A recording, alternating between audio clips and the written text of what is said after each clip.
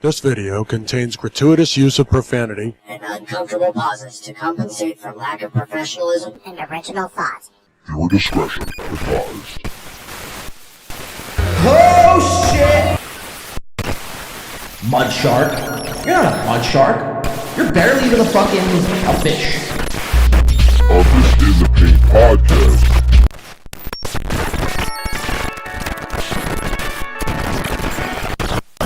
This is fucked up. Win by Two, they're actually a podcast out of Philadelphia. Who knows Win by Two Radio? Where's John Di Caprio? Did he ask about me? Fuck Carl! He's effectively done in this business. On the podcast, catching people like Dr. Mingo. So I'm a dumb guy. I'm hoping John Di Caprio is, but... Take your fucking bra off, Aaron! Like, let me guess, does he attack everyone? I'm gonna be yelling at him the whole time tonight.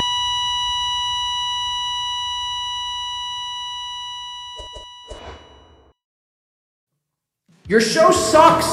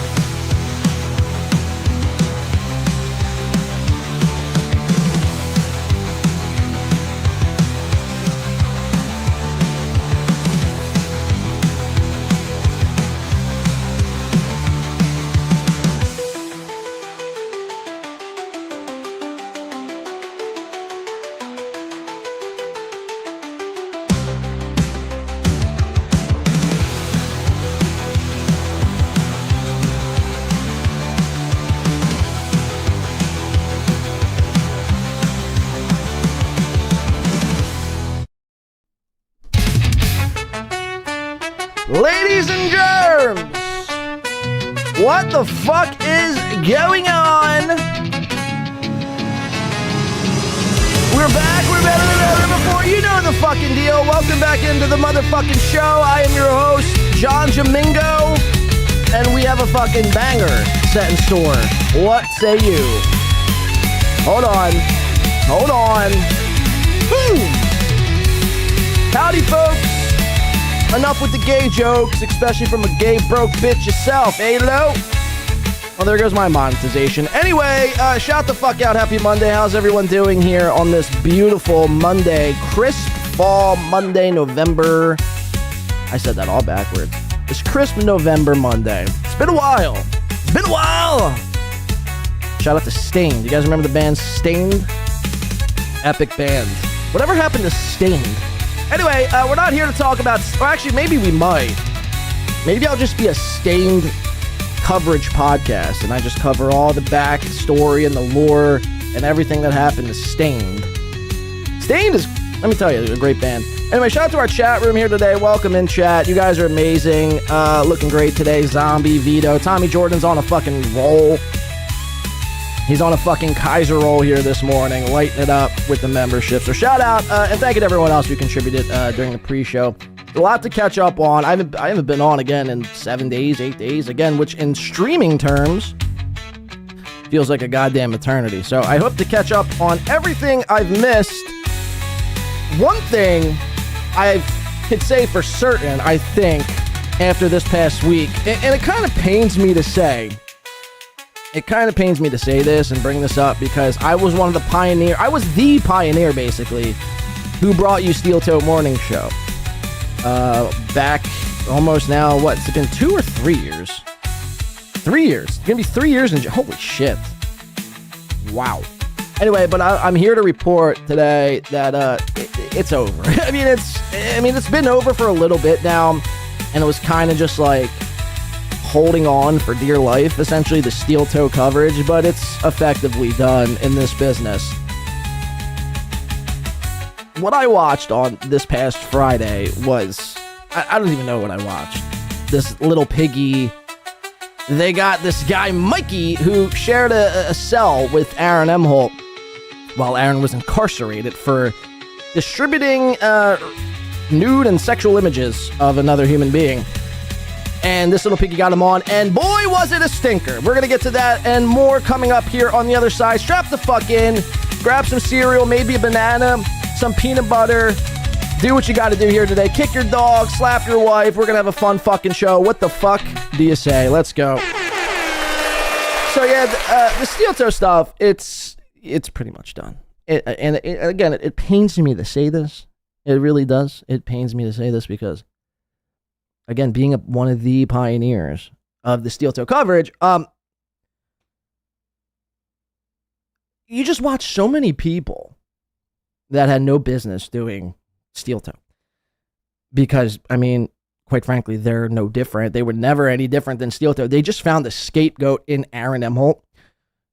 And they used him as a means to deflect all of their nonsense and horseshit and problems. Now, with that said, I mean, there was some, I guess, decent coverage over the past couple of years, but, you know, you saw a lot of people jump on that bandwagon because it was cool, trendy, hip, and it was the thing to do. Again, I didn't start doing it because of any of those reasons. I started doing it because I saw the man on a screen with a lackluster, at best, setup and constant begging.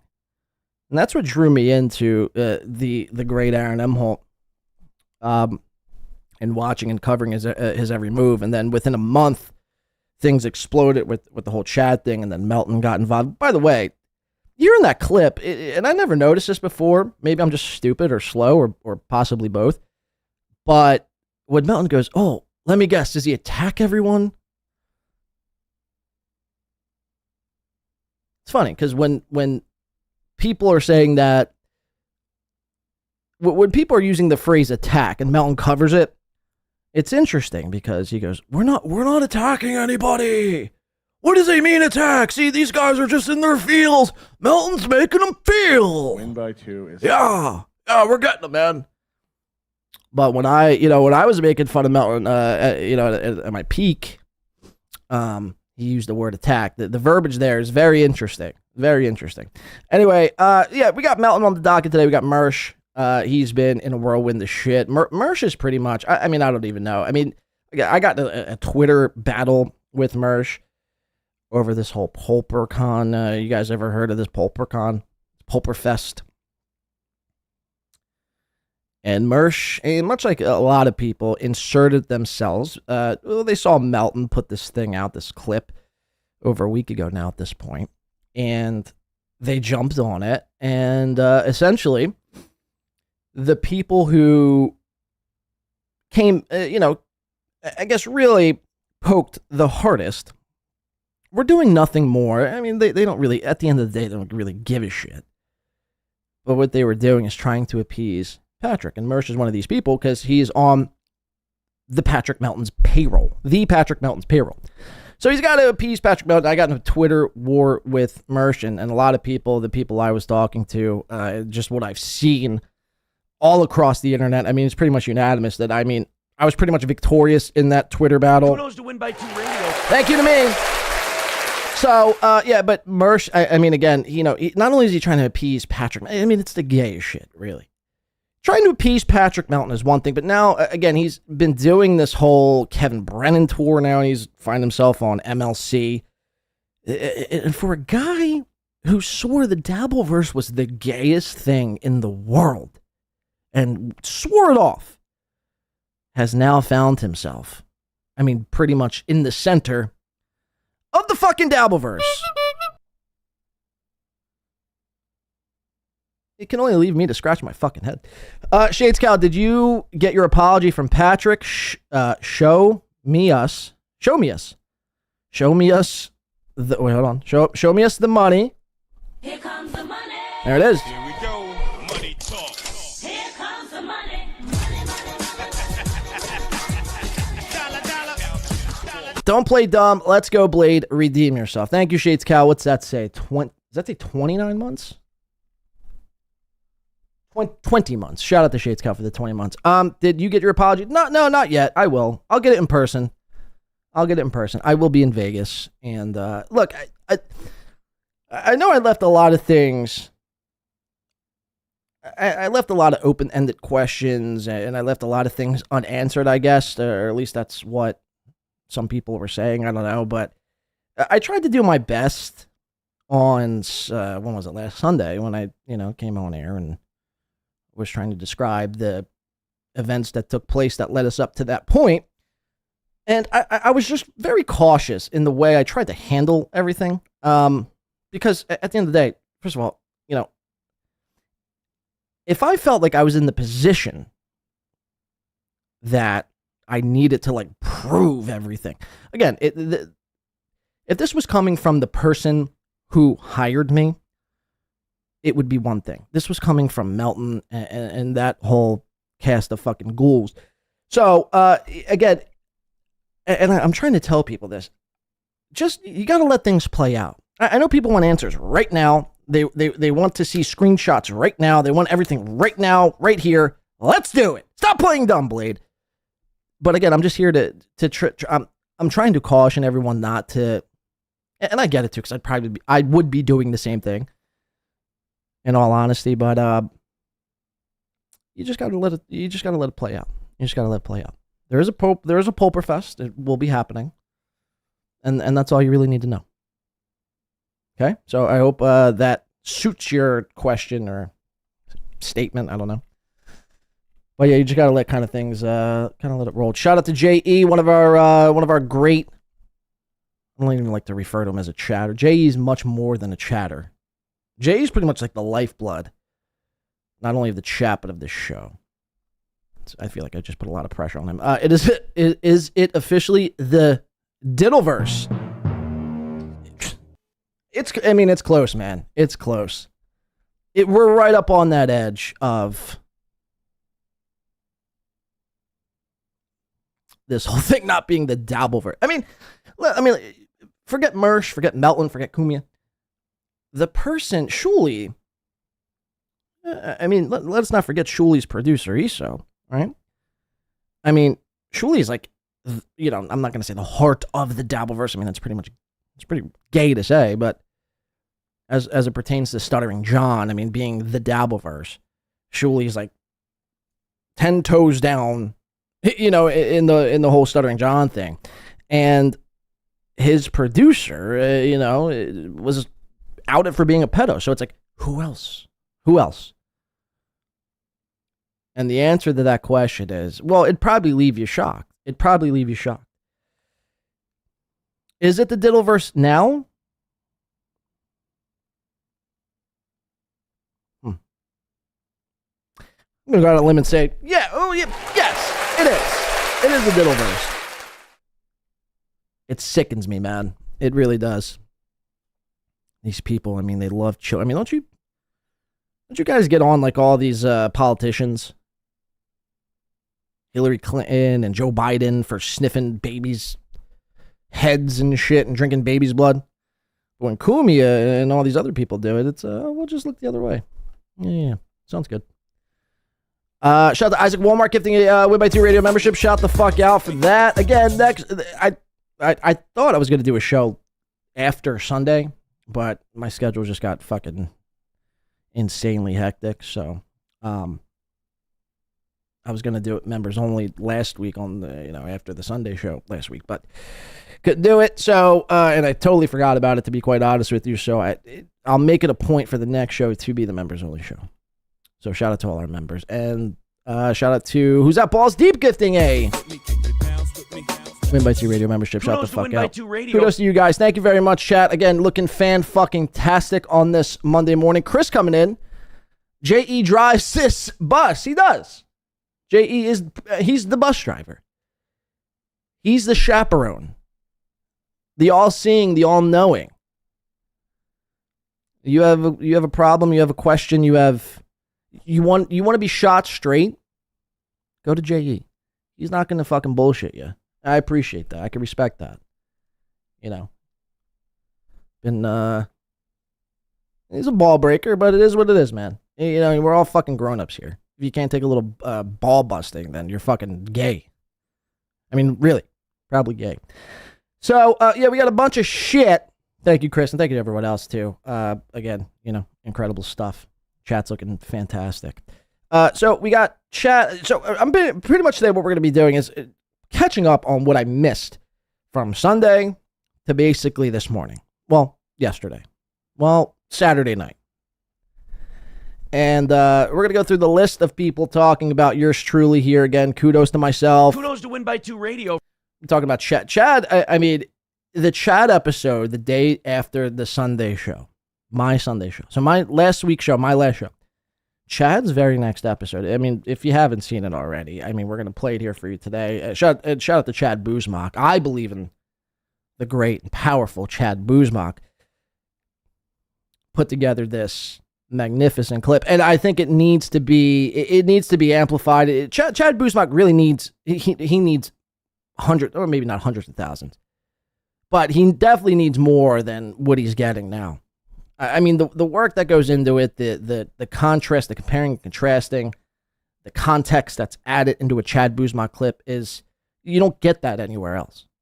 I mean, most clippers, and this is not no slight, no disrespect, but most clippers just clip the thing they're watching, post it, and that is it.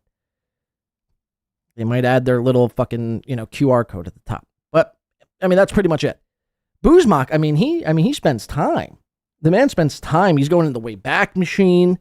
He's fact-checking with Snopes. He's going to his local library, pulling out book cards. He's doing it all just to make sure his video and his information that he's putting out is factually correct and makes sense at the end of the day. So he puts out the clip of Chad going over. Chad was really fired up. I think this is cute, by the way. This is very cute from Chad. He's playing this this moral guy now all of a sudden, right? There was a little heat on me. And Chad took it upon himself. Instead of just not saying anything at all. See, no matter what Chad says, the fact that I'm a clown, I'm a this, I'm a that, no matter what Chad says, at the end of the day, Chad watches everything. Chad sees everything. And Chad's feelings, they get hurt. They get very, very hurt. Especially when Chad thinks of you as some sort of a, friend, an alliance of sorts. If he says a good word about you, and then you turn around and shit on Chad, he takes it so personal. He takes it so fucking personal. And he might not say it is, on a show or in a text message or a DM, but he stews on this. Chad's been stewing on this whole thing since Atlantic City. So again, we kind of have to go back before we can go forward. The whole Atlantic City thing plays a big part into where we're at today with Chad Zumock. And basically, so Chad, because I see a lot of people too, they're making the claim, oh, you're not really too good at hosting events. Well, again, or planning events, whatever is being said about me, hosting, planning, whatever. Chad, I need to make this known to everyone now. And Chad, you can play this on your show. It was never my job to plan or facilitate the Atlantic City Kill Kevin. Never my job to do that. My job was simply to show up and produce it. That's it. So, again, it's so fun. It's just hilarious. It's hilarious to see how now Chad, who's been arrested probably, more times than God only knows, 10 plus times, who has, done the worst unthinkable things that a human can possibly do. I mean, Chad is pretty much the human embodiment of a piece of trash. And that's a fucking fact. So the fact that he wants to come on his fucking show, pound his fucking little fucking stupid chest, his fat titted, fat breasted, B-cupped chest, and start wagging the finger. Again, mother, are you high? Are you drunk? Are you retarded? Like, I don't understand. Did you really think?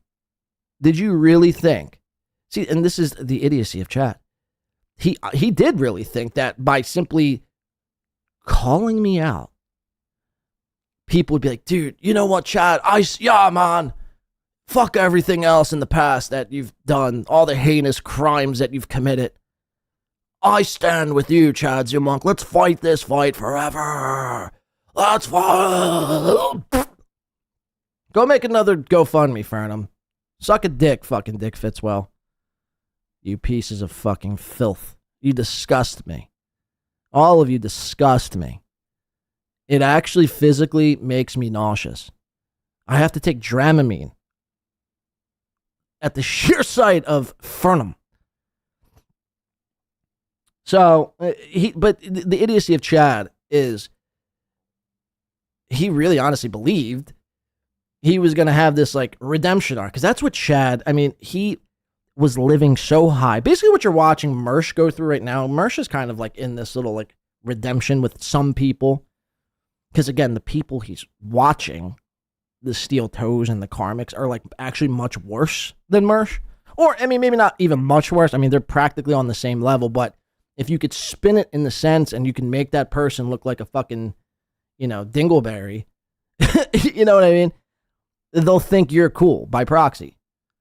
And that's not the case whatsoever. Mersh, Chad, and Melton. Mudshark, Melton, and Mersh. First of all, if you have a first name beginning with an M, I mean, you should probably find the closest bridge to you and take a header off it. The M is the worst letter, I think, in the alphabet.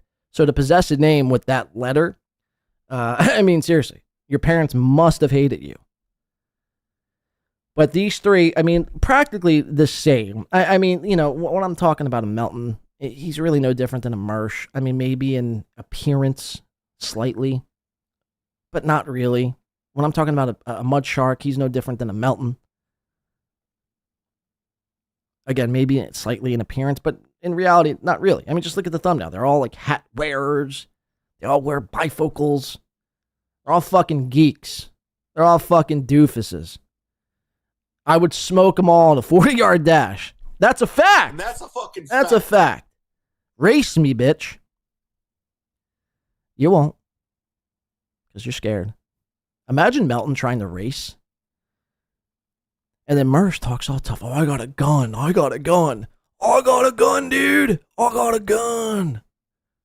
Okay. Like, and your point? You're not going to use it. You're too pussy to pull the trigger. Like, you know what I mean? Cool, bro. You have a gun? I got a crossbow. I got hand grenades. What's your point? Are we just saying things in which we possess? Are we just saying the things we own? It's a very weird flex. It's like, because Mersh will be the first to, oh, dude, stop acting tough. You're not going to do anything. But meanwhile, you tune into Mersh stream, and the slightest little inkling of anyone making fun of him, he like threatens to go get his gun. Is it not bizarre?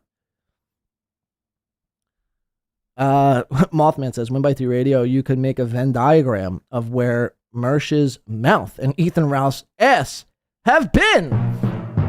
That's a fact too. So there was this big whole fuck Mersh fest. I'm pretty sad I didn't get an invite to. Okay, look, initially when I stumbled across Mersh 2 years ago, maybe 2.5 years ago, Mersh was at his low. I mean, he was pushing 375 pounds. He was practically fatter than Patrick Melton.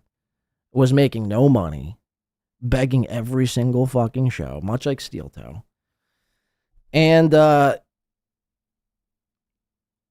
we clowned on him a little bit here and there. And then, along the way, I was like, maybe Mersh ain't so bad. Let me actually listen to what he's saying. Instead of just watching clips of what people, want you to see, all the fucking guts. Let me see what Mersh said. I was like, he's not so bad. He was covering Steel Toe. I'm like, all right, that's not so bad. But then, as of recently, really ever since the whole Patrick Melton super tips thing, I think that's where it drew. I drew the line there, because again, you're the same guy who called Patrick Melton. Let me see if I can remember the quote. One of the internet's most dangerous men, or something like that. The single most dangerous guy on the internet. Basically referring to Patrick as a child predator. Which, remains to be seen, I guess. Let's check those Melton, you got to release your hard drives. If you have nothing to hide, release your hard drives for the public to for all the internet sleuths to go through, and then we'll determine whether or not you're a child predator. But Mersh was really adamant on this whole Patrick Melton is a danger to children. Remember that? And because he was so desperate and so down on his luck, so broke, so sick and tired of being sick and tired, the second Patrick Melton gave him a whiff of his ass. You want to talk about asses, Mothman? The second Patrick Melton gave him a whiff of his ass, Mersh came a-crawling. And he joined Super Tips, and the rest is history. Now he's on this whole... Again, it's another guy. They all these people, they want to act like they're crushing it. It's like, motherfucker, 3 months ago, you were broke. Jiggling tin cans. Much like Steel Toe. Literally, this year, a few months back, you were in, and you kind of still are in that same position, but... And then Patrick bailed you out, and now you serve not only Patrick Melton, because, again, he is your boss. And again, imagine Patrick Melton being your boss. It would take...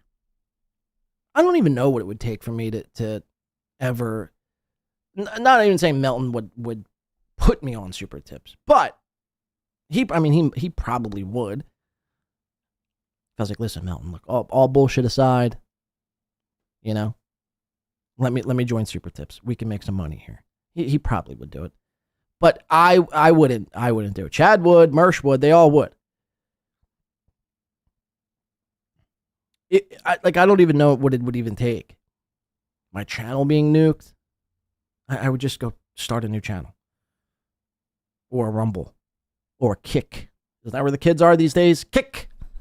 Is that where all the Gen Zers are? So I don't even know what I'm saying. I might be just talking in circles. The point of this show is to kind of further the fuck Mersh, whatever they had going on this past Saturday.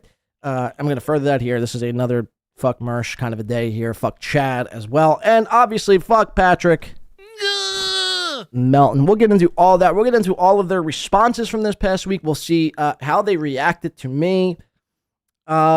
This past week with the whole Pulper Fest. And then we're going to kind of see how they're doing since. Right? These are all the guys that want to point the finger. But they're doing much, much, much, much worse than not just me, but probably all of you here in today's chat room. So without further ado, let's get into some shit, reviving some people. And let's see if we can't make sense of a few things here. Now, again, I know to some people you're probably like, I don't really give a shit about the Pulper thing anymore. It is what it is. Only you and the people involved really know what's happening. But again, this was a big thing here for like 3 days. So, this is probably, I can't make a definitive prediction here, but I could probably assume that this is the last of this whole Pulper thing here. And I've seen a lot of interesting theories. This past week. Some have made me laugh. Some might have even been true. Who is Pulper? What is he capable of? Is he a puppet master?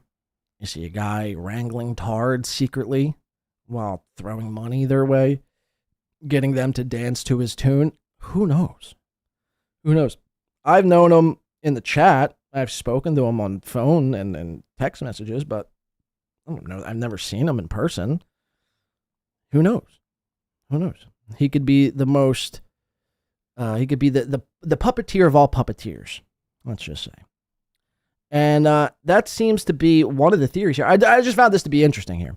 This was, and I don't usually like to cover BYB podcast, not because I think they're less than a show, but just, no, I mean, I have no problem with BYB. To be honest with you, I just don't watch BYB. People are like, dude, you gotta watch BYB because it would be gold for your show. I'm like, I know it probably would. It's a guy in a wheelchair and Hunk the Clown, who I like, by the way. I'm a fan of Hunk the Clown. I don't know what. See, a lot of these people, I mean, they have dreams and aspirations. J-Mo, Hunk the Clown, a couple other people. They have dreams and hopes and just big goals, no pun intended, to like do their own thing. And then somehow they find themselves on BYB, which is kind of nuts. It's kind of nuts. But Quadfather's another guy who's on Super Tips. I don't know if he has a beef with Melton. I think he might be cool with Melton because he's on the Super Tips. I don't know. I don't have, there's not enough time in the day to do extensive research and deep dives into BYB. There's bigger fish to fry. Okay? Again, God punished Derek enough. Right? I don't need to call him a fucking whatever and break down his every move and tell him to go shave his mustache. You see what I'm saying? There's bigger fish to fry. Okay, but this pertained to me, and I found it to be interesting. Misery Loves Clips posted it, and I thought it to be a little interesting. So we will cover it here.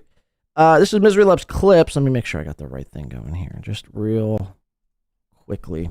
Bear with me 1 second here, please. Okay. We are good to go. B.Y. Bizzle on the Tizzle. Courtesy of Misery Loves Clips. By the way, who I think should get a fucking golden medal after this weekend's clips, but we'll get into that later. Misery Loves Clips posts explosive breaking news, now confirmed from multiple sources who have spoken to Pulper 80 today, that he has deliberately lied about the amount of money given to each person, and that money was given to Karmic for the party, which he used to visit Felicia Gillespie with instead.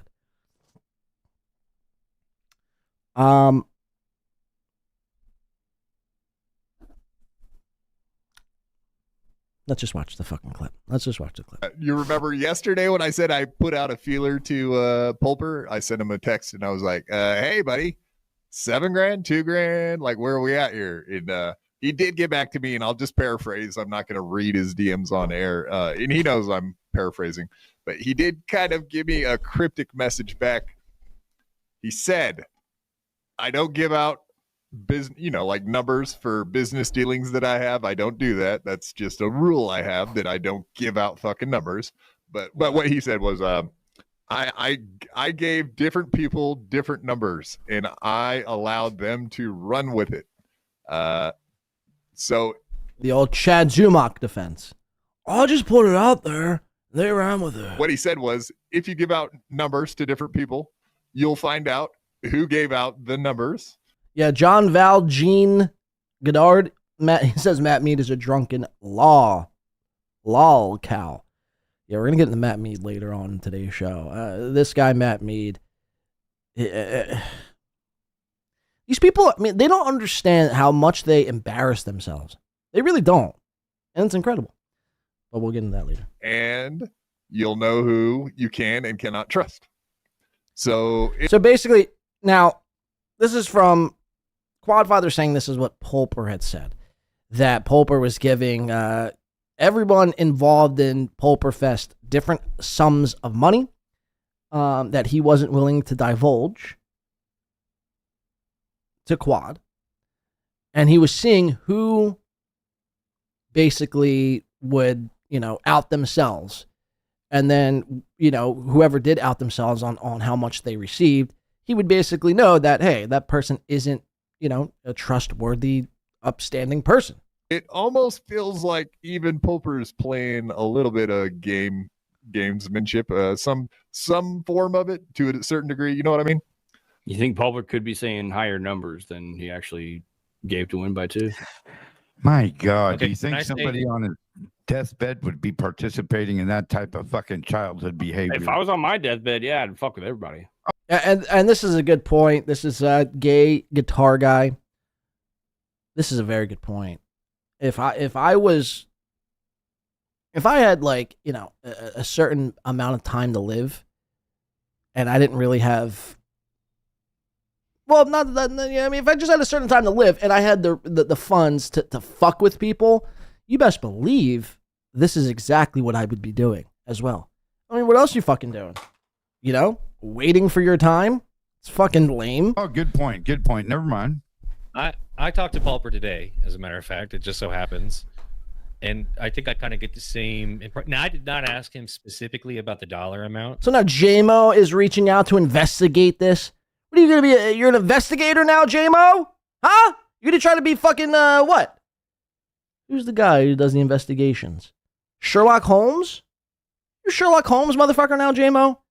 I reached out to Pulper Radio earlier, too, and I was trying to get the numbers as to what he had said, and then I was trying to, correlate that with to what Win by 2 was saying, and then, I was going to, draw a graph with strings, and I was going to show a presentation of on PowerPoint. No one cares! No one fucking cares! You know what I did with the money? I wiped my ass with it.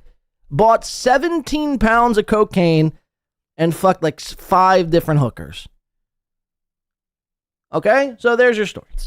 Because I figured everybody and their mother has already asked him about it. I didn't want to. Right, and it's like, imagine, like, you guys all, like, want, whatever. I mean, JMO, whatever, Quad. But you guys all want to be like, oh, dude, Pulper's so sick. He's so sick. But, like, you're bombarding him with, like, mind you, Pulper hadn't come out. I don't even think up until this point, where I'm speaking now, Monday morning. Today. He still hasn't said anything, but everyone's like blowing him up, trying to figure out what's going on. I mean, don't you care that he's sick? How disrespectful to reach out to a sick man, blow up a sick man like that. Anyway, I get the impression, more or less, it was never supposed to be like a grandiose event. It was just supposed to be a hang. Like, he literally just wanted to hang with content creators. Like, yes. Yeah. Yes. It wasn't like there was no need for a ballroom. He just wanted to get a couple sweets, have everybody chill. He wanted and everyone's so caught up on this ballroom. Go ballroom. Okay, and, what do they call it? An auditorium? What would you have me call it? I just said ballroom because it just, you know what I'm saying. An auditorium. A place with a stage. A ballroom. Jesus Christ, you people make me fucking sick. To pay. He wanted the floor of the Venetian or whatever fucking... Yeah, except says, meanwhile, Blade is considerate and won't even text Pulper if he got paid for... Exactly. I respect his, space.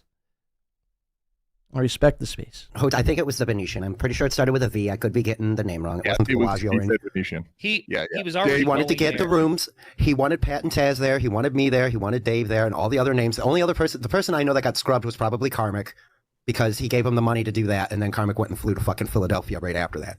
Yes, Karmic did. Which stop giving him money, by the way. Stop giving Karmic money. I am 100% fuck that guy. I like the Spurg Snake. I definitely further what this guy is saying. His money. Fuck him. He's a piece of shit. Yeah, so there you have it. Quadfather and gay guitar guy. Again, consider this. Quadfather, Spurg Snake, gay guitar guy, and JMO are your lead investigators on Pulperfest. I mean, these guys are going to get to the bottom of it, and they're going to give you a full-on report as to what is going on. I just thought that was hilarious. and again, everyone caught up in it. The phrasing I used in one email that I chose to release, and I said ballroom. Again, okay. What would you call it? what would you, again, auditorium would be the only other word I could think of. Again, I saw someone say ballroom is a much fancier word. This is what Aaron Emholt had to say about this whole thing, which I thought was hilarious. Let's listen to this.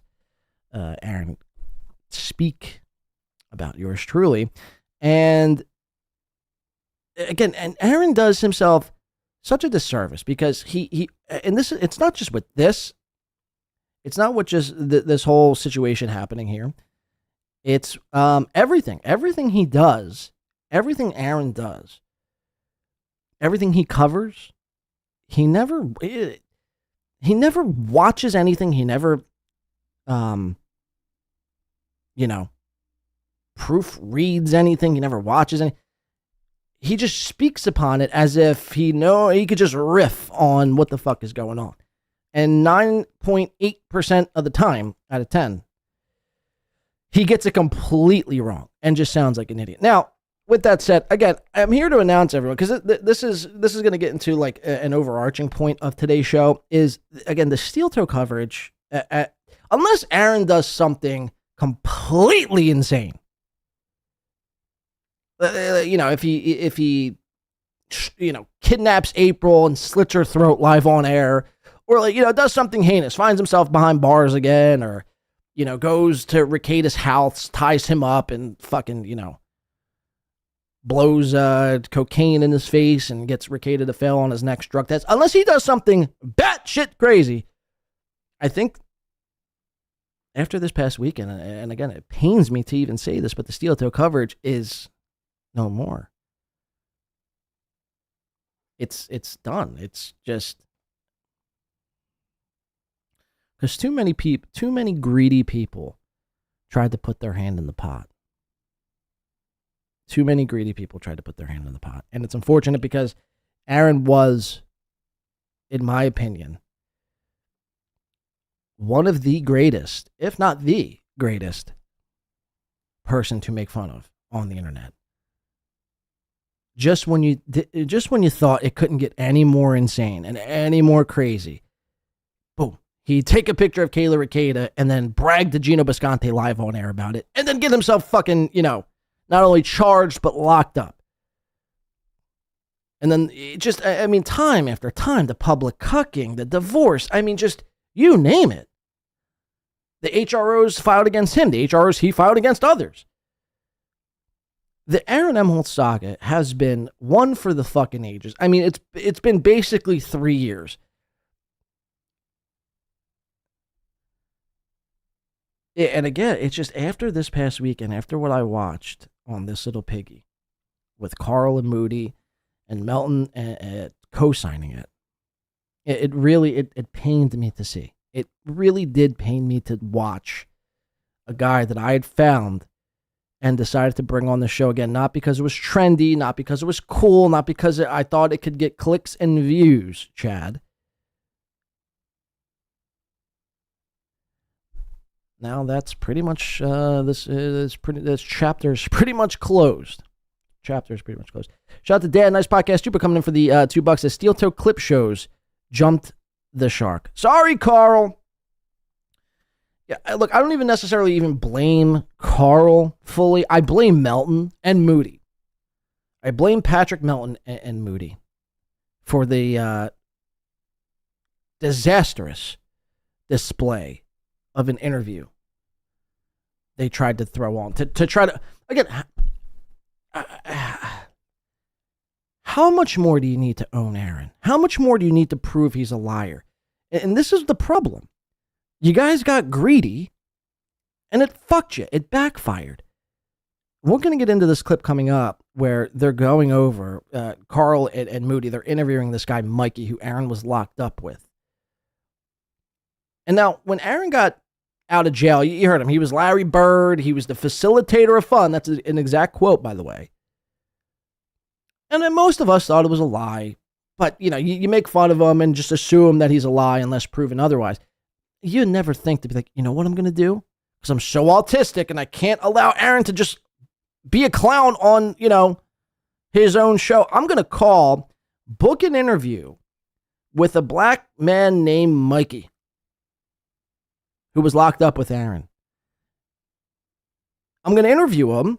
Not only am I going to interview him, and not only is he going to confirm everything Aaron says, but then I'm going to then continue on with the releasing this interview. I mean, you guys could have pulled the plug. You guys could have pulled the plug. And I don't even necessarily blame Carl. There's going to be a point I'm going to have to get to. I think my stance on Carl still remains the same as far as a show standpoint goes, but Carl is a person. Let's just say I've spoken with Carl, and couldn't be nicer of a guy. Let's just say that. And I don't want to get gay because Carl is effectively done in this business. Don't get me wrong, in a show standpoint. But again, I reached out to Carl for something. I know I'm being. Listen. I know I'm being very vague with certain things, but it's just it'll all come out in due time. Okay, that's all I could say. And if you don't like that, if you think I'm a piece of shit, if you think I'm a this, if you think I'm a that, then that's fine. Time will tell, and that's all I could say. I can't force you to believe anything I'm saying. I'm just here to do a show. It's up for you to decide, and it is what the fuck it is. Mothman says 1x2 radio. Carl is probably well, look, he might be. I don't know. I'm just saying, strictly from a conversation that I had with Carl over the last week, he seemed pretty cool. Because Carl could have, basically, I'll just say this, Carl could have given me every reason. Carl had every reason imaginable to tell me to go, pound sand. And he did. And it's a testament. Now, maybe there's some other motive there. And if that's the case, then, I'm fully invested and fully prepared to go back on the fuck Carl altogether train. But until that point, comes to light, or until that situation comes to light, I'm just speaking, in terms of what I've witnessed over the last couple of days. So look, some people might not like that. I don't even necessarily like that. It kind of even pains me to say that. But, I'm just trying to be as upfront as possible. So when things come out later, you're not shocked. Okay? But trust me, it doesn't go, we're still, fuck everyone else. Fuck everyone else. Okay, where am I at? So this was Steel. This is what Aaron had to say about me. Let's check this out. Still only 10%. You could also go with a consumption tax. I think all of these people having different ideas on what we should do tax-wise is indicative of the fact that the way we're doing it now is not efficient. No way. Bapa Shab says we need a debt jubilee and we need to make Bill Ackman scrub truck stop toilets with a toothbrush. Dude, if that second one happened, that would be awesome. I think if we could just get Bill Ackman scrubbing toilets with a toothbrush, I'm here for that part. I did want to show you guys the That's What Daddy Do part of the, but at one point he does tell Hold on Harry 1 second. Should follow guy. Hey, numero uno, before we have to run tonight, what do you want me to, what internet drama do you want me to cover? So this is, you can't make it up, man. This is Chad level behavior. And this is when I equate these people to being the same. This is exactly what hey guys, what should I do for my show later tonight? You guys got any great ideas? It's like, I don't know, man. Just close your eyes, blindfold yourself, and throw a dart somewhere, and wherever it lands, cover. Imagine, no offense to numero uno Josh Denny fan, I think he's a swell guy, or gal. I don't even actually know what numero uno Josh Denny fan is, to be quite honest with you, but could be a fucking werewolf for all I know.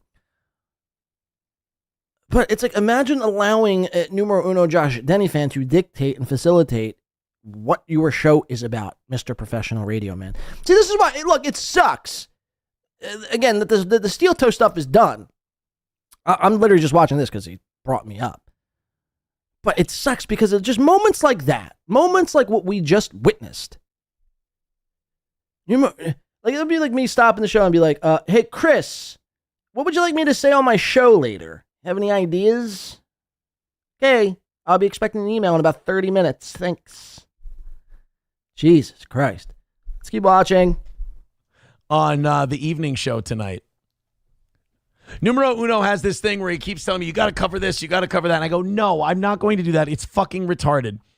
And then, like, 1 out of 10, I'm like, right, because internet drama. I mean, this guy's, is completely retarded.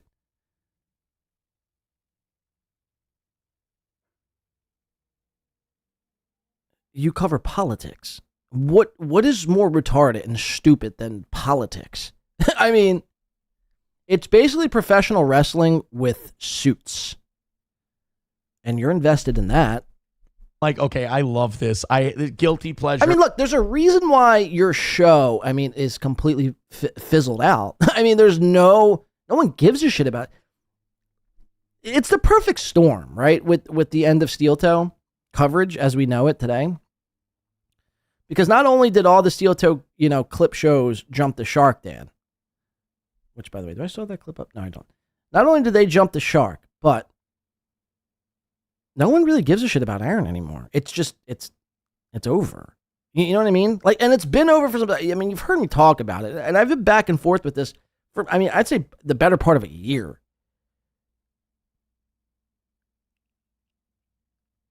But then again, he would do something completely insane, or he would get himself fucking, in trouble with his mouth.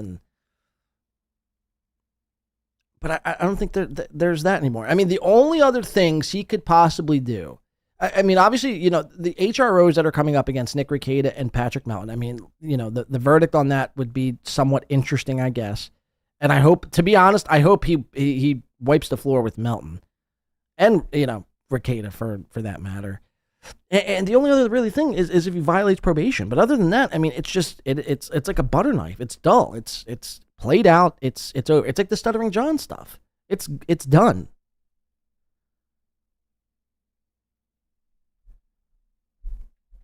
I'm gonna do this one. I'm gonna let Numero Uno tell me what I should look into, and see if it's something worth doing.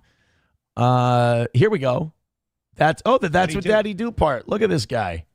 Look at Numero Uno fucking killing it. I love that. Daddy Do. But all right, hold on. Fast forward. Hold on. Email. Here's the deal with that, Tommy. Is that Tommy Jordan? Tommy Jordan says, I do YouTube streams. Can I apply? Look at, why is his comments like all like stretched out like this? Like stretched out like April M. Holt's vaginal canal when Nick Rekieta's nose was all up in that shit. Going to be a real hoot. What is this? Copy text anywhere? What the fuck is going on here? How did that happen? Oh, we're good. I want copy texts. Thank you. Tommy Jordan's super chats in the Aaron says, I do YouTube streams. Can I apply for co-host? Email? Apply for co-host? Email. Here's the deal with that, Tommy. That is not a compliment, because that means that the way Johnny co-hosts this show, it makes some random schmuck on the internet go, well, okay, hold on. You can't, you're in no position. Tommy Jordan, and again, this is not me ball washing, so in hopes that he drops like 10 memberships into the channel. That's not what this is at all. Tommy Jordan has done more in his short time here in the Dabbleverse. What, 3 weeks, 4 weeks? Than you have ever done in your life. Facts. That is factual. Tommy Jordan has done more in 4 weeks than Aaron M. Holt has done in his life. Book it. Fuck, it's got to be like winning a radio contest. I got to just be able to send an email, right? That's not good. I'm going to bring that up with Johnny tomorrow about whether or not that's insulting to Johnny. Hey, I saw your co-host today. I figure I can just send you a fucking email and we're good, right? I don't know. Shoot me at AaronMHoltRadio@gmail.com. And we'll get to know each other, Tommy Jordan. Why the hell Jesus. not? Rabbi Smoothie becoming a member for 7 months. Says they can't legally do a flat tax. Come on. Oh, sorry, we knocked out our goal there. Sorry. We're 290 a dirty trick on you, and that guy is totally ignoring all the people that quit their job. Well, then, yes, you're right. I'm wrong. Jelly for the Smelly saying no. A portion. Oh, Article 1. Constitution. Griff. Imagine listening to this man about the Constitution. He can't even spell the word Constitution. I mean, can you imagine? We're just about done. We did have this story about this crazy St. Paul bar shooting that I... Oh, cool. A crazy St. Paul bar shooting. We had this crazy... Guys, we were going to wrap it, but we had this... I just want to let you know, we had this crazy story about this St. Paul bar shooting. You guys are going to really like that. No one gives a fuck. No one actually cares. There's a shooting in a bar every day. There's people ramming cars in bars every day. No one cares. I mean, nobody literally gives a shit. Wanted to do... How is it that, like, I just don't understand it. I mean, this is the beauty. This is, I think, what made me interested in Steel Toe in the first place, is his level of delusion. How is it that, like, you don't see that? How is it that you don't understand that people give a shit about the St. Paul bar shootings? You know what I mean?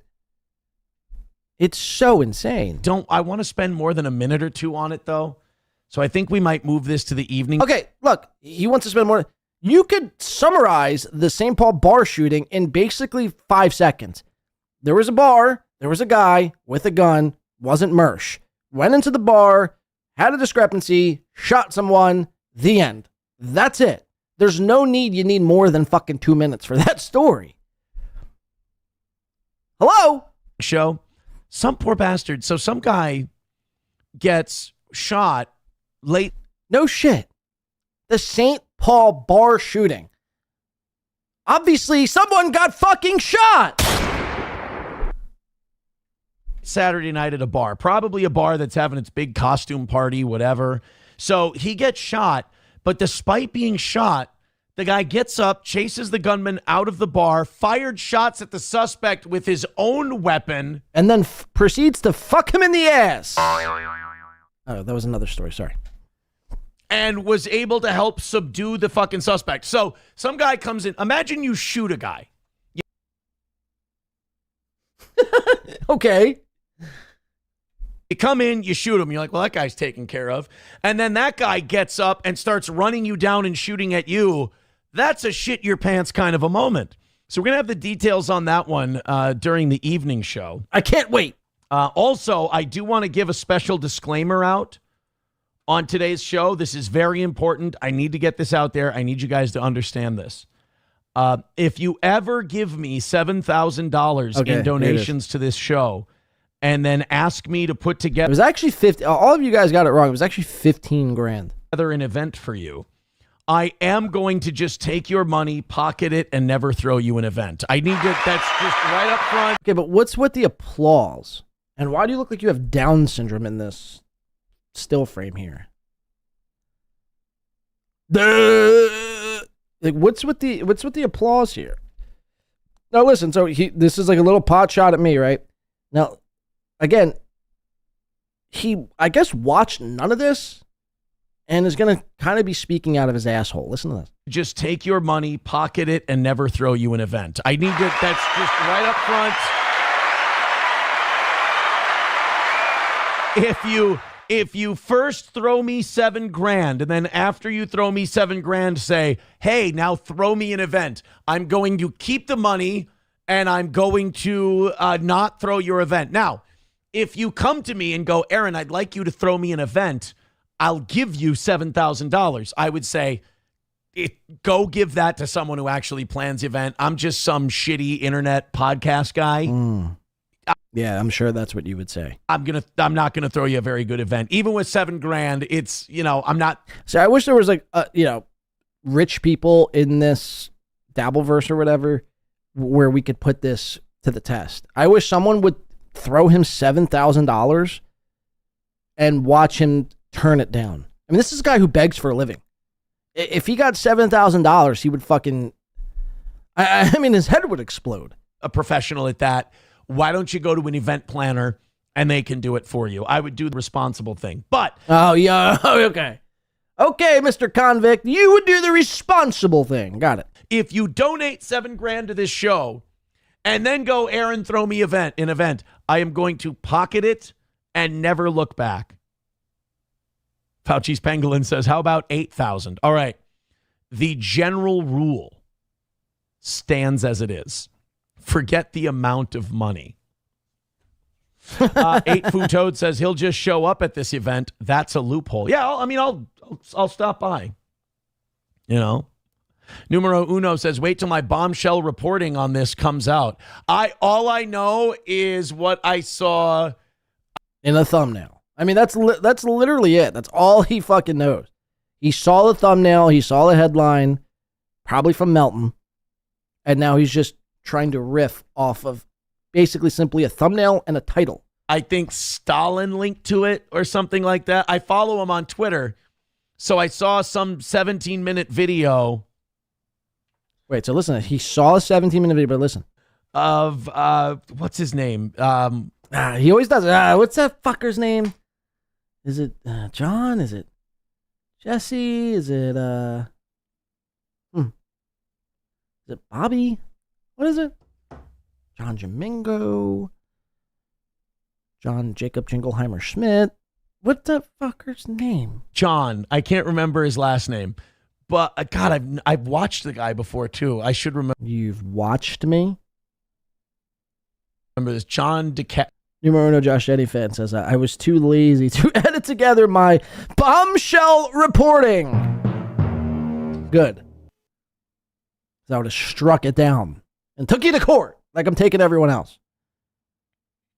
Taking everyone to court whoever was involved in watching these clips and furthering this malinformation. Boy, new package systems. Is Jim from Win by something 12 or what's that fucker's name? I can't. It's on the tip of my tongue. James, right? It's James. Something with the number, the wind or something. The wind blows by 17 miles per hour. James? Yeah. Yep. You got it. His name. But, God, I've watched the guy before, too. I should remember this. John Di Caprio, win by 2.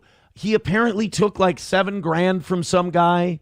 I took it. I fleeced him down. I sought him out on the street, saw him in a wheelchair, pushed him over, put him upside down, and shook out his pockets, took the money, and proceeded to run as fast as I could back to my car. There was a 17-minute rant he did on it. I don't know anything else. It was actually 2 hours, but it was clipped down to 17 minutes. Other than he said that somebody said that they gave him $7,000. He's saying that the guy only gave him $2,500 and that the guy has cancer or something. No. I mean, all these people, they immediately jump to cancer. It's not cancer. I mean, where do people get cancer from? That's my question. Numero Gene Val Bleed, something with Certapropaners. He does something with it's whatever. It's irrelevant. But apparently, he robbed somebody of $7,000, and that he wanted Win by 2 to throw an event for him, and then Win by 2 didn't throw him an event, but he kept the money. Here's my take. I don't know what the scuttlebutt on this is. I don't know the drama behind it. Didn't you just say you watched the 17-minute video? I'm going to say in general, if you give John Di Caprio $2,500, so this is it. And this is like the common denominator. All these people. And again, I didn't think of this at first. I think Dan actually pointed this out. But all these people, they get there's a sense of jealousy that this didn't come to them. Again, because all these guys do it for a living. And again, you would be remiss to think that they would give the money back if they received the $7,000 or $15,000 or $10,000 or $200. It's easy to play Monday morning quarterback. I would do the responsible thing. Nah, this isn't for me. Bro, you beg for a living. If somebody paid you $5,000, yeah, you would also, keep it. I mean, hello? What are we talking about here? Behind it, I'm going to say in general. But again, it's just like, the whole jealousy aspect of it. And I really think that is the case. Because the same thing could be said about, imagine giving Steel Toe. I mean, what do you give Steel Toe a week for his weekly goals? $2,000, $3,000, which basically equates to what? $8,000 to $12,000 a month.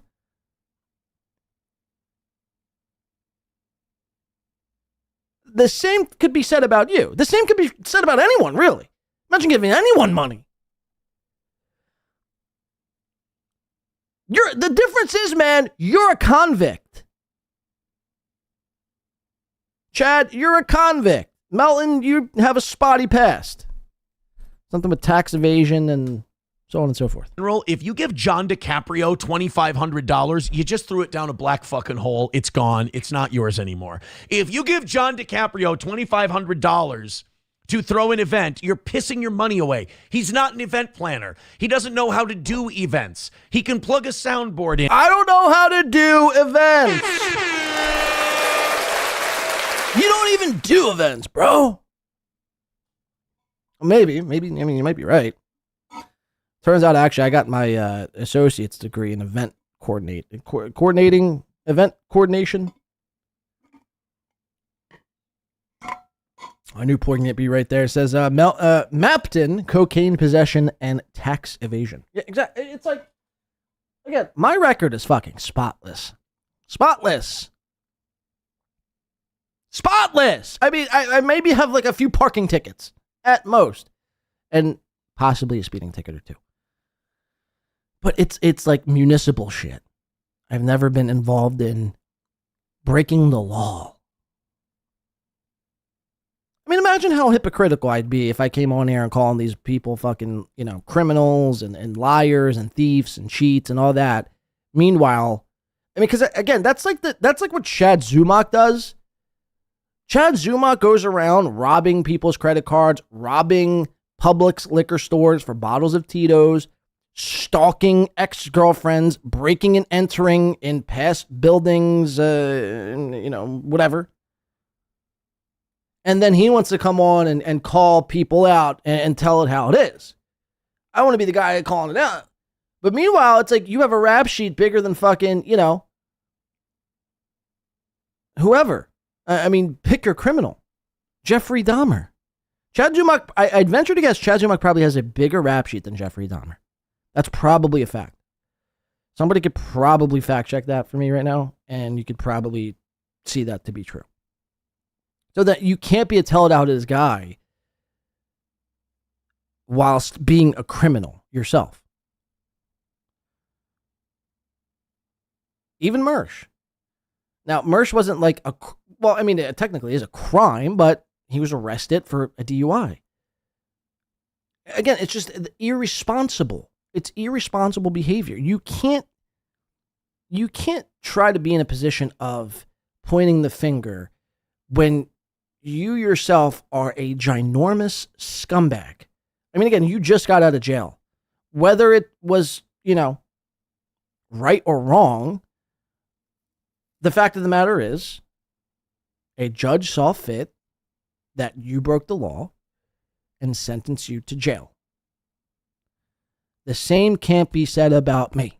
And I know you guys need this to be true, because I know as much as you say you don't know my name, John the Paint 27, what's his name?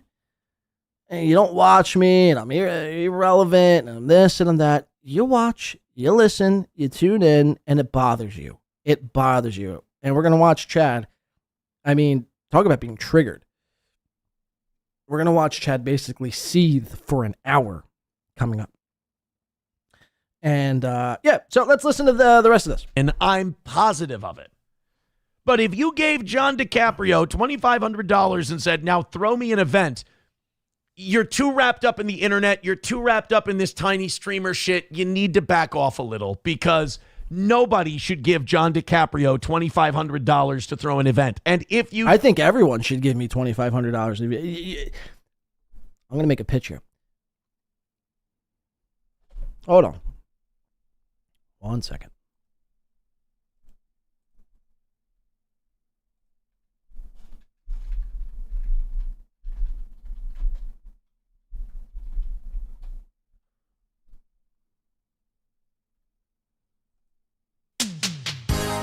Hi, my name is John Di Caprio.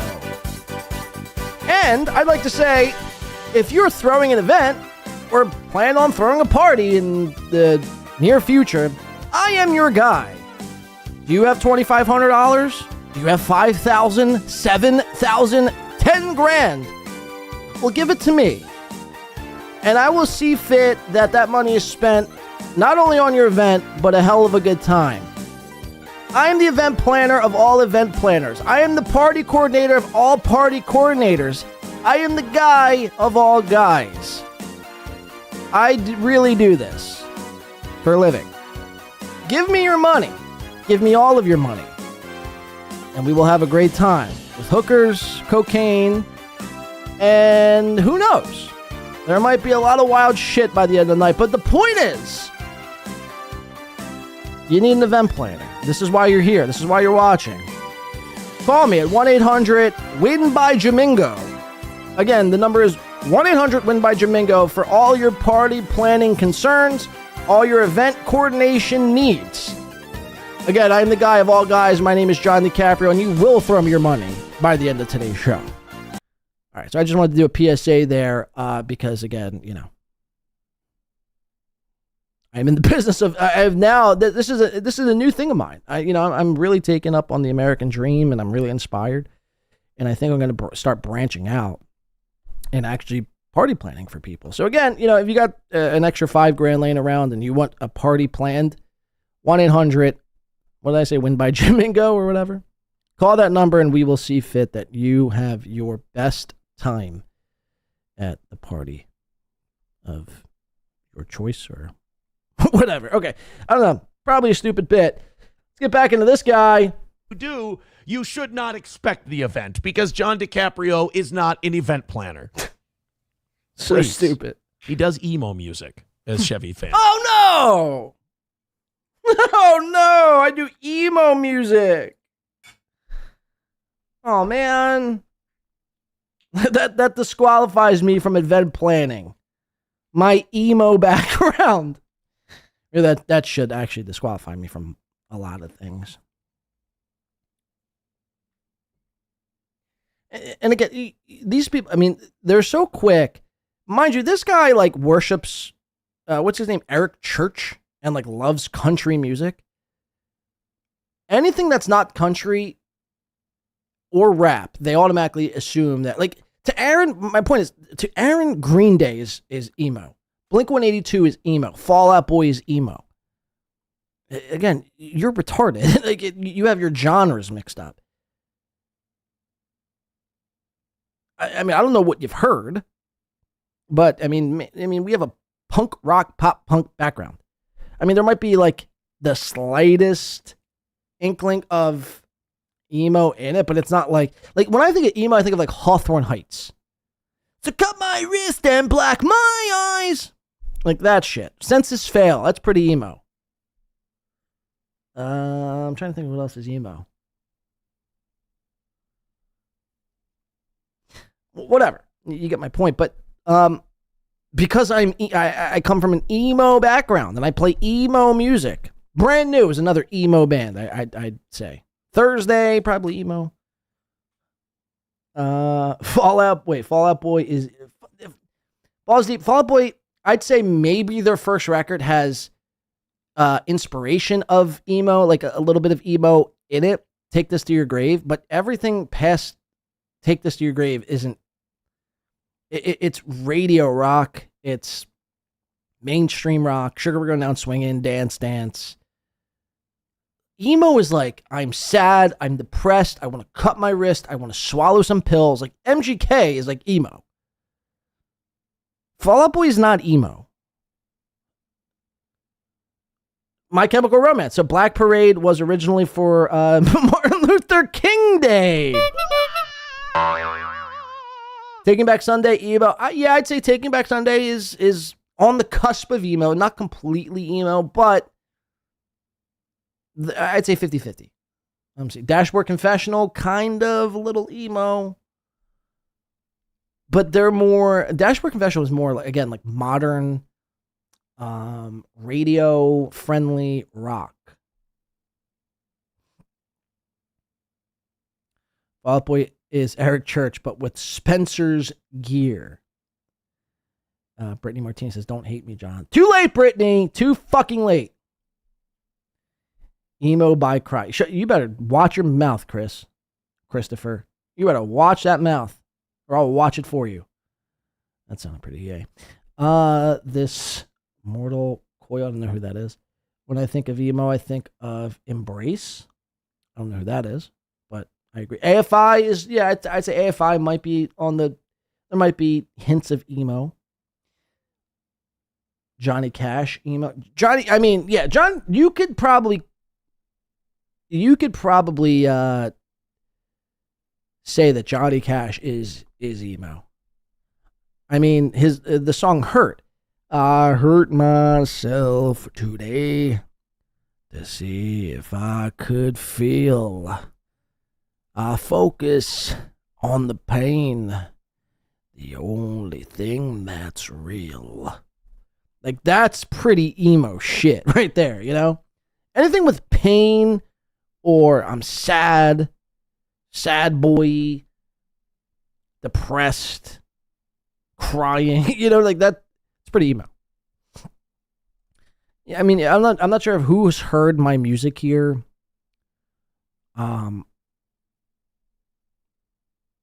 There may be one song that's like on the emo side. Everything else is like in a major sounding key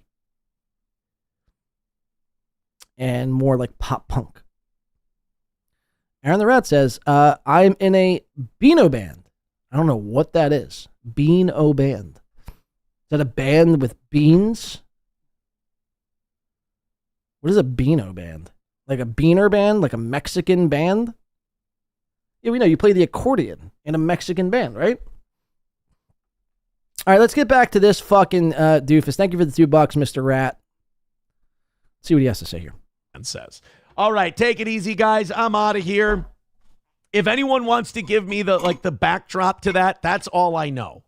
That's it. That's all I know is the 17 minutes I watched today. If I'm missing something, please let me know. Numero uno please says, let me know, please. I'm too lazy to go watch a 17-minute clip by myself. But again, didn't you just say you watched the clip? I mean, I don't understand. Did you watch the clip? Did you not watch the clip? If you give him $1,000 to... Well, I know if someone does that, you shouldn't then turn around and insult his boy and call him a liar. Ooh, that might... Whoa, what did you say, Numero Uno? What did you say to invoke this sort of reaction here? What is this? I mean, the double chin's flaring out in full effect. I mean, that's almost like a half moon. Look up at the sky at night next time there's a half moon, and this is exactly what it looks like. Aaron M. Holt's chin. The dark crevice of his chin. I got to know what you said. Can we go back and look at the chat? No, look, see? It says live chat replays not available for this video. I got to know what you said. I think SP is a black guy. Pelican. Yikes. I'm waiting for Numero Uno to put this in the chat. Yeah, Mr. Z says, help support the show. If you don't want to use YouTube and give 30% of your money to the almighty Jews, you could help support the show via Venmo, PayPal, or Cashapp. Thank you very much for all of your support. And by the way, it is a new year and a new look on, I try to do it once a year. I don't know. It's getting pretty tough. But I think after the new year, January, February-ish, we will be rebuilding a new setup. Number one, Josh Denny fan says, if you give John Domingo $1,000, you can expect a great compilation video within. There's no way you fucking said that. There's no way you said that. I mean, I don't doubt that you said that, but this is really... So that means he saw the compilation video that I put together, and it caused this reaction. What they're talking about is the compilation video I put together for Nick Rekieta, who paid me $1,000 to make a compilation video. Wow. So he watched that video, and he reacted in this way. Numero Uno says, what if you give him $1,000 to...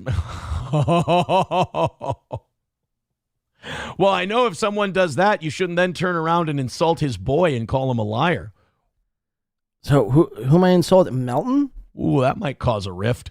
All right, guys. I don't give a shit. I'll insult. I mean, look, the difference is I'll insult whoever I want to insult. I mean, point, period, end of story.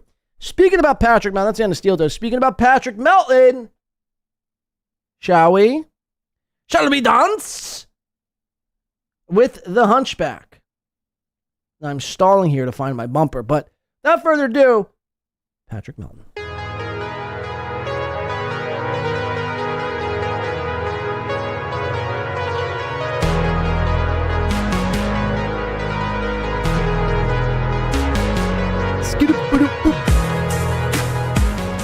So Melton's had a really wild week, to say the least, this past week. It started off last weekend, again, with the whole clip of me.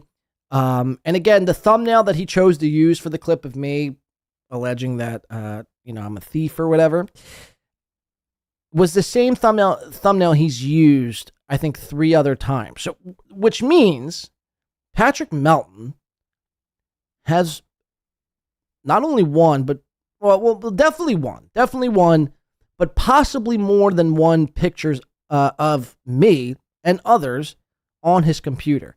And the question is, what are you doing with those pictures when you're done? Do you save it and jack to it? Do you save it and make out with your computer screen? I mean, what are you doing with these pictures? The second I'm done with the fucking, cutout of someone's head to use for a thumbnail, I delete it. It takes up room on my phone. I don't need it. And I don't use my computer. My computer doesn't need fucking Patrick Melton pictures in a file. So again, I'm in a file in Patrick Melton's computer that says probably Happy New Year Blade or something to that effect, where he just has one or possibly more photos of me just sitting there because he's too lazy to take a screenshot of an updated picture of me. And instead he uses one of like a year and a half ago. That's besides the point. That's neither here or there. Patrick started off again with this clip of me alleging all these wild accusations on my behalf. He goes on his, I think, it was 2 shows after. 2 shows after, he shows up and starts to like retract his statements from like 2 nights prior, which is insane. Again, because the claims that you made, not only do they carry like such, again, heavy accusations, but they're so damning to really bury somebody. And if it was really what you said it was and what you made the accusation of, the things that are coming out of your mouth in this clip, I don't think you'd be saying at all. So let me show you what I got here. Let's pull up some notes and we'll pull up Melton. This was Melton as of November 3rd. Let's check out how he starts this show off. Patrick Melton.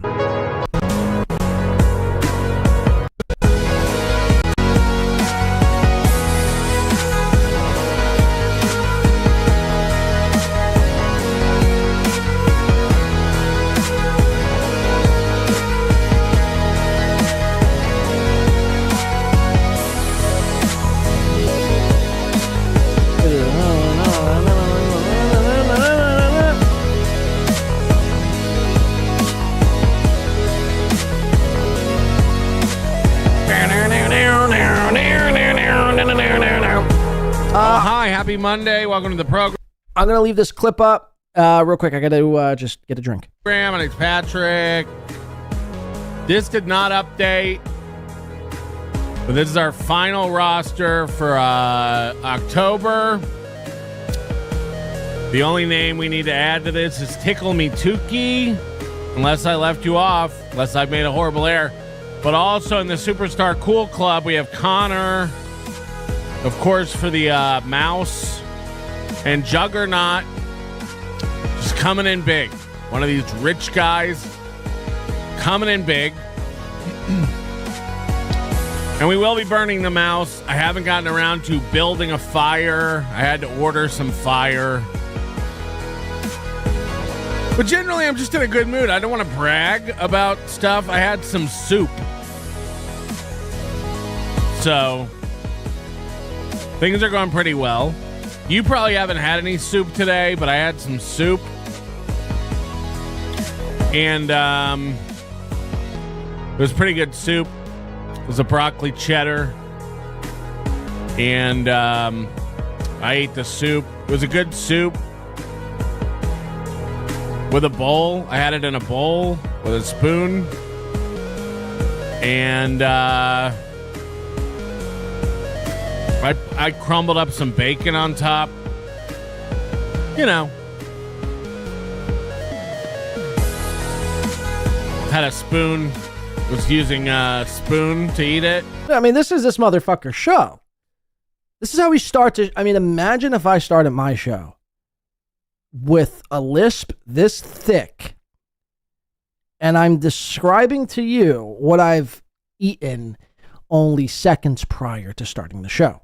Because you know damn well, in front of Melton, in front of this little setup that he's got, there's dirty dishes, there's dirty bowls, there's that broccoli cheddar soup bowl just lying around with just crust of crackers and probably ants. There's probably ants all over that studio. Probably smells like old Slim Jims and stale Pringles.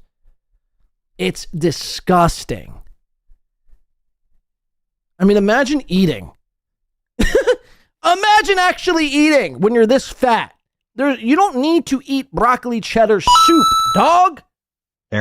XMMM sent $5 on YouTube. Thank you. Pulper said Melton was his #1 priority. Have you reached out to Melton with the revised plans? Yeah, that's 1,000% false, XMM.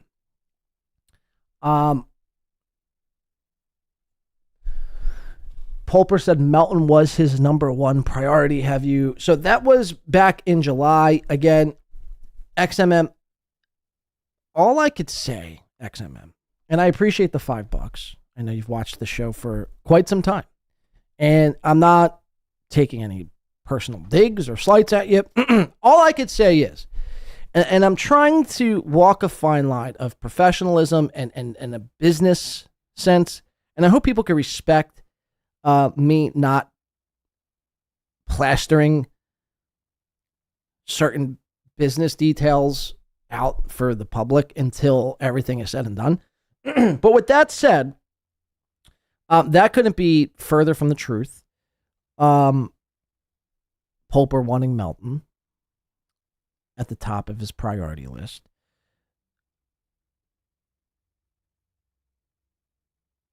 I think what you're referring to is he had Pulper had put that into a super chat back in July. But I think it, again, much like how he wanted Chad Zumock to come, it was all kind of supposed to be a goof. Because the way, and again, I don't really want to divulge too much. And look, again, you might hate it. You could think all the worst things about me. That's fine. My job isn't to persuade you one way or the other. My point is, we'll just leave it here. Pulper, I won't use the word despises, but isn't thrilled with Melton at all. And I don't really want to give out too much, but isn't thrilled over Patrick and Patrick's antics. And Melton will not be he'll be in Vegas. Obviously, he lives in Vegas. But he won't be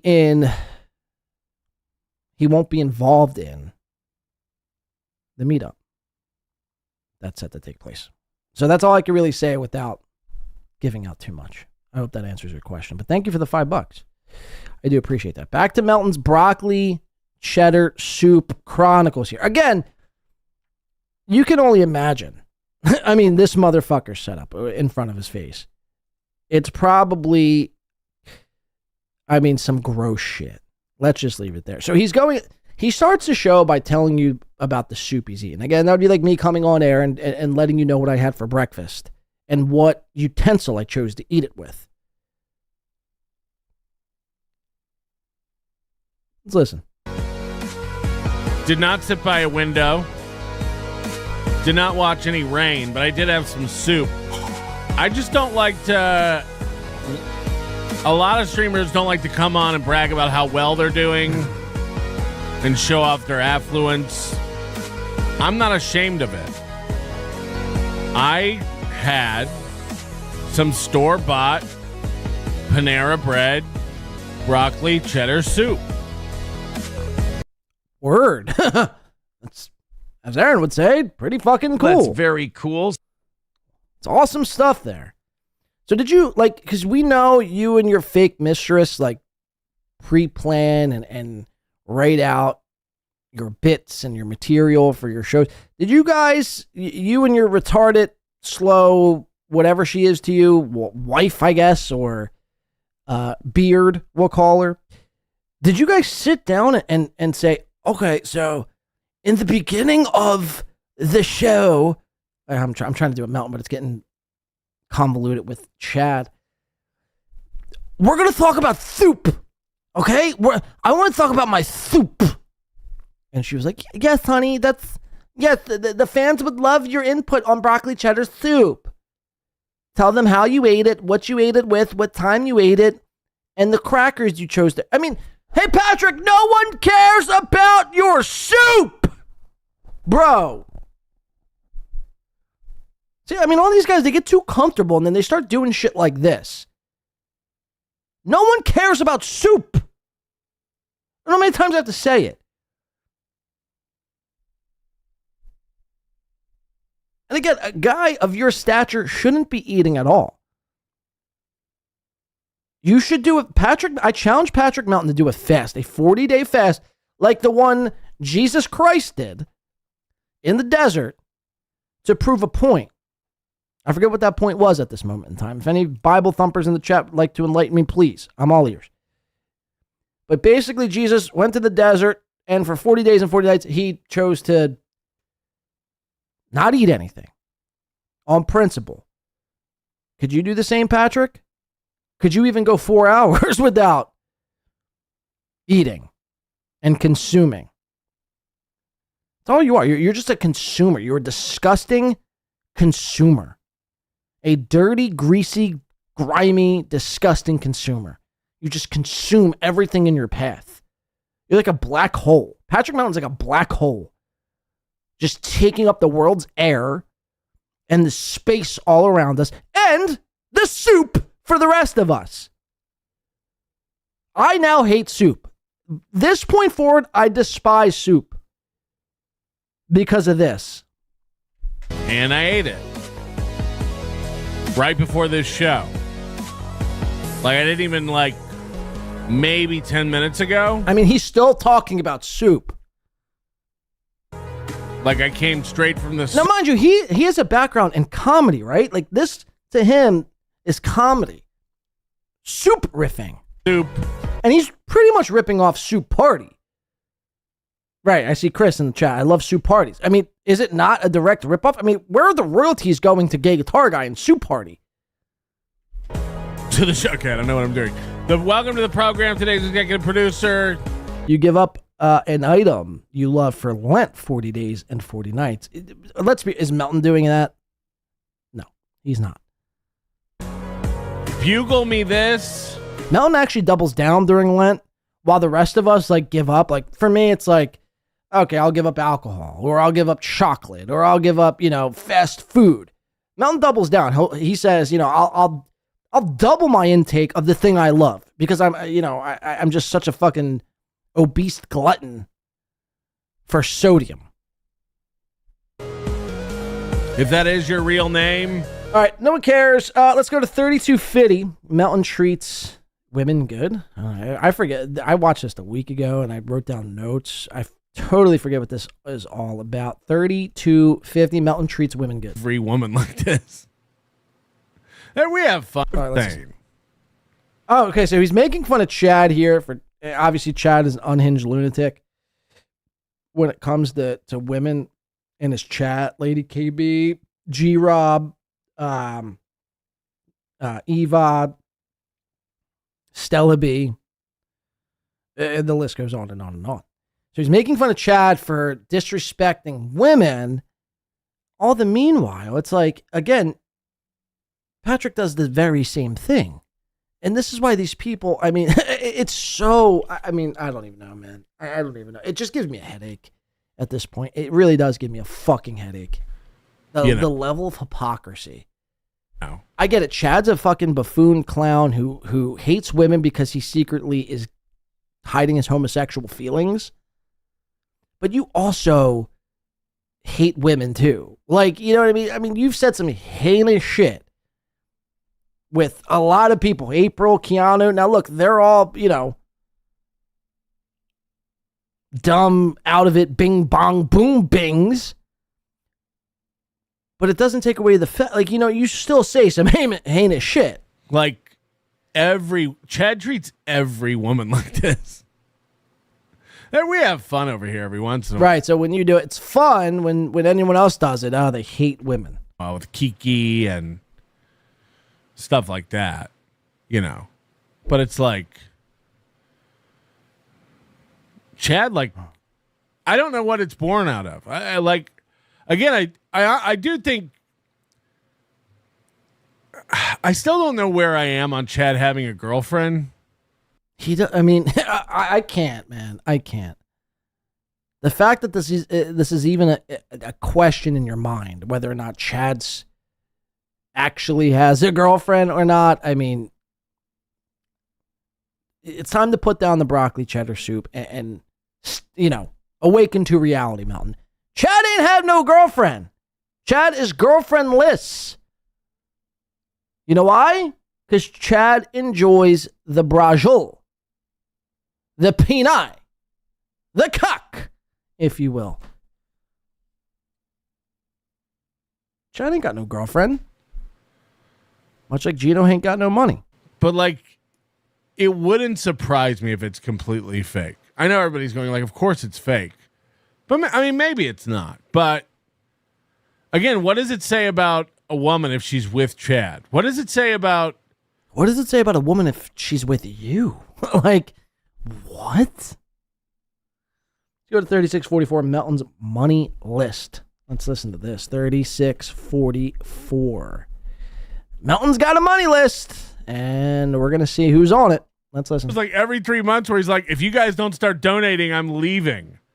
If you guys don't start donating, I'm going to stop doing shows. And then, surprise, surprise, he was lying, and he keeps doing shows. But Chad accuses everybody else of just trying to get your money. It's like, don't donate. Whatever you do, don't donate. See if I give a shit. You think I'm not steel toe. I don't have a list of people over here and who has given and hasn't given money. Oh, I mean, okay. Okay, I'm reloaded. When the lie detector test determined that was a lie.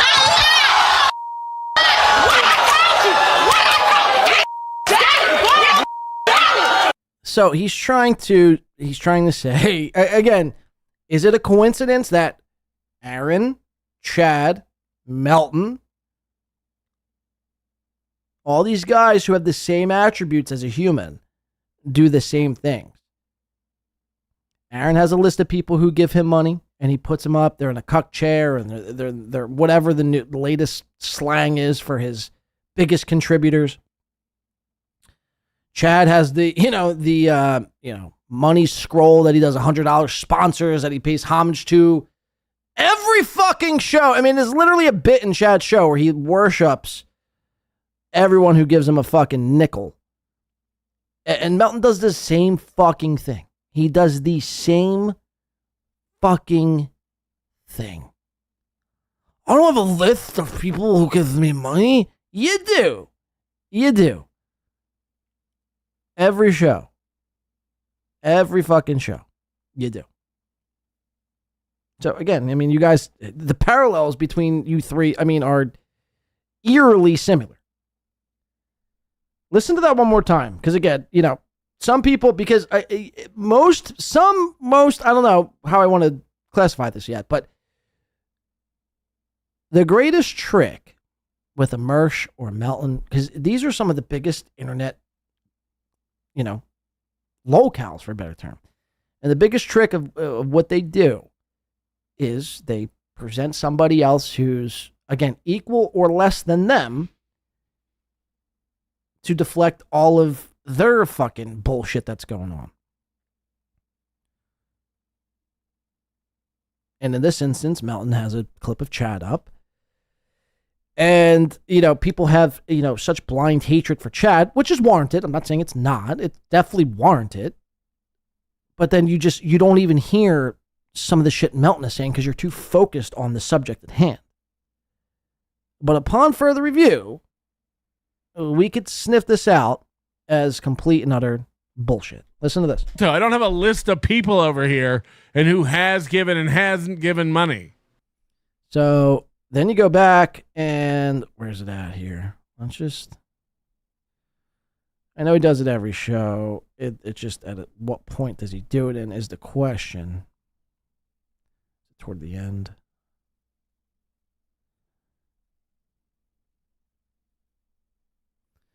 One sec, we'll find it. And if it's not on this show, it's on one of his other shows.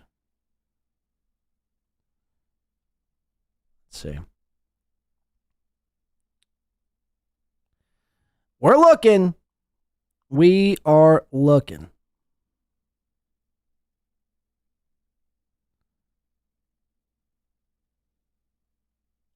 Yeah, right here.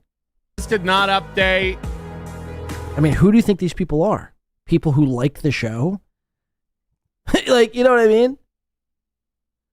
No, this is his money list. It's a digital list, but a list at that. So, again, Melton is just a disingenuous fucking freak. 3740, Melton and everyone else would? What the fuck am I naming these clips? And by the way, this is a side note, though, but this was immediately following, I think this was Monday night. And this is when Chad blew a gasket at me. And again, Chad thought he would have the support of guys like Melton, guys like Rocco, guys like Carl, guys like whoever else. And literally, Melton goes on his show, not to further anything that was happening with me, or commenting on anything I had to say from the day prior. Not even commenting and furthering what Chad said and agreeing with Chad said from his show earlier that day on Monday, where he's motherfucking me and Chad calling me the worst things and doxing people, you know, in my circle, I guess. No. What Melton does is cover a Chad episode. This is how, Chad, again, you have to get it through your thick fucking skull. This is how big of a fucking clown you actually are. No one respects what you have to say. Nobody appreciates your opinion. No one actually gives a fuck. No one actually cares. And again, I said this on the last show. I'll say it again. You are viewed as nothing more than a fucking punching bag for people, for people's fun and pleasure, and for their expense to have fun and pleasure. Because, you know, I mean, this is case in point right here. If you had anything good to say, or if it was anything worth noting from the show prior where you're, again, coming at me, Melton would have played that. But he didn't, and he plays a show from, like, you know, a show of yours from 3 shows ago. It might have even been before. I think this was like 2 weeks ago. Melton decides to pull up a show. He plays the whole thing and makes fun of every single move you make or you made. I mean, again, the plan backfired for you, Chad. The plan completely backfired. The get win by 2 plan, let's bury win by 2, completely backfired. Mud Shark. Now what? Now what are you going to do? What? And he's talking a lot of gangsta shit out there. He's talking a lot of gangsta shit. You better not let me see you in AC. Or what, fat boy? What are you going to do? I will shit on your head and smear it on your forehead and then proceed to piss on your eyeballs. What the fuck are you going to do? What? What are you going to do, Chad? What the fuck are you going to do? I'm waiting.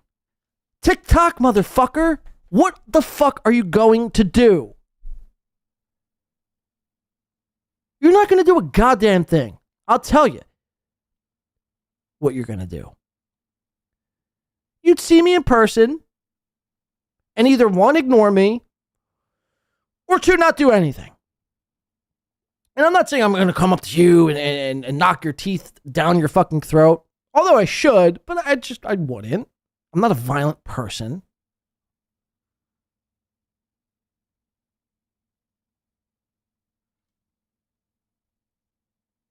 So what? What are you going to do? You're talking a lot of gangsta shit. But you won't back it up. You will not back it up. Again, you're 5'6", Chad. Do you think I'm afraid of midgets? Do you think I have midget phobia? I don't. I laugh at midgets, and I proceed to flick them with my 2 fingers. I mean, what? Well, I mean, what are we going to do? You want to dance? You want to dance? You want to sanction a boxing match? You want to play me in one-on-one? I mean, I've challenged you multiple times before. 40-yard dashes, basketball, jousting, baseball, wiffle ball. And you've backed out every time. I mean, what is it that you want to do? You want to do an old-fashioned duel? Where we each are back-to-back and we have a Smith & Wesson? And we walk and we count to 3 and then one of us has to turn around and shoot the other one first? I mean, you tell me, man. You tell me. You're a fucking bitch, Chad. You're a straight-up pussy-ass bitch. And the same goes for the rest of you, by the way. I mean, the same, Mersh. I got a gun. I got a fucking gun, dude. Okay, shoot me then. Shoot me. Like, shoot me. Shoot anyone. You got a gun, then do something with it. Shoot somebody, bitch. If you have a gun and you haven't used it on somebody or something, you're a pussy, and your gun rights should be revoked, in my opinion. You're a fraud of a human being. You, Chad, Melton. I mean, Melton's already resorted back to fucking his, let's just cover fat people. Guys, you want to see what the fat people are up to? Melton, you should be covering yourself.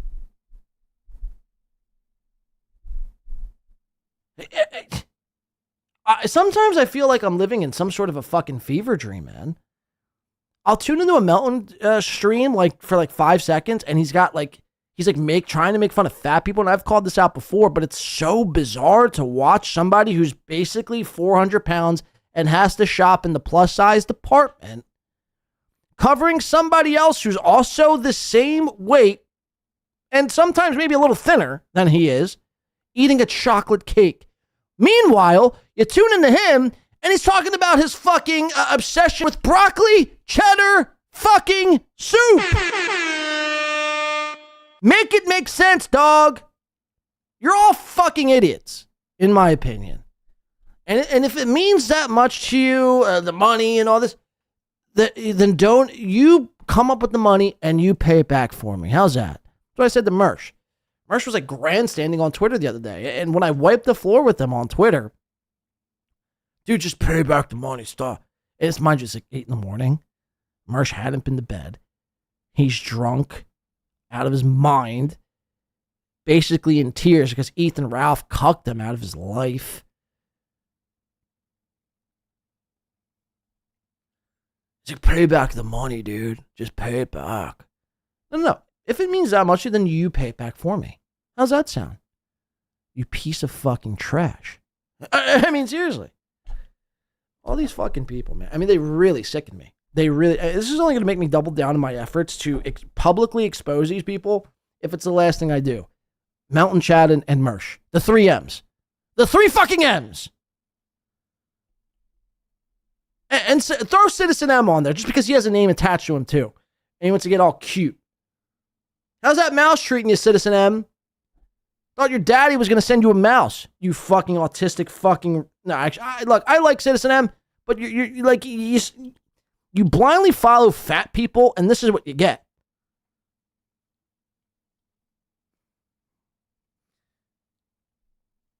I'm sickened, man. I really am sickened by this whole thing. Lolcow, Jesus fucking Christ. Lolcow? All the M's. If you have an M attached to your name, you're through. You're fucking done. Okay? So, I better not see anyone here in today's chat. And look, all the eyes are on you today, chat. All the eyes are Lady KB in the chat says, then do it. Chat is too much of a bitch to even debate and bring on Lady KB. By the way, can I just say this, Lady KB? Look, I know you don't want to snitch and you're playing the higher ground, but Chad wants to play this whole Lady KB was doing like cocaine in my bathroom. Okay, but she wasn't the only one, Chad. Why don't you tell us who the other one was? Tell us who else was in that bathroom. I'll give you a hint. It's 3 syllables. I'll give you a hint. It's one of Chad's mods. I'll give you a hint. Chad, famously lied and said that he was a police officer.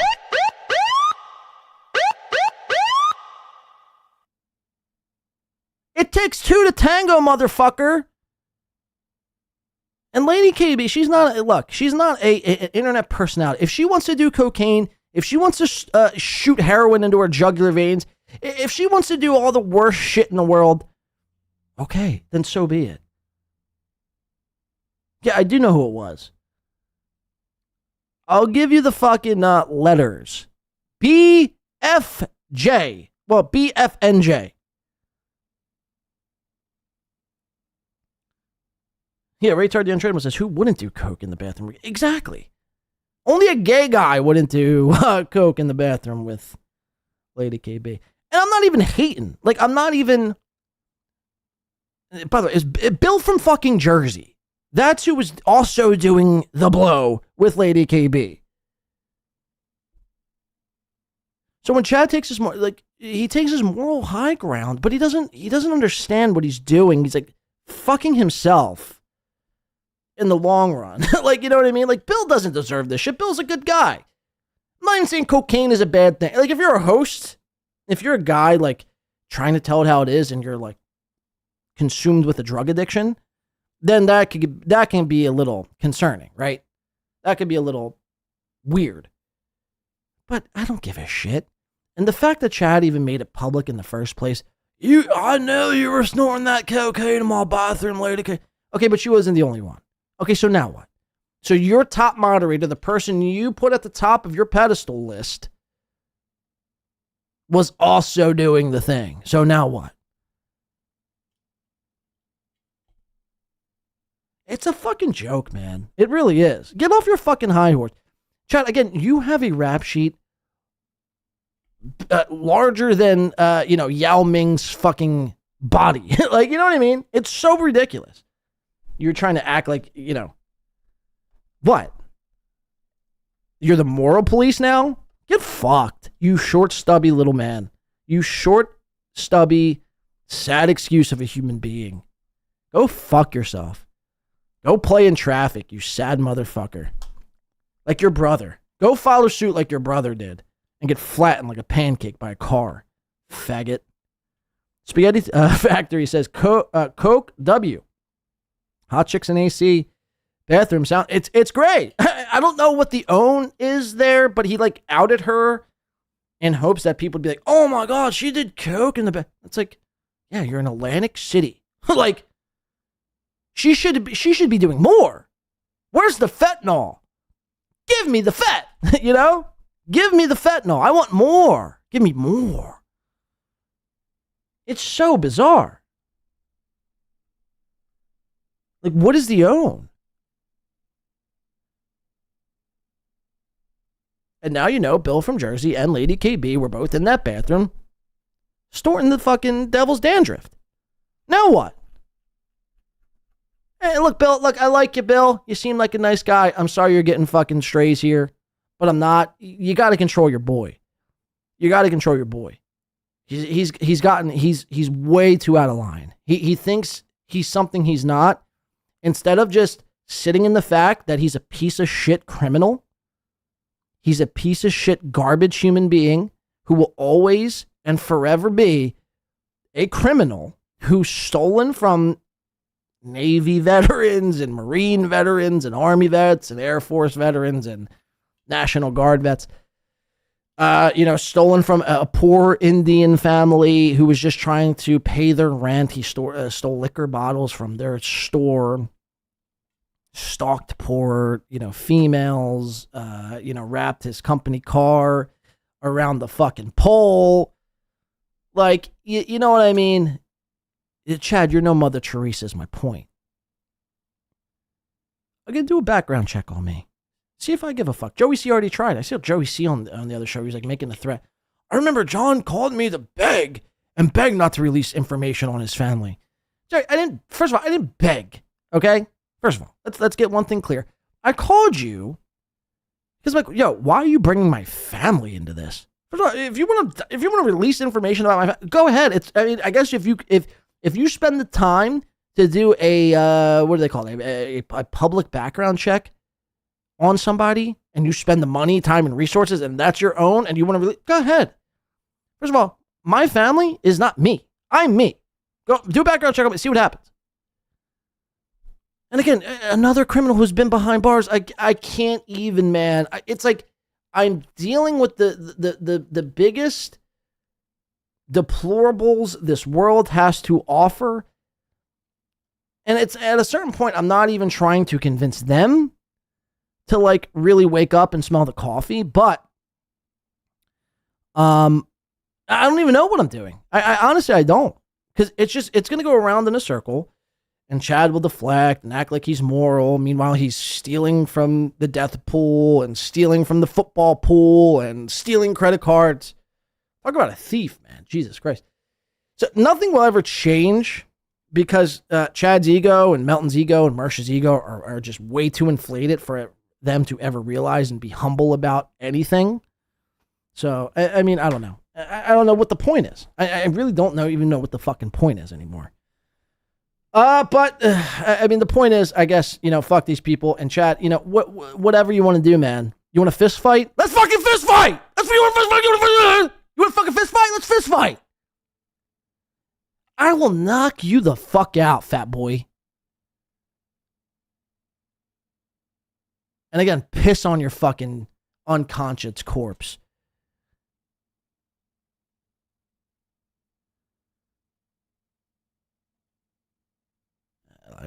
That's gay. Look. Violence isn't the answer. The only time violence is the answer is if you're being threatened, or you and your family are being threatened. This is just for theatrics. I don't believe in violence, to be honest with you. But you talk enough gangster shit, man, you're going to have to back it up. And I will see you again. And I will film your set again. And I will release it on the internet again. And there's not a goddamn thing you're going to do about it. So, good luck. Let's watch some more clips. Melton. Hey, man. Yeah, you can't be bought because nobody's buying. Everybody can be bought. Do you think I wouldn't fuck Pulper over for enough money? Bring it. I'm the only. Right. Okay. So, I mean, you heard it there. All right. Let's see. 4435. It just says what? With a question mark. Let's see what's happening here. Oh, Jesus. Don't get me started. It's not happening. I didn't watch the Chad thing today. I hear people talking about it. Because I guess Chad's.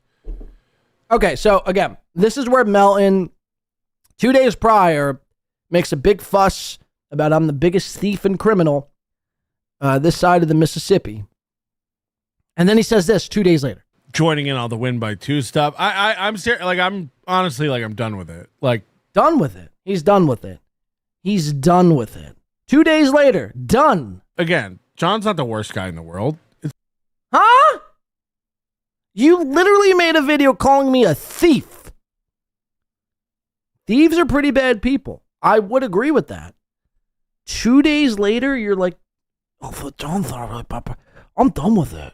Like, I'm honestly, like, I'm done. This is fucking nuts. Done with it. Like, again, John's not the worst guy in the world. It's fine. He can do his show. Oh, thanks. Oh, I have Patrick Melton's permission to do a show. Hear that, Earl Skakel? You need, in order to do a show, Earl Skakel, you need to go through the fat-titted Patrick Melton to do a show. Did you know that? So the next time you stream, make sure you clear it with Melton and his clearinghouse of shows before you do a show.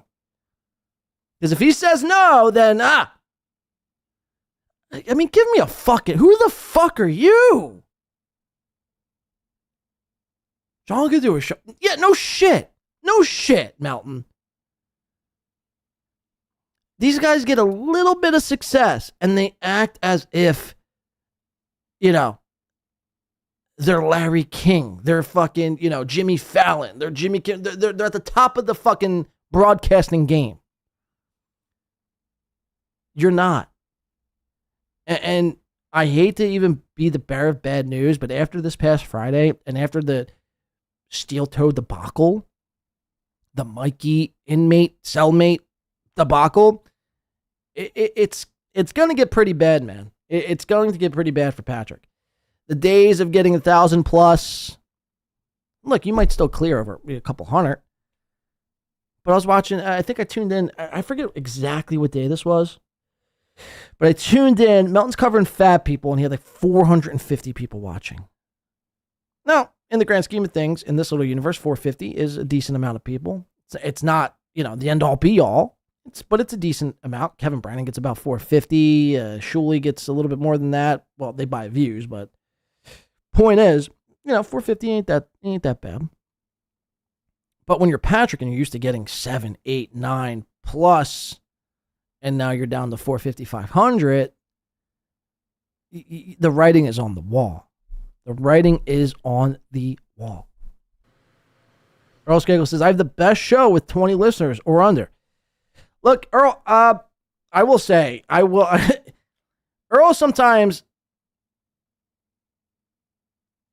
this is not even personal, Earl. Like, anytime I watch somebody, I always point out their flaws, or at least I'm making a mental checklist in my head of their flaws. Like, he breathes too loud, or he's got nose hair hanging out of his nose. And then, you know, I correlate that with, I can't stand this person.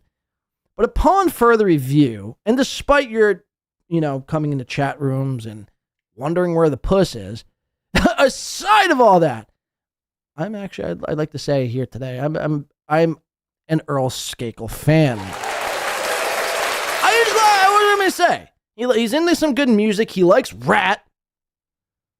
Who doesn't like Rat? And I believe in Earl Skakel. I believe in Earl. Look, you know, if you're bored and, you know, there's nothing on at 11 o'clock at night, tune in to Earl. He'll be recapping, you know, some of his upcoming jobs, some of his, you know, the hockey game that just got over, and he'll read your chats. And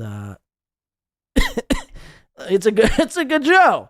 I'm not even being sarcastic. It's all right. I'm literally coughing. I'm not even trying to be serious. I'm being serious. I know it doesn't seem genuine. I'm actually being serious. Like, at first I was like, Earl, you're pissing me off, Earl. Earl, but the only thing I'd say you'd have to do is you got to trim those nose hairs, dog. Those get, can I just show you real quick? I'm sorry. Can we just shift gears from Melton real quick? I got to show you Earl Skakel's nose hairs. They are fucking wild. Skakel. They are some wild looking. It's basically like vines, like Tarzan. You know Tarzan and Jane? You know the vines Tarzan would swing from? That's basically what Earl Skakel's nose hairs look like. You gotta look. Much like I've bestowed my great wisdom on Tommy Jordan to shave his mustache.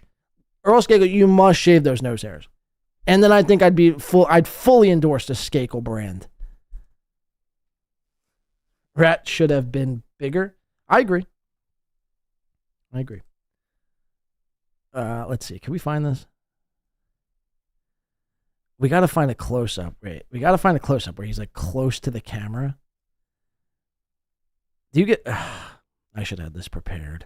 But I didn't think Earl Skakel would show up in today's chat room. All right. He doesn't get close to the cam here. So it might be hard to see because hairs are typically hard to see. Let's see. I think I watched this one. Round and round, what goes around comes around. Round and round, I'll tell you why.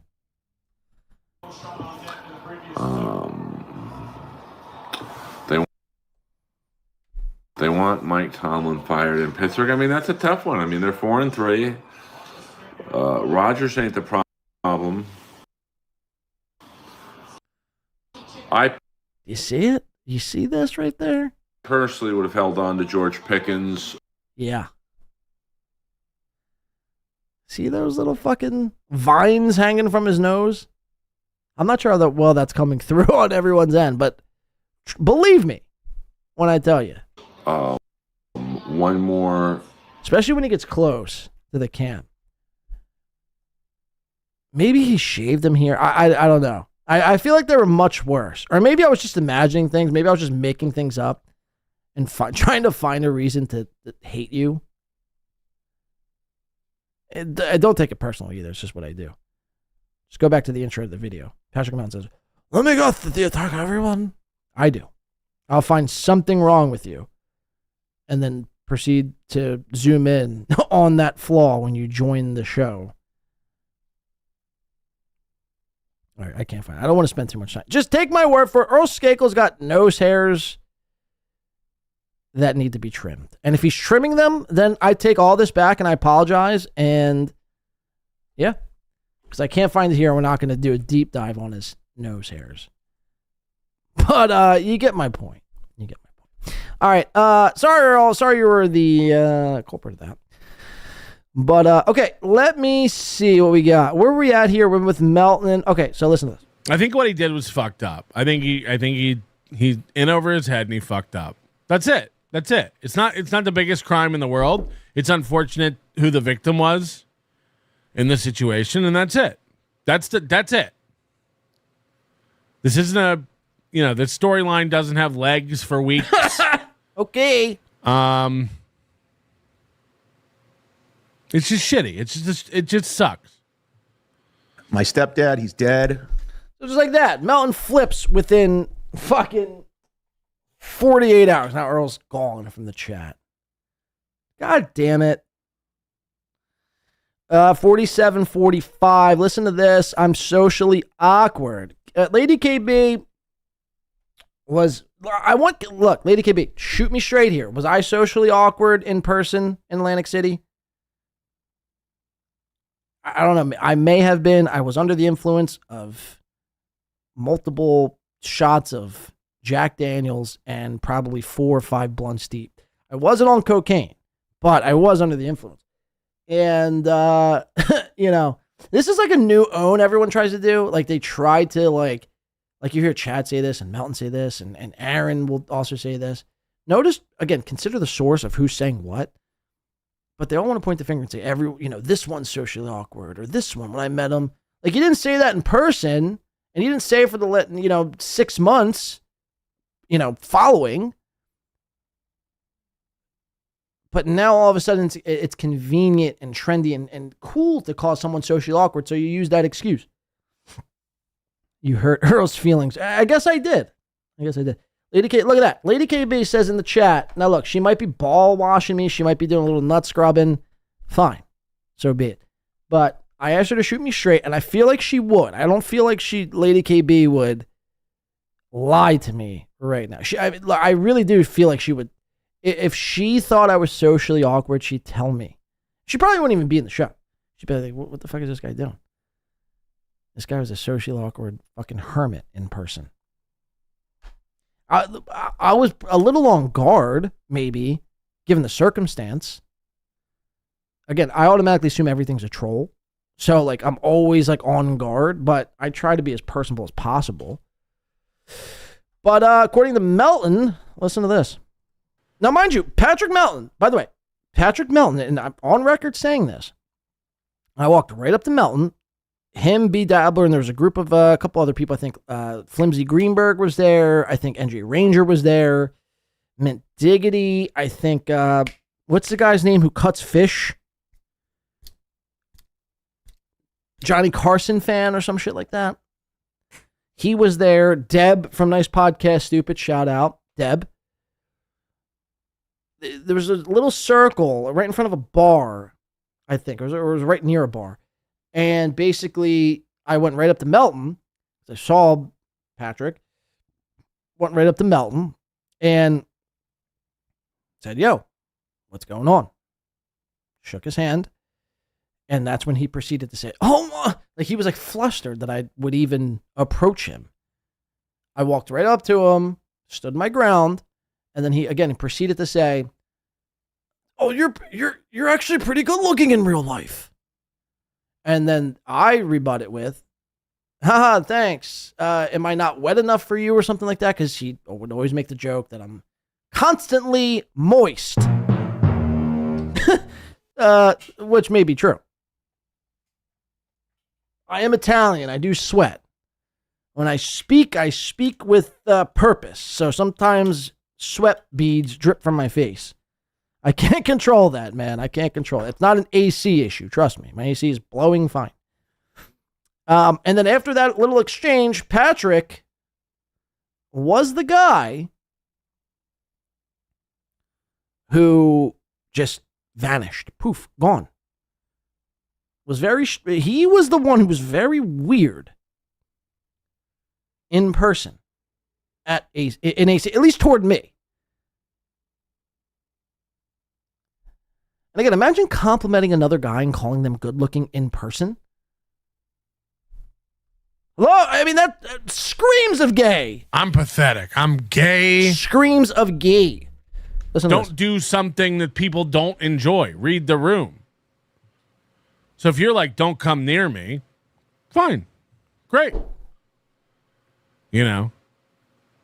But Chad and Win by Two, and even Aaron Emholt, they cannot communicate with people that they're intimidated by or... I walked right up to you, fat fuck, shook your hand, and you proceeded to say I was cute in layman's terms.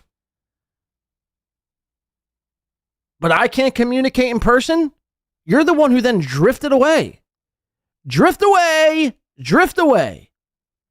I don't know if me and a couple other people after that exchange were like, did you notice that? That was weird. Like, didn't Melton want to talk to you? Because it was a whole Kill Kevin fallout and Melton and B. Dabbler like wanting to like ask me questions. So that's why I went up to him even in the first place. I give a shit about meeting Melton, but I thought, they wanted to hear the dirt that I had.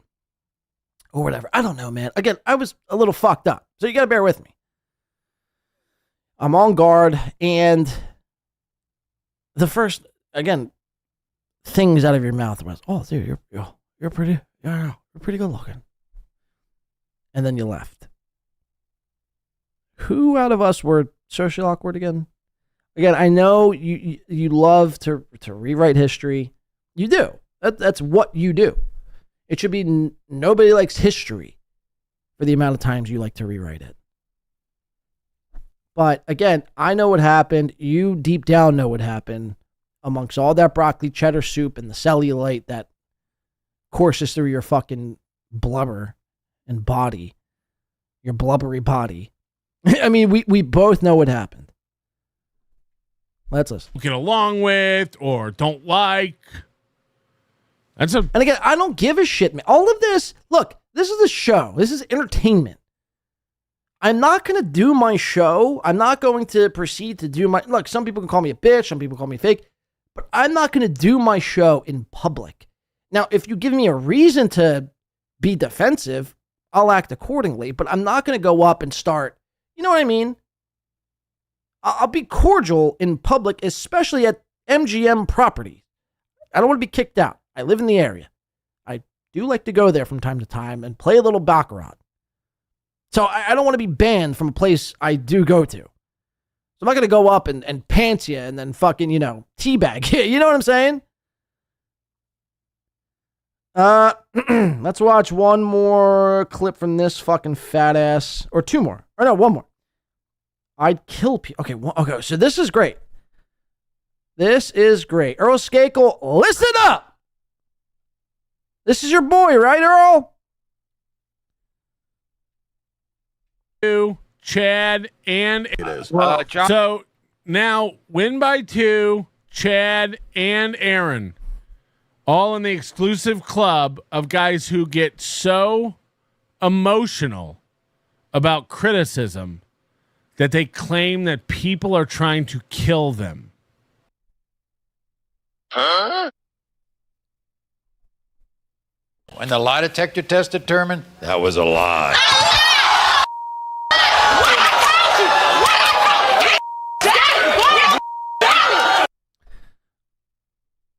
I'm going to play this back one more. Listen to this one more time. And we'll go over this. I don't know where.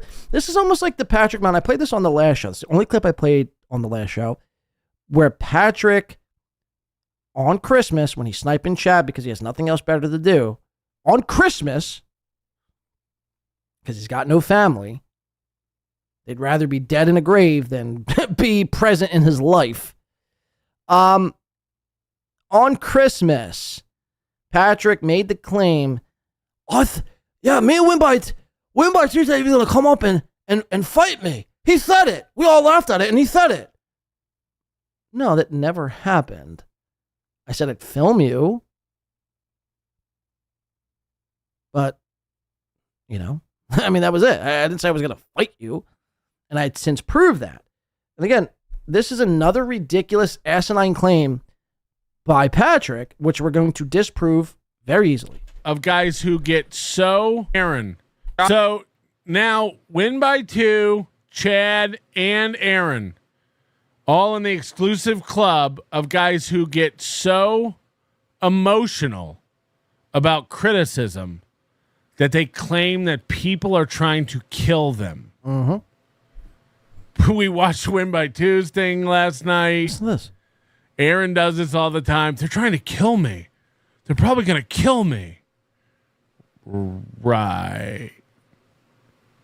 And the reason they say that is because that's what they would do if there were no consequences.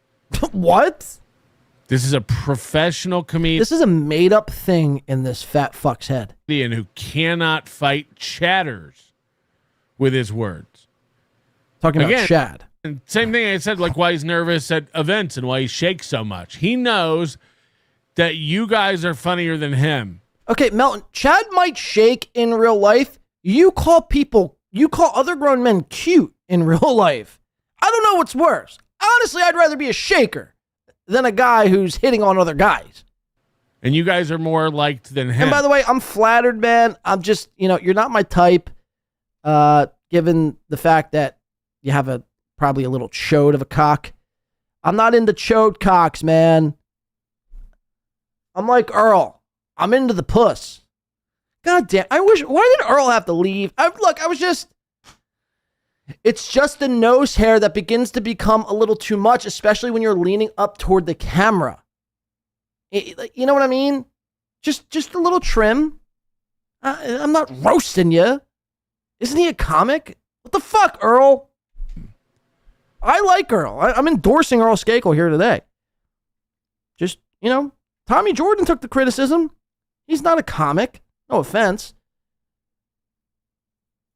Earl Skakel, I'm like, shave your nose hair. Here's a clip. And then he flees. He flees. Like Pablo Escobar trying to flee the CIA back in the fucking 60s. So Melton makes this big, wild claim that I don't know what he's watching. I don't know if people are making this up. I don't know if Moody's making AI. Like, Oh, look at with my tool. I can't do a Moody. I can't do an Australian impression on the fly. But I went ahead and tried to fact check this. So again, this was my episode. Consider the source.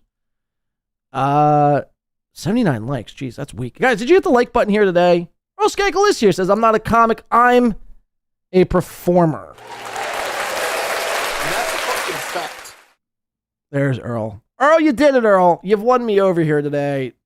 I don't give a shit about anything else. What was my point? Oh, okay. So this is me. Consider the source. I was getting to the like button. We have 54. There's 138 of you here today, and 140 actually, and we have what's it? 54, 55 likes. That's putrid. That's seriously disgusting. So hit the like button, do your part here today. Support the show any way you can. Consider the source, episode 392, November 2nd, 2025. So last week, right? And I'm going to show you here just to make, sure we're doing this together. So Melton said he watched this from last night. He watched me say, these guys want to kill, or what did he say? That these guys want to kill me or something like that. So look, this is the transcript right here. We pull up the transcript. We go to this transcript searcher, and we simply type in the words kill. Oh, what do you know?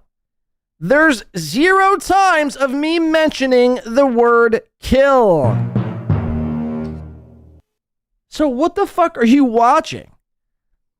Now, I haven't done this yet. Maybe I have. Maybe I did say this and I was just out of my mind.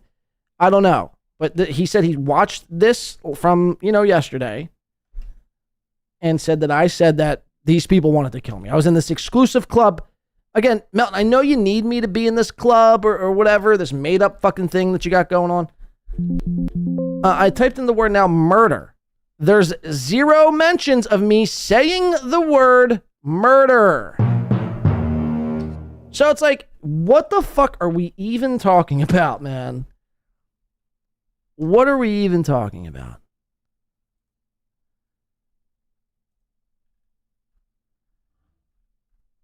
I mean, what else? Take me out. I mean, maybe I said these guys are trying to take me out. And if I did say this, it's in the sense that take me out from a live streaming standpoint. But again, there it is. Take me out. 0 mentions. So you just make shit up. Or you're either a liar or you're a retard in the sense that people just make up AI videos, I guess, in your Discord, and they show them to you, present them to you as fact, and then you're like, oh shit, dude, it went by twos, like, oh, yeah, yep, that's exactly how win by twos like. So yeah, but Patrick Melton, again, is a confirmed liar and a pathetic excuse for a human being. And I'm going to further that point by showing you this. This was Patrick Melton about a week or so ago. And this is what the clip reads. Melton high as shit selling the Aaron inmate interview. Now, again, this past Friday on This Little Piggy, which honestly, you guys should retire that show. Just quit while you're ahead. It was a good run. You lasted over a year. That's fantastic. Most shows quit within their first year. Most endeavors, just in general, it doesn't have to be a show. Projects, anything, whatever it is, end within the first year. So the fact that you made it over a year is a testament to whatever, you guys. But you should quit while you're ahead because it's become played out, stale. Nobody gives a shit. And you confirmed Aaron. You tried to get him. Again, I don't know why you would continue down this path. Because, again, how many times you need to prove that Aaron is a piece of shit scumbag? But you had to take it one step further and talk to his cellmate, Mikey.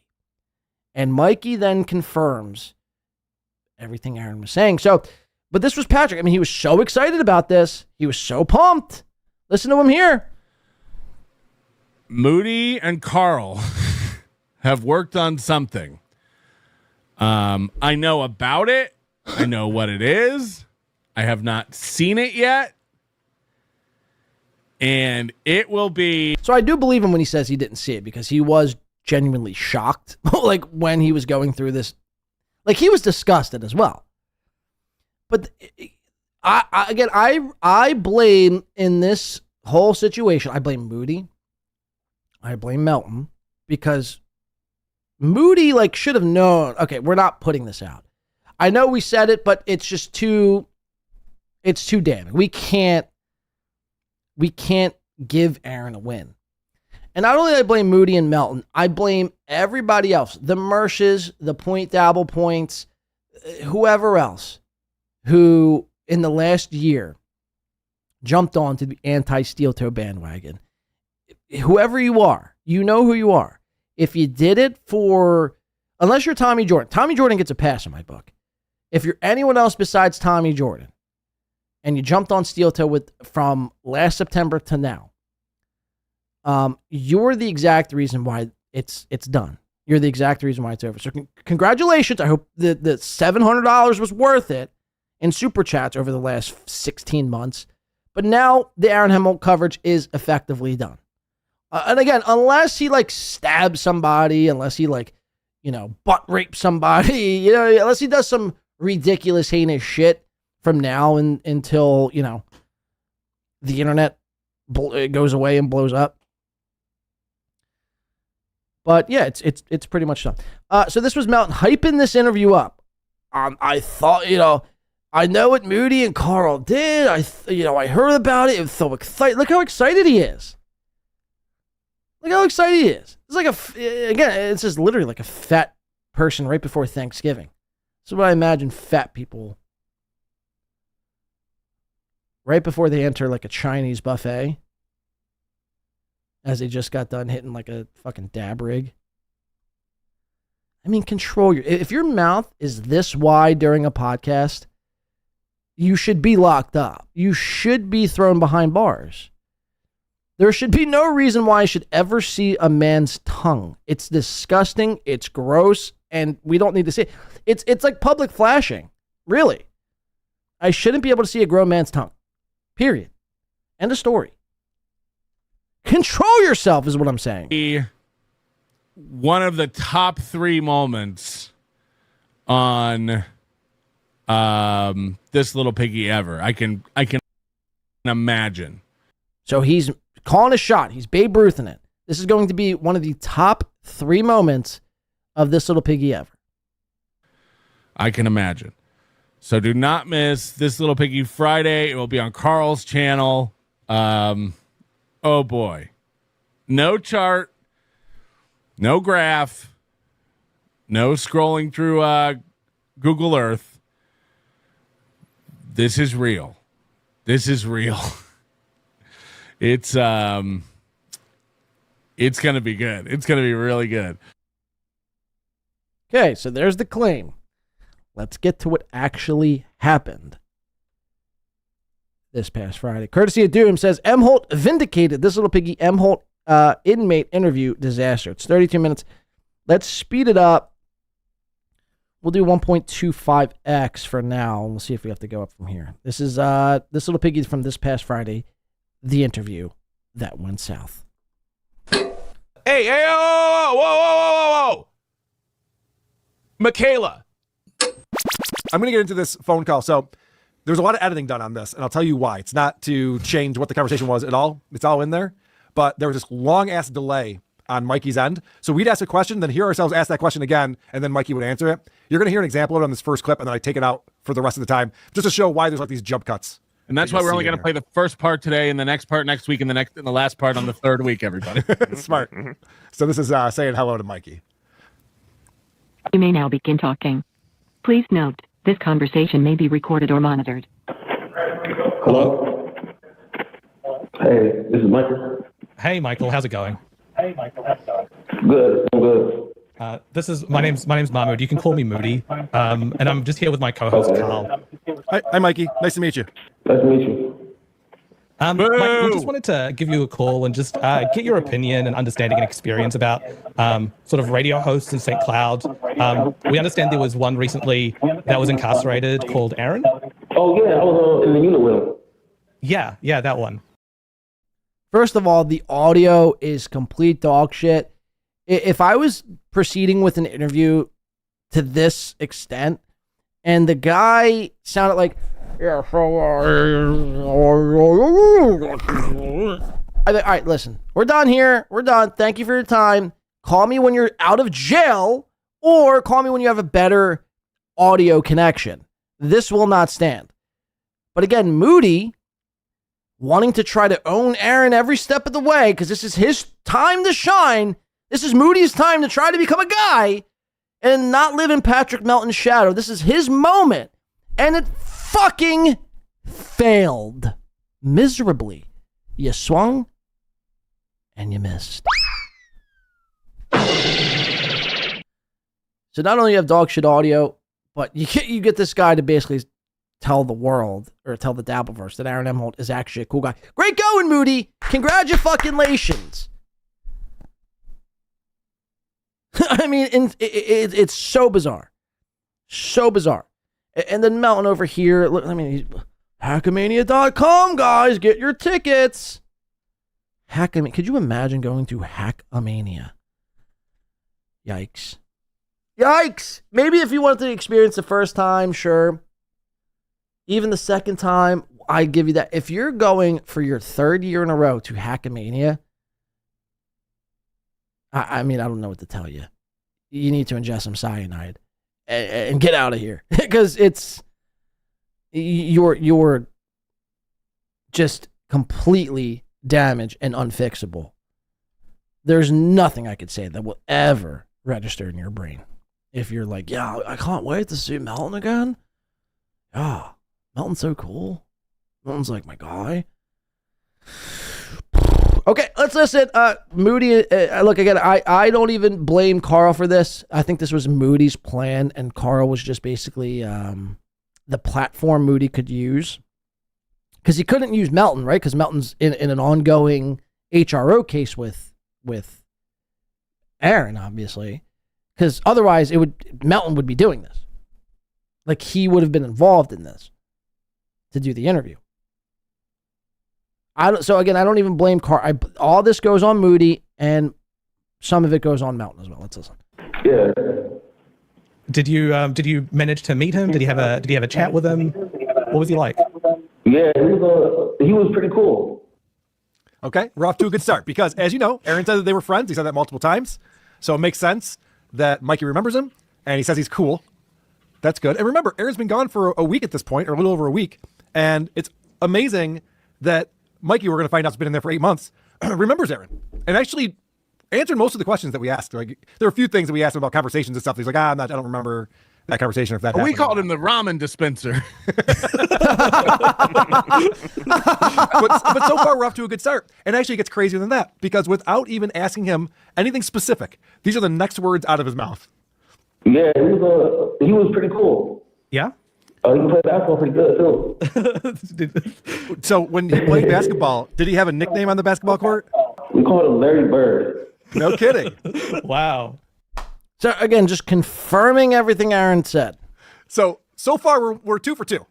Aaron said he was playing basketball, he was crushing it, and the black guys called him Larry Bird. These are all wins for the toe. You can just stop the interview right here. You all look stupid. We were in the lockdown. No, they did give me 2 nicknames. Okay. We were on our way to indoor rec. We were on our way to basketball. Shades Cal says, I have to go to Hackamania 3. I have to meet NJ Ranger. Can't you just call him and arrange a meeting on the side? The doors. And one of them goes, hey, yo, man. Vaughn Shroom says, better audio connection on 1980s phone. I mean, probably. This is, how is this even possible in 2025? Almost 20, we're basically a month and a half away from 2026. And there's still audio.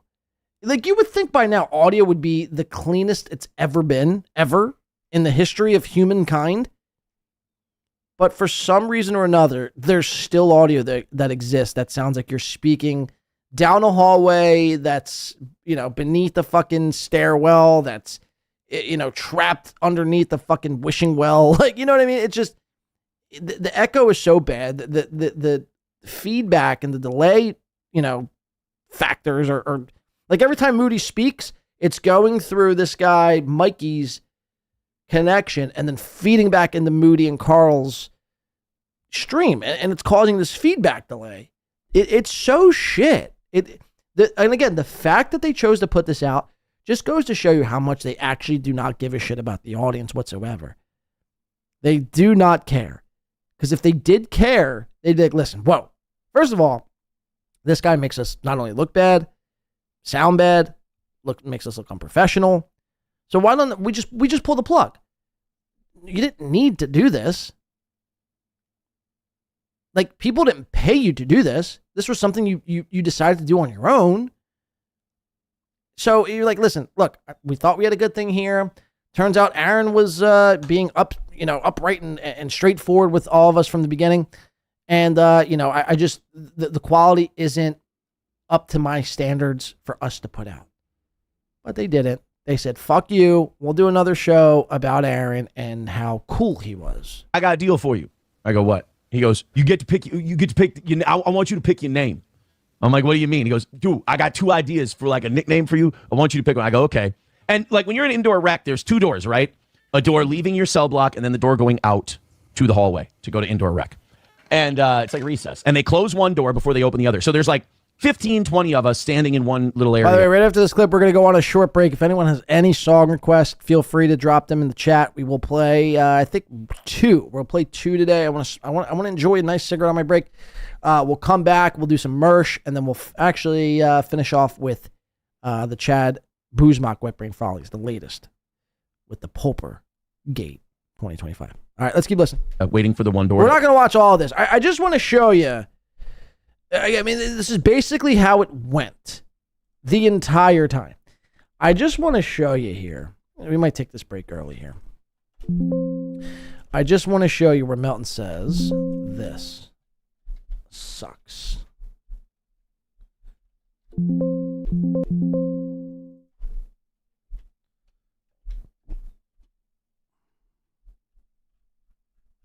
Hold on one sec. I'll pull it up on another channel. Hold on.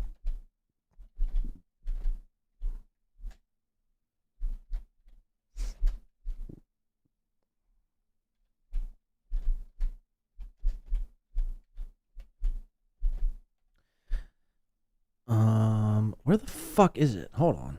God damn it.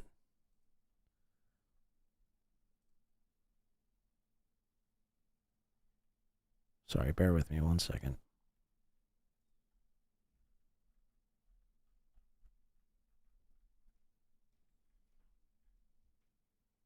Here it is. I got it. One nation under a roof. Okay, we're not playing Soft Weekly's intro. Here He's talking about me and Moody right now. Dork Bert Dudley is talking about you 2 obsessed homos. I think that he called me a creep. The creepoff.com. Anyway, shout out the closer, $2.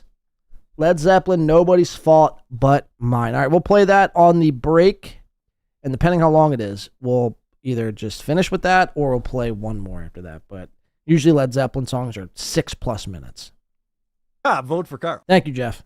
I think it's hilarious that those 2 creeps have such. I mean, it is a psychosis and an obsession with Aaron bordering on love. It is a love kind of a relationship. What's sadder, interviewing a mentally deficient man or beating him in basketball and bragging about it? Like, no, he drills even when he's not playing. What was he like? Yeah, he was pretty cool. Okay, we're off to a good start because, as you know, Aaron said that they were friends. He said that multiple times. So it makes sense that Mikey remembers him, and he says he's cool. That's good because without even asking him anything specific, these are the next words out of his mouth. Yeah, he was pretty cool. Yeah? He can play basketball pretty good, too. We called him Larry Bird. Aaron said he was playing basketball, he was crushing it, and the black guys called him Larry Bird. These are all wins for the toe. You can just stop the interview right here. You all look stupid. Fellow inmates, I noticed no one has given me a nickname yet, so I will give out 2 options. You can call me Radio or Cum Breath, whatever you feel most comfortable with. Thank you. Do you think that Aaron made a lot of friends while he was in jail? Was he popular? This is back to Carl in the interview. Yeah, definitely. So, Carl, I said, do you think Aaron made a lot of friends during his time on the inside? And his boy Mikey goes, Aaron's boy Mikey goes, yeah, he did. So I know this is like so far. By the way, shout out to Ricochet coming in for the $2. So we got our 2 songs. Thank you very much. War Pigs Cake. All right, so we'll do the Led Zeppelin song and the War Pigs Cake for our break songs. Thank you very much for that. Sad. I agree. So far, we're finding out that Aaron was a blast. They're just like, oh, Aaron's here. Sweet. Let's play some basketball. Let's do a cribbage tournament. This is Aaron's sweet. leaving. I'll be back for all of you. I won't forget you. I promise I won't forget you. Do you remember a time when Aaron was talking to multiple inmates about potentially coming on his show? Vaguely. I think I was in recreation. We was in recreation when we found out because the rec officer, she asked. By the way, this is the guy they're talking to here, Michael Hopkins. This is the guy they thought was going to own Aaron. Instead, owned them. There's a guy here who was on a radio show, and no one knew who it was. I mean, look at those fucking lips. This is what Chad Zumock, like Chad should request a black person, get like a lip reduction, and then he could use that filler from the black person's lips to his upper lip because he's upper lipless, much like he's girlfriendless. God damn, man. Why I don't understand, like, black people, why you guys have, ginormous fucking lips. What's the point? Is it like a, what is it? A hereditary thing? I guess. I don't understand why the need for massive lips. She's like, that looks like him right there. She's like, matter of fact, that is him. And she called Aaron over to the office, and he was like, yeah, that's me. That's how we all found out. So I have to give props to Aaron. It sounds exactly like the story that he told. So far, this is a major lose for you guys. I was really impressed. No. It's also a major lose for you too, Melton. This is also a major. You can't deflect. This also reflects back to you. You can't, just because it was Carl and Moody. Moody is a representation of Nobody Likes Onions. Hey, I hate to break it to you, but Moody represents NLO. Like it or hate it, it's just the facts. So this is an L for everyone. Really, besides Tukey, I'd say. Tukey's the only one, and Carl. Actually, it's just an L for Melton and Moody. These two middle gentlemen, Carl, well, what do you say? He pretty much screwed the pooch too. Again, Carl, you should have never gotten involved with Steel Toe. You should have just continued doing the Stuttering John thing. You shouldn't have crossed paths with these guys. Melton mainly. It's just that's been my biggest discrepancy over Carl. The fact that he just blindly started to follow Melton. To me, is bizarre. You could cover Steel Toe, but the fact that you needed to make this alliance, it just, to me, that's what always rubbed me the wrong way. Couple that in with the way you first started covering Steel Toe when you sent out Doug from the Who's Wrong podcast and Brian Johnson, and you were nowhere to be found, but it was broadcasted on your channel. That's the kind of shit that rubs the audience the wrong way. Why do you make those decisions? Why do you do those things? It's not good for the WATP brand. In fact, most people who are like diehard WATP loyalists hate the fact that you now do Steel Toe all the time. And it's not like you're doing anything uniquely new that's not already been said 17 different ways that past week.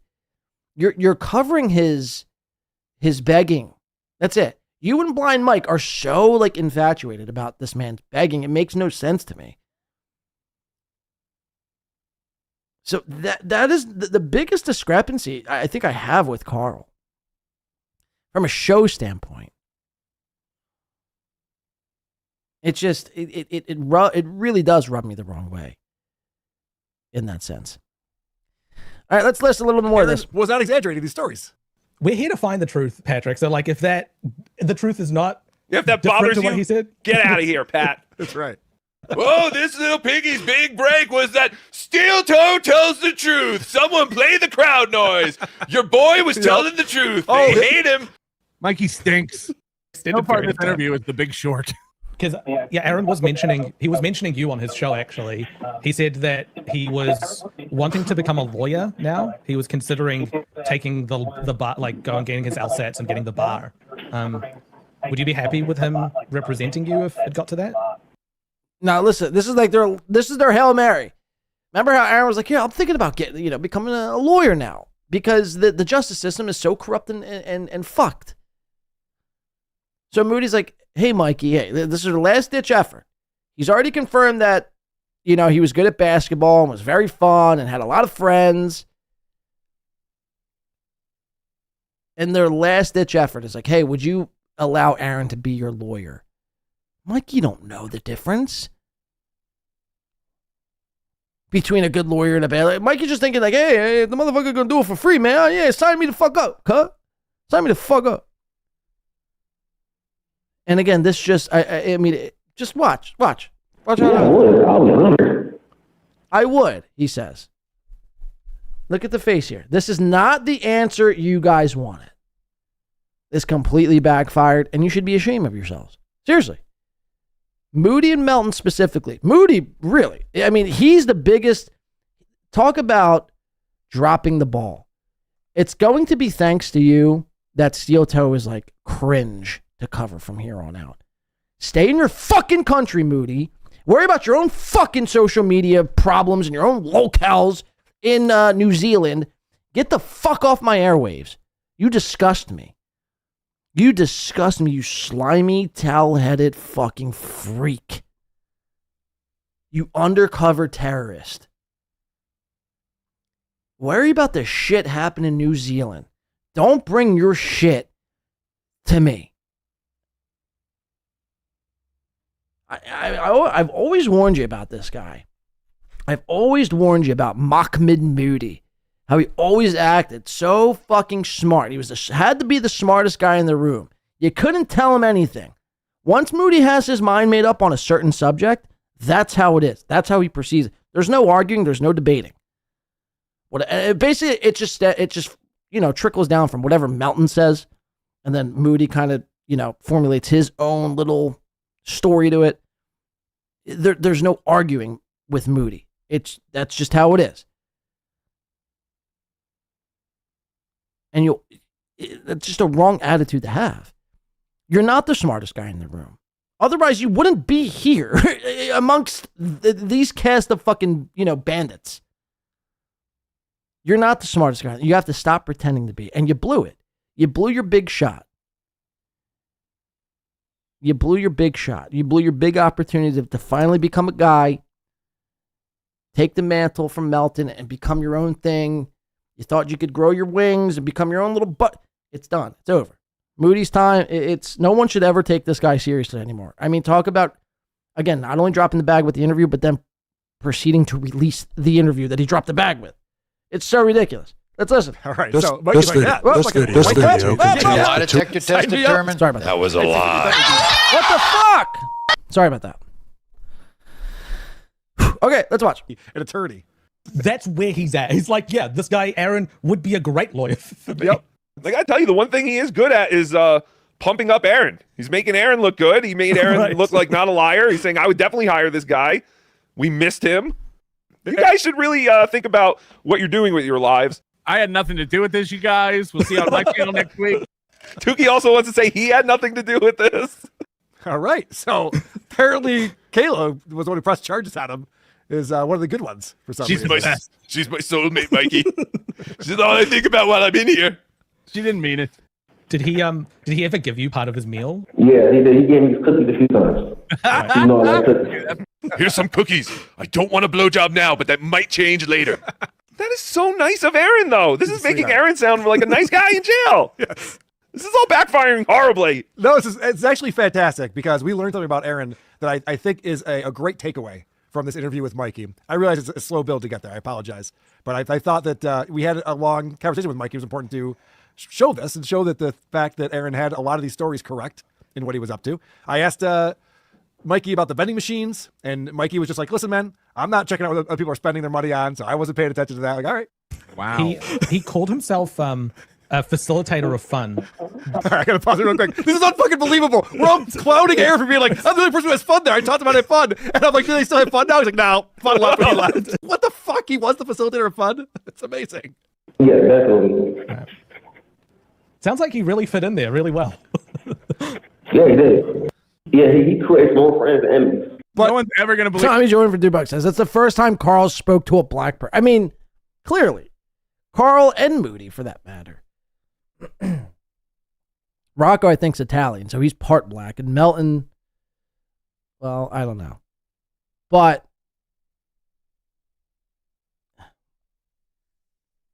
it's I don't know, man. I don't know. This is just what. And again, you don't hear Mersh sounding the alarm, calling this out for how pathetic this was, and a sad excuse to try to grift. Talk about grifting. This is all this was. All hype and no delivery. You don't hear Mersh. You don't hear Blind Mike, or not Blind Mike as I call him. I mean, you don't hear, anyone calling this out. Because again, if you have that QR code above your head, you must be and always be a loyal servant if you want that fucking money from Patrick Melton. All right, so we get the point here. I mean, it's just a sad excuse of an interview, and they really, again, they made Aaron look good, if you could believe it. They actually made Aaron look pretty good in this scenario, and they pretty much gave him an out. They gave him an out. On the other side, we're gonna jump to a short break. Don't go anywhere. Don't touch a dial. Even if you want to watch something else, just keep this up in the background. We'll maybe be 5 or so minutes, 10 minutes. I think we have 2 song requests we're gonna do. We got here. Let me see. We got Mersh and Chad on the other side. Tampa's finest, I should say. Led Zeppelin. We're gonna play first. Bear with me here. 1 second. Led Zeppelin. Nobody's fault. Okay, we got that one from Jeff, and then we have one more from Ricochet, and what's that song? War Pig's Cake. All right, so we'll be right back. We got Mersh and Chad on the other side. You're not going to want to miss this Chad stuff or Mersh stuff. Really, I mean, it's both phenomenal shit. Don't touch a dial. Hit the like button if you could. Thank you to everyone who's supported today's show so far. We're not done by any means. And we'll be right back. Do not touch that dial unless, you support Chad Zumock. We'll be right back. All right, hi, guys. We're back. How are we doing? Again, we're cruising along on this Monday. My Birds play today. Shout out to the fucking Philadelphia Eagles. Going against the Green Bay Packers tonight on Monday Night Football. So I'm going to try to wrap this up within the next 2 hours. Because I'm going to be doing some tailgating tonight. How's our chat room doing? Chat, how we doing today? We looking good? Von Shroom in the building. Big W, Chris, J.E., Michaela. Jeff Closer. By the way, shout out to Jeff Closer and Ricochet for coming in and requesting those songs. Can never go wrong with a little bit of Zepp. Although they do tend to play, some of their songs are, fucking 7 minutes long. But I do love me some Zepp. And that War Pigs cover by Cake, I think, was pretty good too. Different, change of pace. I liked it. Shout out. Muted Growl in the building says, R.I.P. Brian Dable, Giants head coach. Yeah, Giants fired their head coach. And Giants had been playing pretty well. I mean, considering the circumstances, they lost Malik Neighbors, their star wide receiver this year. They lost Cam Scattaboo, who is basically, a poor man's version of Mike Allstott, essentially. But, they were lighting it up this year.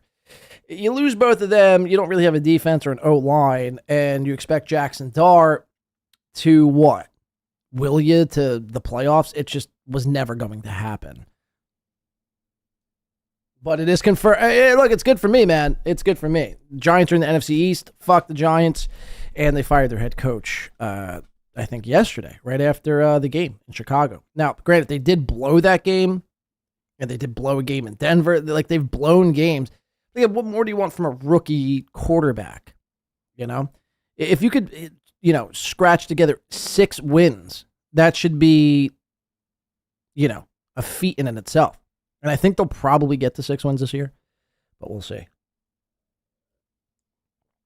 But shout out again. We're back. My birds are playing today. So we're going to try to wrap this up. All right, I want to start off on this other side of this break. Again, if you haven't hit the like button yet today, do your part in liking the show. If you would, please support the show any way you can. We do appreciate that. All right, I want to get into a little bit of Mersh and what he's been up to this past week. He's been shit-talking me again. Me and him had a Twitter over the last week. And again, not even just me, but multiple sources have confirmed that I've was victorious in the Twitter scrum back and forth between me and him. But I want to show you what he had to say about me, and I want to show you how his, I guess you could call it greed as well, he ended up on MLC seeking Kevin Brennan's essentially approval. You fucking hack. And it went miserably. Again, the difference is when I make fun of people who drink, again, I'm not a square. I'm not a saint. I don't claim to be. I'd like to have a few cocktails myself. But the difference is, you couldn't tell me. You couldn't point to me on a clip. I might have been a little tipsy. I might have been a little buzzed. I might have,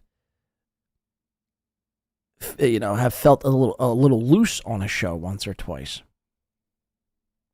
But you would never catch me on the level of being pretty much belligerently fucked up. Like Mersh, like Chad, like Melton even.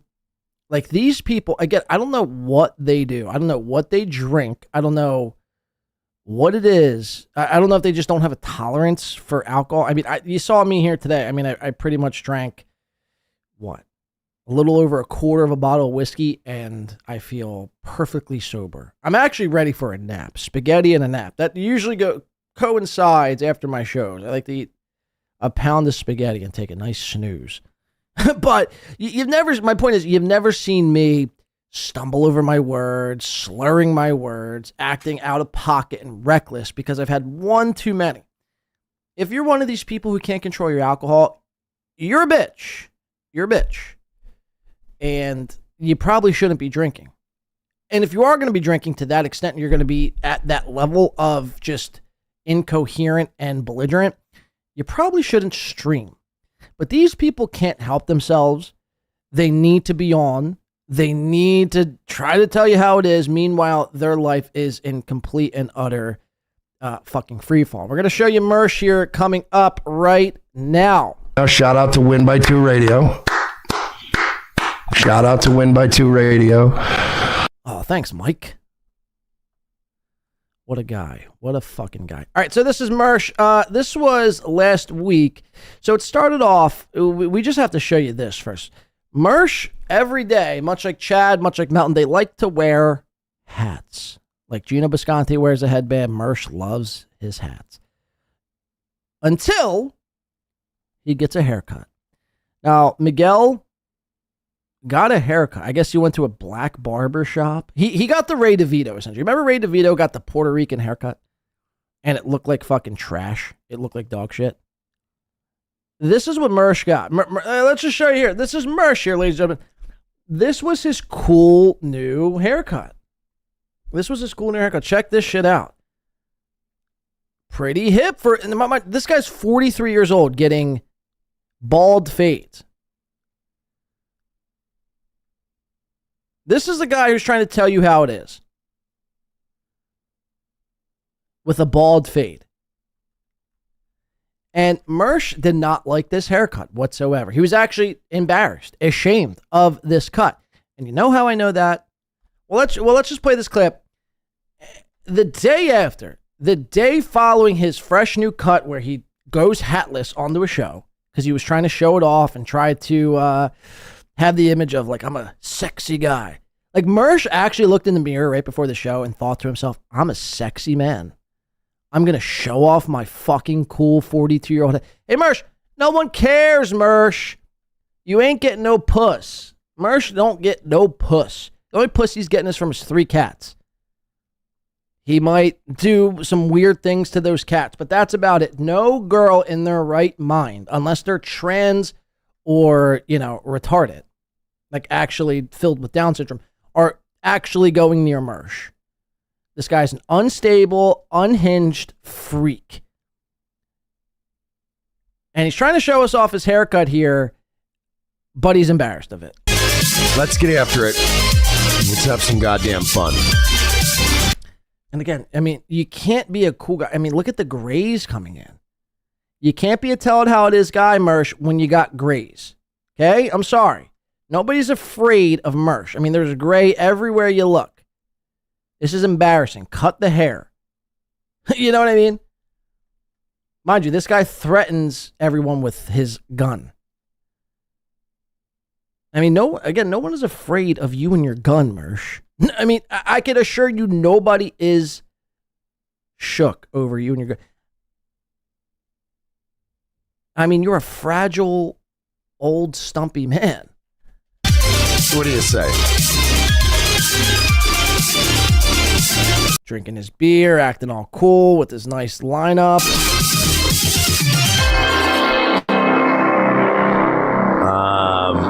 Menthol Man says your hairline starts on the back of your head. Yeah. Menthol Man, shout out. I know. Look, I got, see, Cheeseburger 6 is making it to you. I got what? Finish the fucking story. 40s is great. I was 27 when I had to shave mine. I literally said the other night, I got maybe 2 or 3 haircuts left. Let me get through the fucking holidays this year, right? Can I get one more Christmas with hair and then I'll let it go? Why is he talking like this? Why is he talking like a fucking Italian? Let me get through one more fucking Christmas with my haircut, eh? So Mersh cuts his hair and immediately thinks he's like a mobster. Mersh, the mobster. Can you believe it? I think it's hilarious. Chad Zumock was calling me a wigger the other day. No. Look no further. This is what you'd classify as a wigger. Oh.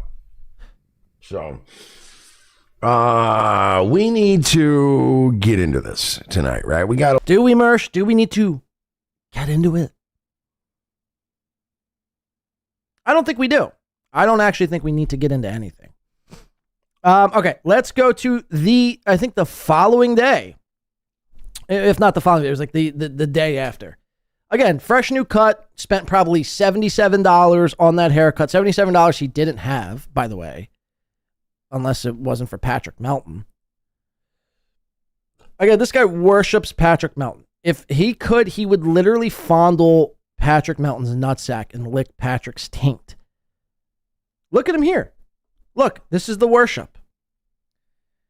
And again, fresh new cut, but he's so embarrassed of that cut. It was such a waste of money, he had to put on a hat the following day. Let's listen to the... Now, mind you, he's going to come at me. Going to come at yours truly here. Trying to make sense of what's been happening this past week. And he's completely off. He's completely missed. Again, I run laps around Mersh. This guy is so see-through. He does the Chad Zumock, like they think they're destroying you in an argument, and then they'll report back that they, in fact, won an argument, but all they really do is just yell over you. And that's all Mersh does. Again, anyone who's like Matt Meade was, we'll get into Matt Meade coming up, but Matt Meade was like actually offended and scared of Mersh for whatever reason. Again, Mersh is like 5'5". He ran from Baked, Alaska. He got his car repossessed live on air. He had a seizure, a stroke live on his show. And again, up until about 3 months ago, he was basically fading away into obscurity. Oh, and not to mention the Tumblr. Let's not forget that Tumblr, where he was sharing and distributing and posting pictures of underaged individuals.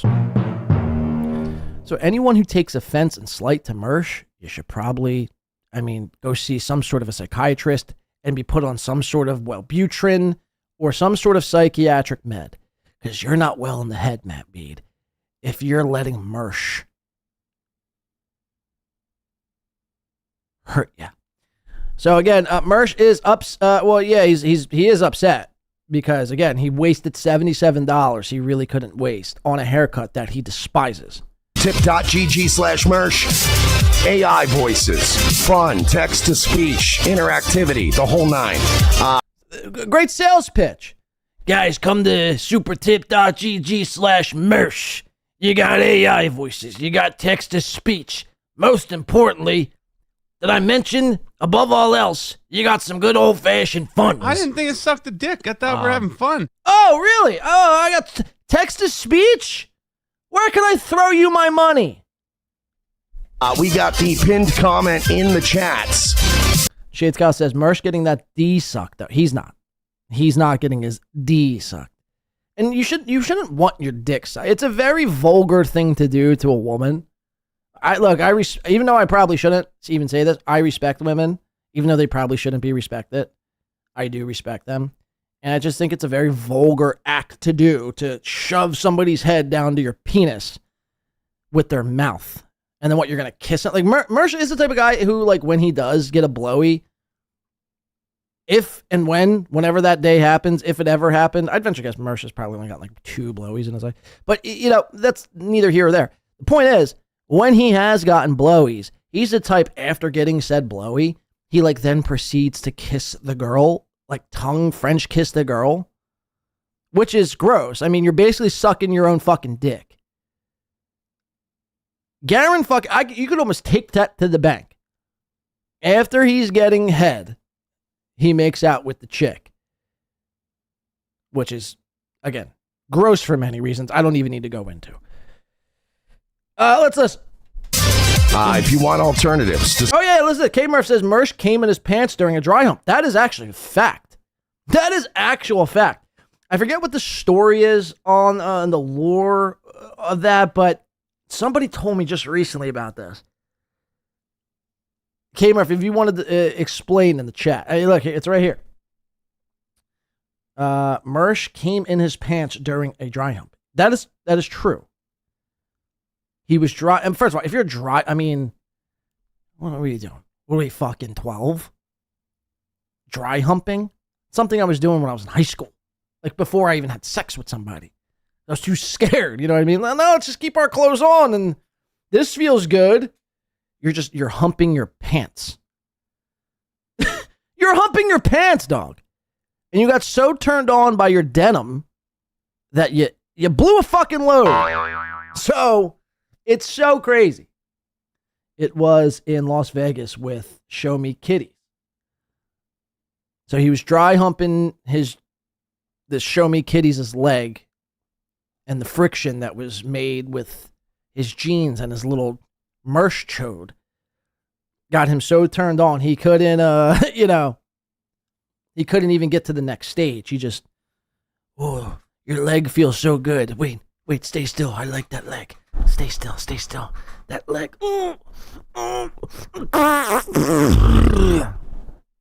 Mersh is a premature ejaculator. He's a premature ejaculator. A dry humping premature ejaculator who, when he gets a blowjob, he also likes to French kiss the woman after. This is a sick, disgusting man, and he should be taken out by any means necessary. I'm putting my foot down, and yeah, he gotta go. He got to go. Should be dry humping people in your 30s, 40s, 20s. That should end this day you turn 15. The day you see your first pair of tits, you shouldn't be dry humping. Let's listen. Support the show. RevengeOfTheSith.com/Nightwave. That's one way to do it. Or if you're watching the replay or just watching live, the Cashapp. It's always tight. Nightwave Radio on. It's always tight. Yeah, donate to the Cashapp. It's always tight to get some Cashapp. Cashapp. What's going on, everybody? How you doing? How's everybody doing? So what is with this? What's everyone doing? What's everyone doing? How the fuck is everyone doing? What is with this Italian mob boss, mafioso, Sopranos? He gets a haircut and he all of a sudden acts mafioso. What the fuck's going on? Triple N, you have. By the way, you could see here too, Tommy Jordan, you know a thing or two about green screens. Mersh's entire background, or I don't even know if it's background, it's his transparency on his settings that he's got going on. It's not set to the proper chroma key setting. And what's happening is he's like fizzing out of like chroma key. It's so unprofessional. This is a guy who prides himself for being in the podcast game for, over 10 years, and he can't figure out his chroma key settings. Chroma key settings to Mersh is like a, complex math equation. He can't slide a slider a little to the right or a little to the left, so he's not, going in and out of transparency. I have no idea when I tell you, as soon as my character is done, that'll be probably the first one. We're going to have to get that going. Presby Bro coming in for 10 to kick it off on Rumble says, let's go, homie. By the way, thank you for the picture of Harley. She looks, she's so gorgeous. It's like she's glamming me. Beautiful picture of Harley. Let me see if it's something I can show on the screen. I always try to not dox people or their locations or their things or their whatevers. Look at that girl. Look at this girl. Just to think, this goofy bitch. I found this goofy bitch, just like I found Marge at the liquor store as a kitten. She was like 5 months old. I had no idea she was already pregnant. She was too young to be pregnant. So again, like he wants to frame this in the way that he's like rescuing kittens. He's not. He's abducting other people's cats from their property and taking them for his own. He's too poor to buy a cat. Think about it. The only cats he has, he's abducted from other people. He can't afford to buy a cat. I mean, how much does a cat cost? $200? I was like, let me trap her.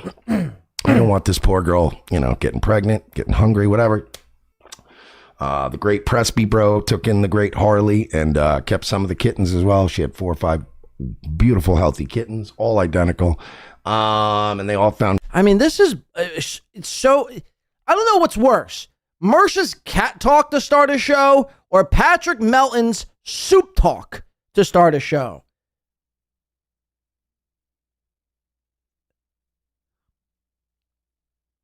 You guys have been podcasting for over 5 years, and this is what you lead with? Holmes. It was amazing. Presby Bro and the missus really stepped up. But this goofy bit, when I tell you I love this goofy bit, like when I tell you I would almost trade hard. Okay, then write it in a fucking journal, Mersh. Nobody cares. Nobody cares about your cats and how much you love them and how pregnant one was and how you stole one from an Indian family who's here on a fucking visa. So they won't report you because by reporting you, they would be, in turn reporting themselves and be deported back to India. Nobody gives a shit about your fucking cats. Harley for Marge. Marge, I got the bitchy tux. Or Harlequin cat. I'm sorry. If I'd held out, if I just said fuck Marge and just waited and I got this would have been the good one. Harley is the sweetest girl. But I just wanted to show you how happy and healthy she is. And we love to do that. We love to help cats around here. Everybody makes fun of me. You can call me gay. You're gay. You'd be like, Mersh is a weirdo. Mersh is a weirdo. Why does any adult man like cat? Whatever. You motherfuckers ain't taking cats off the street. Suck. Right. We're not taking cats off. We're what they call with it. We're what they call not insane. People who abduct cats from the street are mentally unstable. Again, if the sorcerer had any fucking honest bone in his body, he'd be doing some sort of clinical study on this behavior of abducting cats and then acting like you're the fucking, you're the shit because you're helping out society. Bro, you stole a couple cats. And, you beg for money to feed them. And if you don't make your money, your cats don't get fed. I mean, how much of a hero really are you? You're not. You're not this big time cat hero. Actually, I'm not doing anything after the show. I mean, I might be, doing something for the Eagles game, but that's not till later. I got a little bit of time. I might call animal control. Hopefully you have those cats registered and fixed and neutered and sprayed or whatever cats got to do. Hopefully that's all correct and all your, boxes are checked.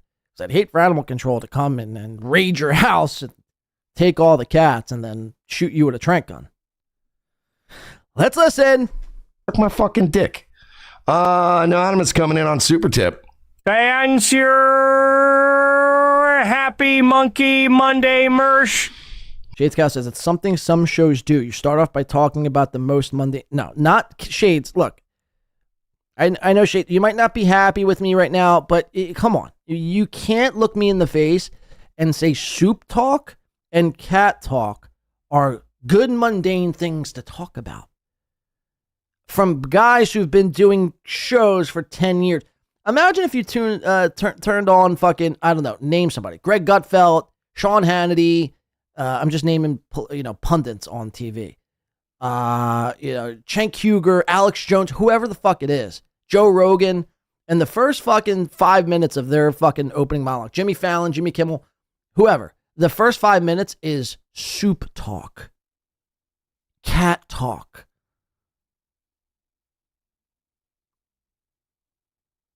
Actually, it'd be kind of fitting for Jimmy Kimmel or Jimmy Fallon. It's the reason why they have 0 ratings. But the point still remains. You're like, what the fuck is this? What am I listening to? Cool, man. I ate some chicken tenders right before the show. Am I going to do a whole 5 minutes on how the chicken tenders, were really good with the honey mustard? No. I pet a dog before the show. Should I tell you about that? No. Nobody gives a fuck about you and your animal endeavors or your soup eating habits. Save it go buy a journal and write in it. Go hire a friend and go speak to him. This isn't for a show. It better not be that fucking bitch. I'm kidding. No, he does a fake laugh here. He channels this evil laugh. It's so put on. This laugh is what we like to call in the biz a fake laugh.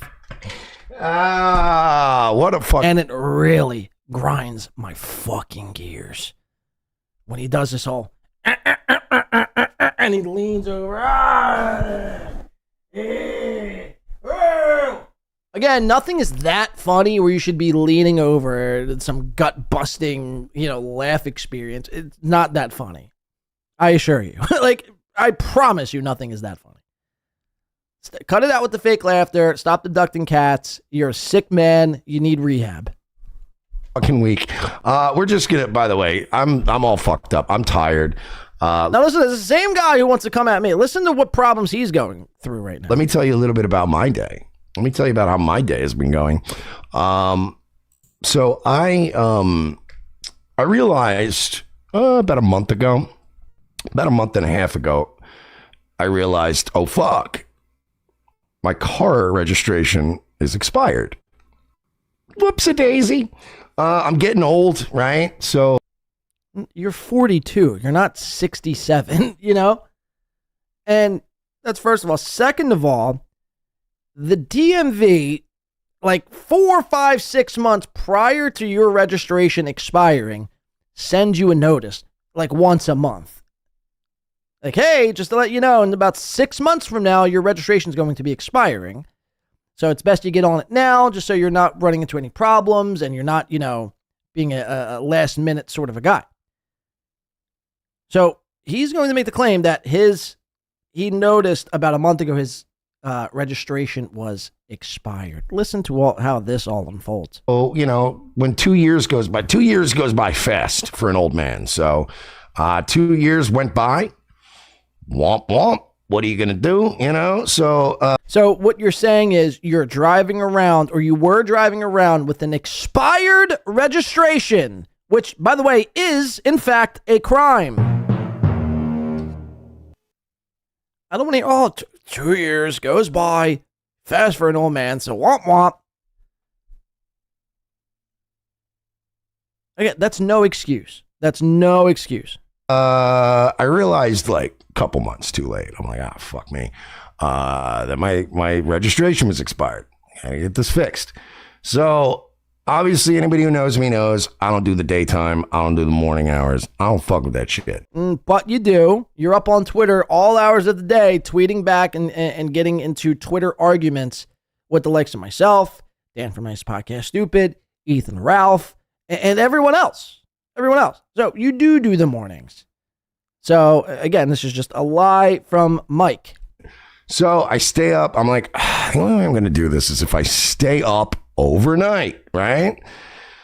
Fine, let's do that. So I stay up all the way to the morning. I get all my paperwork and my ducks in a row, and I go down and I go to the tax office, right?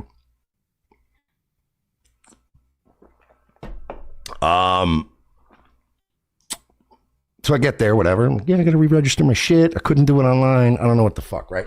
And I knew I was going to have some like unpaid tolls and shit because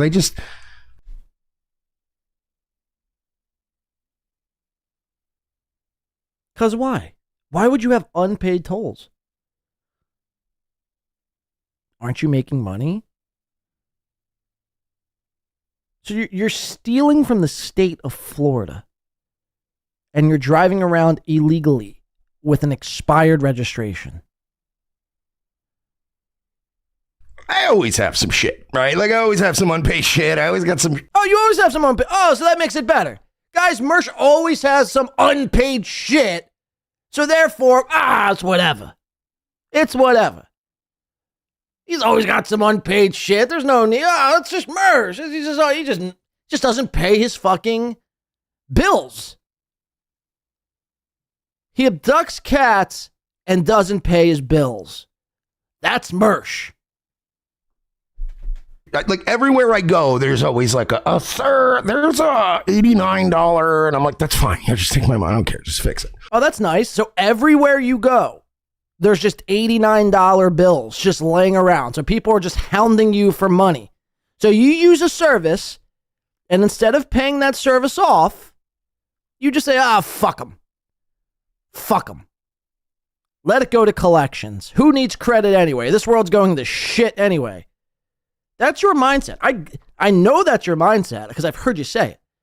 You're so black-pilled and you don't give a shit about, like, Mersh is one of these guys who are incapable of thinking about 5-10 years down the line because they think the world's going to end any day now. And if the world doesn't end, then they think they're going to die in the next 5 years regardless. So why am I going to pay off this $89 toll when the world's going to end, dog?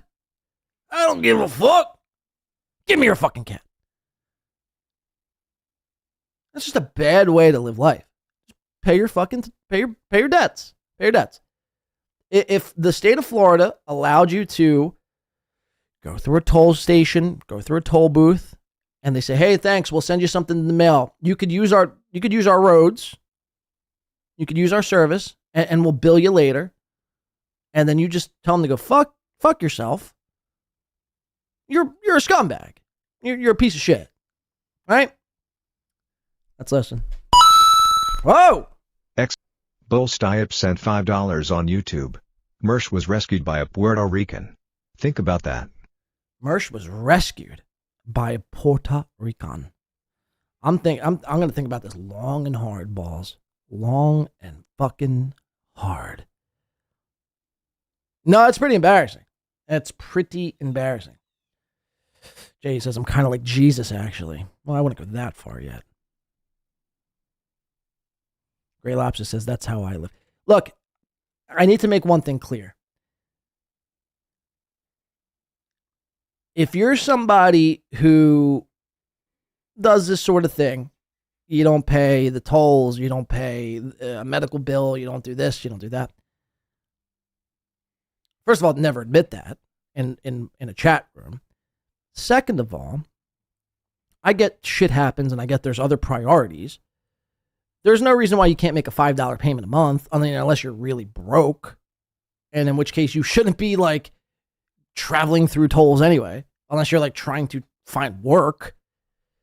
But if you're a guy who's trying to like point fingers at other people and make fun of other people for their shortcomings and their misfortunes and everything else in between, and you can't pay an $89 toll, then you need to get fucked. You need to get fucked and quite frankly, just shut the fuck up. Because you're no better. Like, anything, the things that you were saying are just pure deflection off of you. That's why I said, steel toe is the perfect scapegoat for most of these people because they're all scumbags. So they use Aaron as a way to say, hey, look at this guy. Don't look at me. Don't look at my flaws. Don't look at all my shortcomings. Look at this guy. Look at him. Look at him. Another win for the toe. And in comparison, I'd say Aaron's much better than most of you, especially as of recent. Like, look, obviously I know Aaron's a fruity toot fucking loser, but at least he kind of admits it. Where all these other guys, they try to act cool. And that's another problem too. Like, most of these guys are in their late 40s, 50s, 60s, trying to still act cool, all while trying to own Aaron. And again, how did that work out for you? So, I don't know. Let's listen. So I go there today and I'm getting my shit ready, and they're looking through my shit and they're like, oh, we got a problem with it, and I'm like, what's the matter? She's like, she goes, your license is suspended. And oh, really, dude? Your license is say it ain't so. So you not only were you driving around with an expired registration illegally, but you were also driving around with a suspended license. Wow.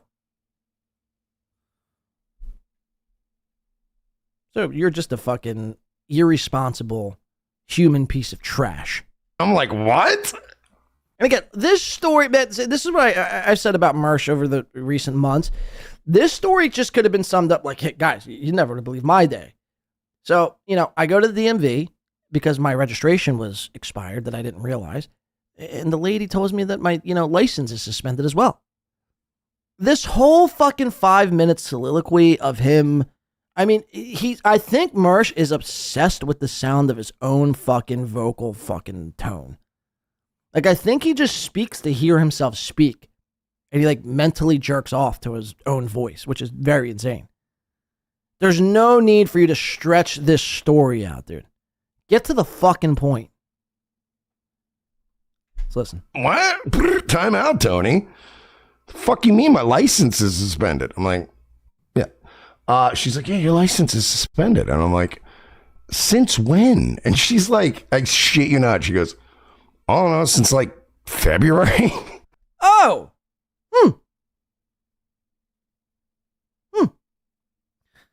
Eva says, toe better than people who cover. Wait, toe better than people. No. That's not what I was saying. If it came off like that, that's not how I was trying to make that point across. Toe is on the same level as most of the people that cover him. Most.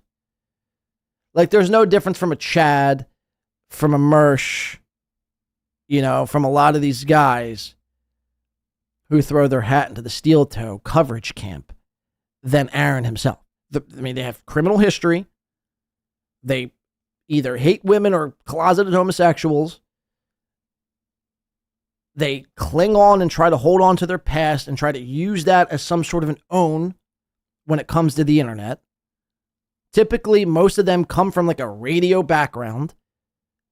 And yeah, there's just a lot of similarities of a lot of these people that all cover Aaron. And they use Aaron as a means to deflect off of them. So what was your original toe? No, so toe is not better. As of late, I'm saying, meaning, I don't even know. It's kind of just a throwaway line, to be honest with you, because there's really nothing I could say to justify Aaron over the last.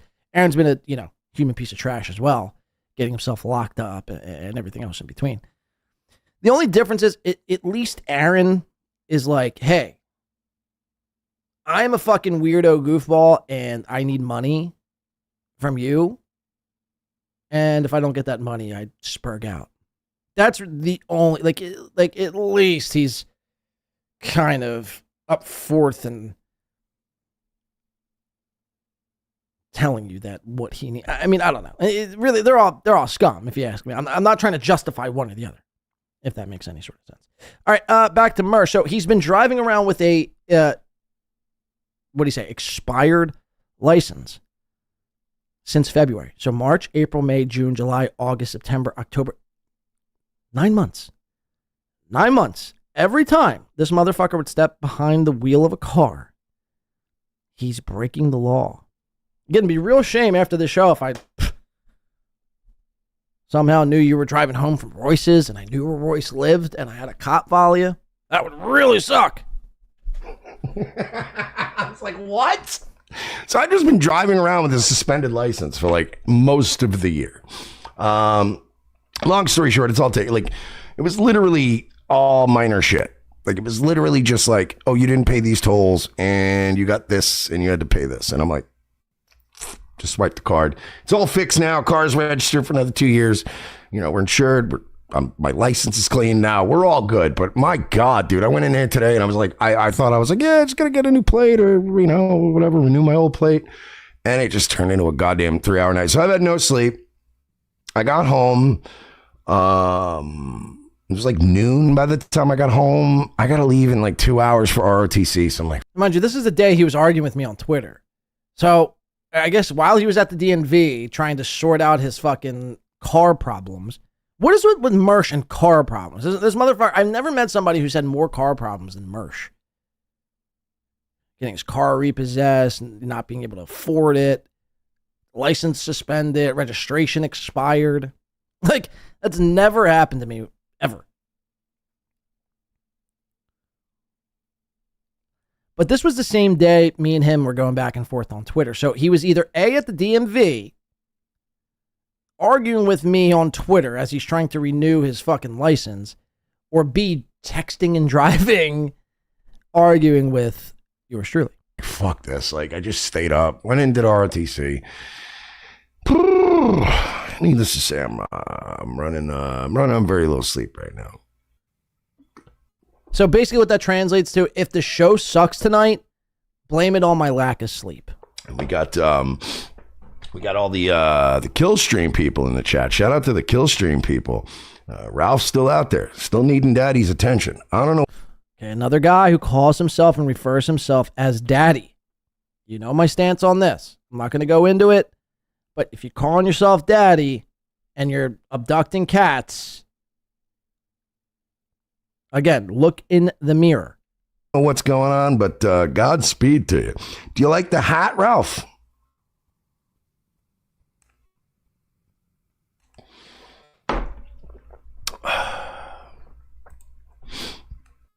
Fits like a glove, actually. So Karmic was live tonight, and we had a few little highlights I wanted to go over with Karmic, as well as a couple other things tonight. Like I said, I'm a little behind on the overall prep. I do have some prep for tonight, but it's been, I guess the update right now is the win by 2 situation. Can you just get to a fucking point, dude? I mean, every fucking 7 seconds, he's drinking, he's huffing, he's smoking, he's doing this, get to your fucking point, bro. Right? The win by 2 situation. Good. I mean, listen to this. Apparently, this guy has decided to quadruple down on his campaign to, I don't know, rationalize that he stole $2,000 from a guy who was dying of liver disease. Jay says, the win by 2 incident. And he was fucking up bright and early. And yeah, I mean, that's most people get up early, Mersh. It was like 8 a.m. I have a job. Like, again, Mersh's big owns on me are like, he's a wagey and I get up early. Oh, shit. Oh, fuck. I get up early? I work? Fuck, man. God. Oh, stupid me. Fuck. God, I gotta get. Oh, shit. I shouldn't have said that out loud. I shouldn't have been on Twitter or I should have tried to be cool and waited till like 2 p.m. to get on Twitter. All right, because that's what the cool kids do, right? They sleep in. They smoke pot and snort coke and take fucking kratom, sleep till fucking 3 p.m., premature ejaculate on their fucking leg, abduct 3 cats, fail to pay all of their fucking debts, and then get their day started. I mean, what is the own here? Can somebody tell me, please? I'm waiting. Somebody please tell me what the own is. Mr. Finger says, ballroom blade strikes again. Fuck yeah. Fuck yeah. Seriously.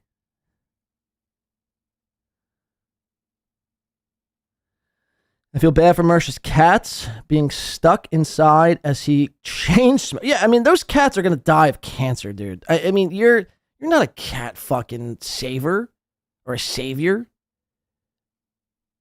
I mean, you're slowly poisoning those cats. Like, those cats should live until at least 18, 19, 20, hell, plus years. Really, 22, 23, 24 years. They're going to die by the age of 9 from carbon monoxide poisoning and lung cancer. You sick son of a bitch. Go outside to smoke. Come arrest me. I'd be on Twitter at 7 a.m. sometimes. I don't give a fuck. Yeah.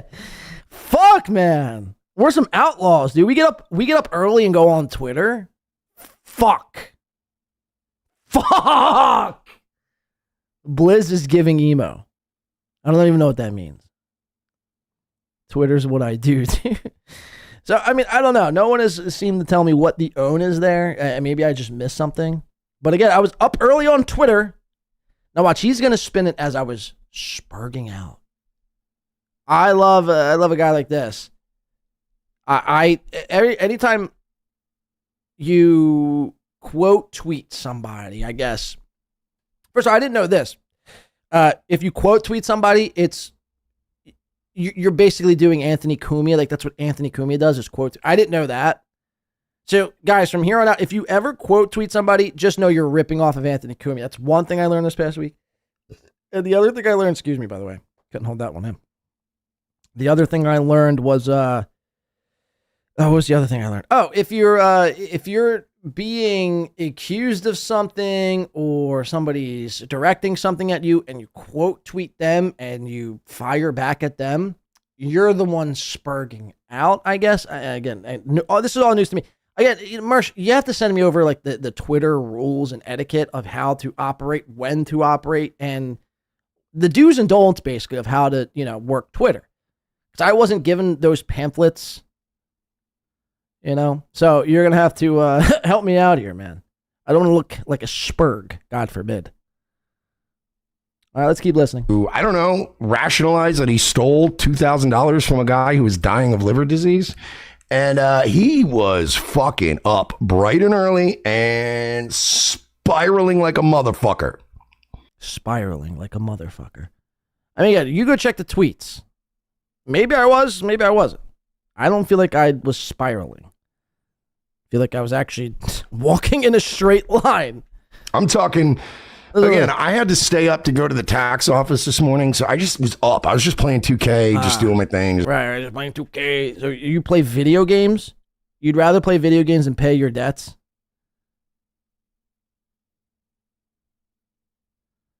I was just up playing video games and 2K. I just happened to be up. Mersh, you're up every morning. You don't go to bed. You have zero responsibilities. Just waiting, like fucking drinking Red Bulls. So I was just arguing with him. But I mean, he was up bright and early, and I mean, he was responding to every single negative tweet. John Di Caprio is completely unraveling over this. Spiral report. Yeah. Guys, I hate that you had to find out like this. I tried to keep this as hush as I could. Like, I tried to sweep it under the rug as long as I could. And it's true. I've completely unraveled over this whole thing. I've lost my sense. I lost my way. And it's over for me. unfortunately. And I hate that it has to be Mersh, the one who has to tell you this. Again, a guy who can't seem to take care of $80 responsibilities and runs away from a guy's named Baked Alaska. But yeah, he got me. He got me. I was up bright and early. I hate to admit it. I was up really early that morning. And by really early, again, it was like, I think it was like 9. I don't even know the exact time, but I don't really think it was earlier than 9 a.m. To Mersh, that's like the ass crack of dawn. But it's true. It's true. I was up firing away at Twitter. It's not like I was trying to defend myself or anything like that, but fuck. I mean, this might be the end of me. Whatever will I do? And the funniest part about this to me is the fact that this is all. It's $2,000. Mersh, you just got done saying everywhere you go, there's bills that pile up because I can only presume you're too broke to pay off. It's $2,000. Like, who doesn't have that? Again, I quoted The Wire the other night, right? He's like, we selling dope and coke in Baltimore. Anyone can't come up with that kind of money ought to be ashamed of themselves. How can John Di Caprio of Win by Two, Mr. City Lights, how can he not come up with $2,000 for a situation? Mersh, you couldn't come up with $89. How much does it cost to renew your fucking license? I think it costs like $42. You let that go for 9 months. What are we talking about? Like this, where 99% of the audience hates his fucking guts. Is this true? Is this true? I'm putting the spotlight on you right now. 99% of you. So there's 126 watching me now. That basically means 125.2 of you hate my guts. Guys, say it now, forever hold your peace. I'm looking at the chat as we speak.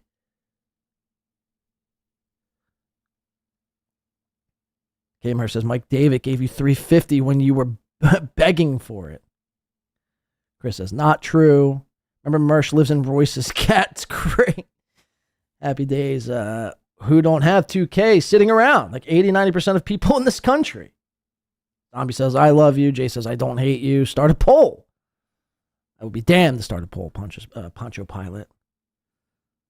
I mean, the claims here. I mean, Jeff just says, I hate Weezer. Well, that's fair. That's fair. The claims that are coming from some of these people. We're going to listen to Chad next. And I get it. We might not do the whole thing because it's an hour. I mean, fuck, I should have time coded it. But some of the claims are just so ridiculous. 99% of the people. I mean, could you imagine? If 99% of the people hate me, I'd be gone. Gone. K Murph sent $5 on YouTube. Look at that. K-Murph for 5. Right? Let's say 5? Yeah, $5. Shout out to K-Murph. So, again, Mersh, you're completely off.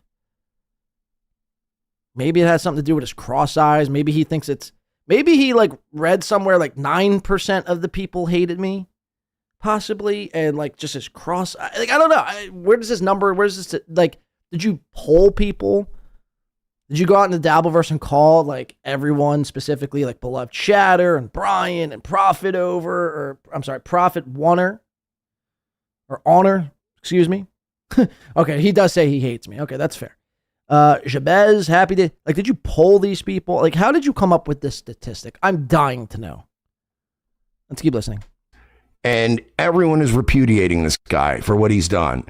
And it's becoming very clear that the $2,000 is worth more to him than any credibility he's going to have forevermore in the Dabbleverse. It's unbelievable. Oh, no! Oh, fuck! My credibility in the... See, this is where Mersh's intent... Like, you could see what Mersh's priorities are. Mersh cares so much about what the Dabbleverse thinks of him. And again, I said this on Twitter when this whole thing started. These people will begin to expose themselves for what the true motives were and are moving forward. I don't really even need to do anything. I don't even need to explain myself. I feel like I shouldn't have even done the show last Sunday when I did and said the things I was saying. But, you know, I told people I would do a show and I just felt like, you know, whatever. Imagine that being like, a super own. The credibility in the Dabbleverse moving forward will forever be tainted. I might kill myself now. Fuck! The $2,000 he's ridiculous. worth more to him than any credibility he's going to have forevermore in the Dabbleverse. It's unbelievable. It's, for me, like, I'm not even saying that I'm above ripping somebody off. Oh, cool. All right, so I'm going to get an ad. Enforcement. You took an oath to protect and serve. Yeah, law enforcement. To keep your family. And hurting my credibility and stealing money to do so. But I'm not going to throw my shit out the window for $2,000. $2,000? That's like one night at Tootsie's. That's, I've lost more than that gambling in an hour. So it's like, what are you doing? Why are you doing this? Why is he blowing his fucking brand up over $2,000? It has been, it's been interesting. It's been interesting to watch. He just gets ash everywhere. I mean, look at this. What are you doing? Why are you doing this? Why is he blowing his fucking brand up over $2,000? Watch this ash just fall down on the. I mean, imagine that apartment, that bedroom floor is just covered in cat piss and ash. Watch this ash just fall from a cigarette. It has been. See it? Look at that. I think that's ash mid fall. Did you guys catch that? So it's like, what are you doing? Why are you doing this? Why is he blowing his fucking brand up over to Mersh? If I want to blow my brand up, I'll blow my fucking brand up. Stop. I mean, seriously, you got to chill the fuck out. Patrick Melton isn't going to think any less of you if you cover this, if you don't cover it, if you call me a piece of shit. If you don't, Patrick Melton, like, you're already a slave to Patrick Melton, and you know it is what it is. I mean, seriously. Give it the fuck up, dude. You sound foolish, and you're going to look foolish. And this is my promise to everybody. And if not, I don't know what I'll do. I don't know. I'll figure it out. But I do expect to have a full-on apology from the 3Ms. Mudshark, Mersh, Melton. Full-on 5-minute video apology. Mersh's only stipulation in that video apology is that he, at the end of it, he has to make the claim Patrick Melton is his Lord. And I, Miguel Shealy, hereby announce that Patrick Melton is my Lord and Savior. Melton and Chad, you just need to apologize. Anyway, Mersh is trying to, I don't know, make heads and tails of this and gets ash all over his carpet, all over his floor, all over his pants. Watch this happen again in real time. $2,000. It has been. Look, there it is. It's been interesting. It's been interesting to watch. I will point out between John Di Caprio and old Ralphie boy here, a lot of people lately have been like talking tough, issuing fucking demands, issuing ultimatums, demanding apologies. Listen to me. I need, if somebody's going to keep like coming at me, talking shit, threatening me, trying to get me to bend the knee, can we get somebody over 5'4"? Huh? Is that too much to ask? Can I get somebody who's Ben Shapiro size? I would settle for, right? But can we go? How tall is... So in order to issue a challenge or a stipulation or demand an apology from Mersh, you need to be over 5'4"? Again, one would have to beg the question and ask, how tall is Mersh? And the last I checked, Mersh was what, 5'6" on a good day? Mersh, I tower over you. And look, I don't like to do this whole I'm taller than you thing. Again, it's a weird flex. Mind you, from, you know, the likes of comics. By the way, Mersh claims himself to be a comic, and Melton. But they all go to this height thing, something that humans don't have control over. But whatever, okay, whatever, it's funny, you're short, whatever, blah, blah, blah. But I still tower over Mersh. I tower over Chad. Melton is like a 6'5" giant. So, I mean, you know, he's like in the, what would you call it?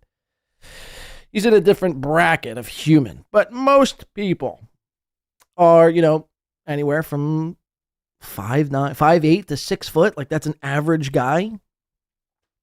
But again, the height thing it's so ridiculous. It's so ridiculous. And the only way you could be making this argument is if you're actually over 6 foot. And Mersh, I think not only are you not over 6 foot, you're beneath me. Like, you're actually tinier than me. And fatter. And much more dumber. Can I get a 5'6" nigga to threaten me? Can we get... All I'm saying is, can I get somebody who ain't part of the motherfucking Lollipop Guild to issue threats to me, please? I'm tired of this shit. Just a bunch of... Zombie said Jesse PS said he was taller than Mersh while sitting down. Jesus Christ. So what's Mersh, 5'3"? Why does somebody need to be tall to issue a statement toward you? Especially when you're short. Fucking retarded midgets and angry hayseeds and a bunch of people. Like, stop. Mersh, you're the one going around always threatening people with your gun.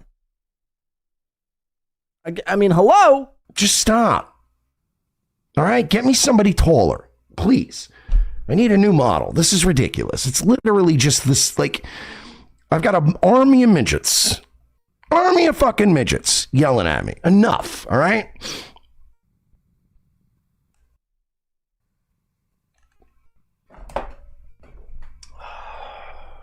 Spy Pigeon says, "Win by 2. Could have sworn you were a short guy, like 5'2". I don't know why. Yeah, well, I'm not 5'2". I'm not the pinnacle of height either. That's not what I'm saying. But I'm also, all I can tell you is I'm taller than Chad and definitely taller than Mersh. Just enough,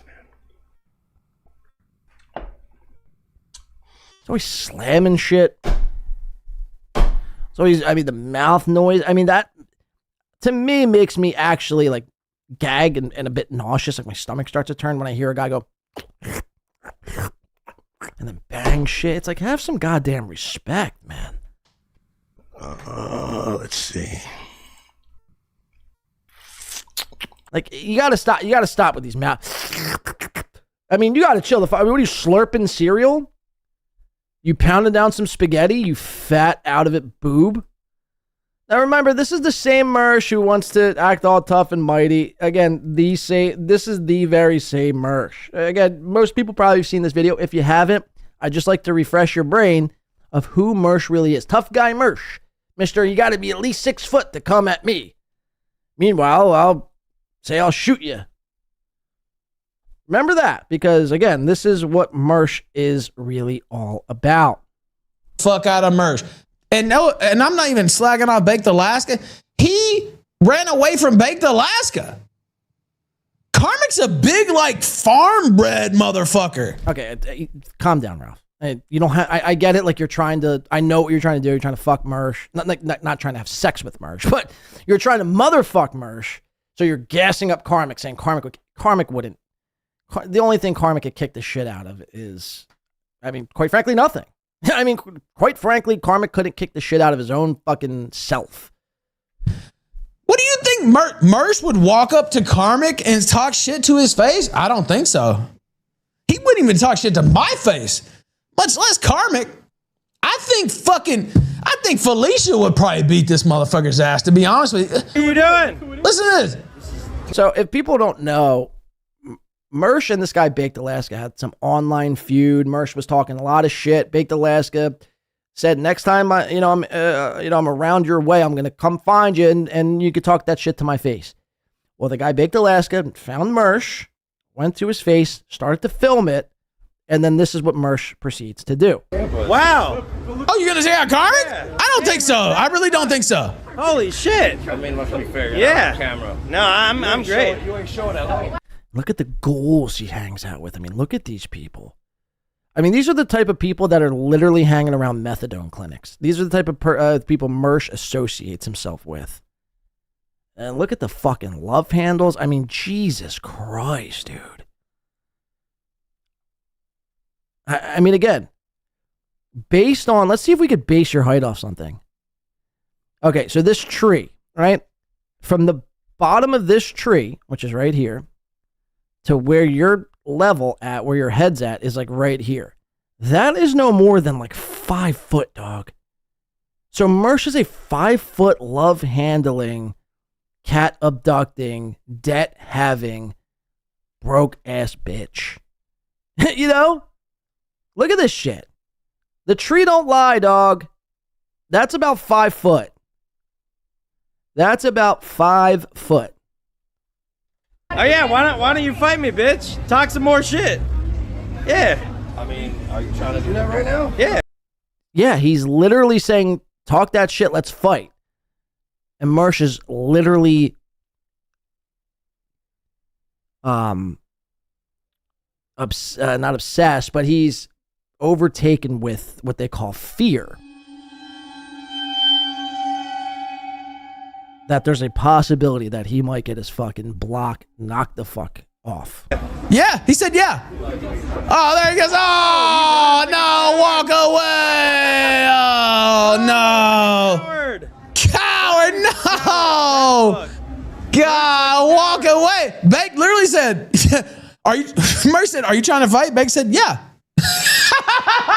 That was when Bake was in his absolute felonious, no fucks given era, by the way.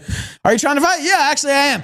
Karmic would beat your fucking ass. Guaranteed. And I would put every fucking dollar I own on it. And it's more dollars than you own, by the way, cocksucker. And I'm looking forward to Saturday. Okay, so there you have, there's Mersh again. He's a very tough guy in person. And again, you know, this is what he retweeted. So again, he quote tweeted this and he goes, "Hey Grok, based on our mutual exchange, Beat the fuck out. Mutual exchange in the past 2 weeks, should we be worried about Ethan Ralph?" It's like, no, he's just showing a video of you basically bitching out to Baked Alaska, somebody you talk shit on. All right, so let me see. I was going to do the Mersh from Saturday. Let me just show you a little bit. Again, it's a 2-part. Go check it out for yourselves. It's like almost 2 hours long. I just want to show you how poorly Mersh appears. Again, I've never gotten to this point on stream. I think I've only gotten to this point once in real life where I was just so fucking belligerently drunk. And it was the time I consumed too much Everclear, jungle juice, essentially. I was drinking jungle juice, which had Everclear in it. And I wasn't really aware of the effects Everclear could have on the human body until I was about 7 shots in. And at which case, I just couldn't even stand anymore. But I knew, even then, I knew it was probably not a good idea to A, be out in public, or B, do a live stream. But Chad, Mersh, time and time again, they get this fucking drunk, and they gotta be on. They gotta showcase how fucking cool, look how drunk I am, man. I'm getting some puss. I'm cool. You're not. You're a bitch. You just ran away. We just literally watched you run the fuck away. I'm done. I can't take it anymore. Hey, Kevin, we got to talk more. Cause again, all this is just to see Kevin. He's just, basically this whole interview screams, I say interview, but this whole appearance screams of Mersh saying, "Daddy Kevin, please accept me. Look, I'm making fun of all the guys you make fun of. Please, Kevin, please. Please, Kevin, I need that. You fucking hack. Take me, please, Kevin, please." These guys Okay, talk to her, because she's your new co-host. Go ahead, Kiki. Kiki, what do you know about Scarlett Johansson? Yo, Kiki, remember Scarlett Johansson married to the guy from SNL, Scarlett Hampton, lovely sweetheart, love her. Can I say something, Kiki? Have another one, Mershie. Put your crown back on. What? My God, What? you are No, wasted. Absolutely wasted. Yeah. Thanks, Captain Obvious. Hi, Kevin. How are Here we you? go. That'd be like showing up on stream and be like, "You're white. You're absolutely positively white." It's like, yeah. And I also have a mustache and a nose. It's the only way to appreciate Mersh. Keanu sucks at this. Keanu could have buried Mersh. Now, she'll flip it. She'll probably do a show if she didn't already do one about this, She'll do one and say how she buried Mersh, much like how she buried Ricada and this little piggy, and much like how she buried everyone else she ever comes in contact with. It's like, notice the people are saying that Keanu's the one burying people. It's Keanu and Gino. Everyone else pretty much knows that, yeah, I mean, look, I'm not saying Mersh won this either. I'm not saying Ricada won. At the end of the day, the people win.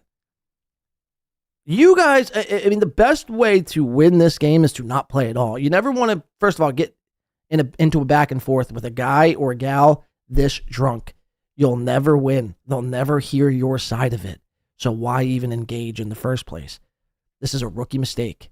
Can I ask you something? But again, Keanu needs the clout, so she'll go anywhere. She sees Mersh has a little bit of heat. Obviously, MLC, Saturday night. I got nothing else going on. Gino's passed out because he's fucking too drunk to, stay up past 9 p.m. Fuck it. How does it feel to have been on? You actually, the only person to have the distinction to be on. I mean, he really can't even speak. Two. Stuttering Mersh is born today. Live streams that celebrated me being raped as a kid. No, shut up. No, hey, I defended you. Shut Form up, a thought. I stupid. know you can do it. Put a sentence together. You can do it. I know you can. I Put did. your crown I did on. while you were doing. I mean, he has his crown on, Kiki. Put your crown on. I mean, it's clearly on. I mean, he's wore this Burger King hat now for the last 6 days. He's like, I'm the king of the sector. I mean, cool, bro. Do you want a trophy too? Like, what do you get? What does the king of the sector or the king of the Dabbleverse get? You get a throne? Do you get 40 virgins? Do you get, surf and turf dinner every night? Or do you get a lonely, miserable existence in your Florida apartment with 3 cats dying daily of lung cancer? Because you're too lazy to waddle your ass outside and go smoke outside like the rest of normal people. No. The king of the sector. I mean, give me a fucking break. No, I did. Terrible. You Terrible. were on 2 live streams celebrating me getting raped. I had how does not that feel? celebrating. You're I want very that's special. terrible. I actually did I not text you and say that's horrible that I did not know that Gabe douche was going to bring that up, and I did. Yeah, no, that was great the first time, and then you went on a show today. Now you're you went on a show today. Now you're sucking Melton. No, she went on a show today. You can't stand it. Aaron bad. Everybody else is the enemy. And if they don't think that Aaron is bad, and you're doing it for the money, that's what you're doing. What's the language? Tire himself out. String- Go ahead. Go ahead. You together, were Mersh. on I know you can 2 do it. I know. mega live streams celebrating me getting fucked in my. Another 10. one, Mercy. Have another one. Yeah. Did we? By the way, if there's a third live stream, I'd love to be there. Of people celebrating Mersh getting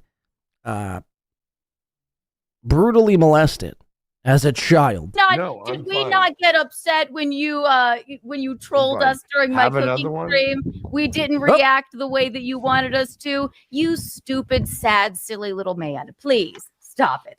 Damn. Get out of here. No. You know, I'm you're crashing wrong. out. I'm crashing out. No, you know you are. You know you are because retard. this is Hey, what you're retard. doing. Aaron Hey, M holds retard. bad. Dabbleverse good. Money. No, okay, fine. I'm drunk now. No, shut up. Kevin, can you do the thing you do where you? Melton, what does Melton's taste taste like? So I can Whoa, make Keanu with the hard-hitting questions. What does Patrick Melton's taint taste like? I'd imagine like probably broccoli cheddar soup. Old stale broccoli cheddar soup that's been left out in the heat in the Las Vegas desert for a week. Yeah, go ahead. Make your point. So Keanu's saying that like, why do you have such a backstory with her? Because she's a dumb. Yeah, but he don't even know. He don't even know why he's. The only reason why Mersh makes, because remember, you have to remember this. Up until like 4 months ago, before the super tips with Mersh, I covered this. It's somewhere in the archives. Go check it out. But when Mersh was asked about Gino and Keanu, Mersh liked them. He said they're cool. He said they're people I'd probably go out and have a couple drinks with. And then the second he gets on super tips, and Melton obviously has the, fuck Keanu Thompson, that whole thing, and everyone else who Mersh is now in bed with, now he has to hate him. But he doesn't have an actual reason. See, it's all fake. It's all bullshit. It's all smoke and mirrors. He doesn't actually hate him. Doesn't actually feel the way he does. It's very Chad-like in the sense that it's very Keanu-like, which is the irony of this whole thing, really. Just going wherever the wind takes him. Keep listening. I just want to show you two main parts here. I'll just set this up in the intro. Go watch it yourselves again. We're just not going to have the time to watch 2 hours of this. Maybe we'll do it on another episode.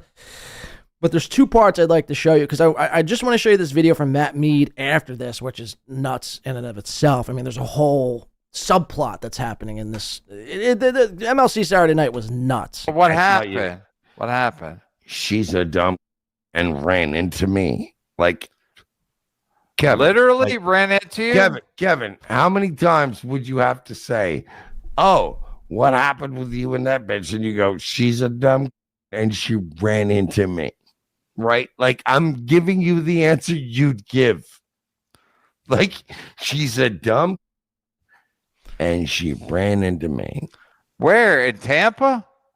No, not in general.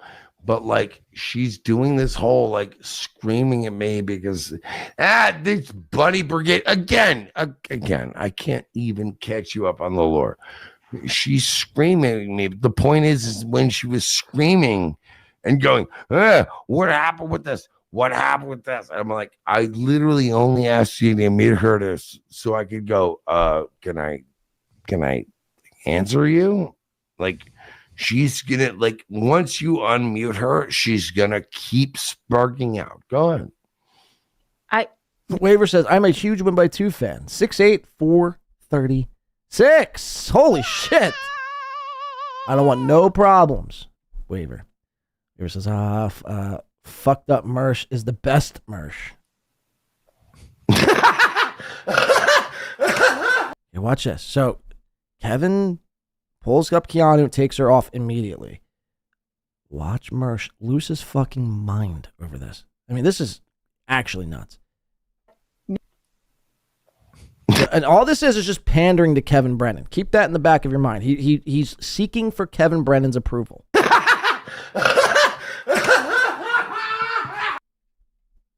Ladies and gentlemen, I present to you Mersh's ass crack.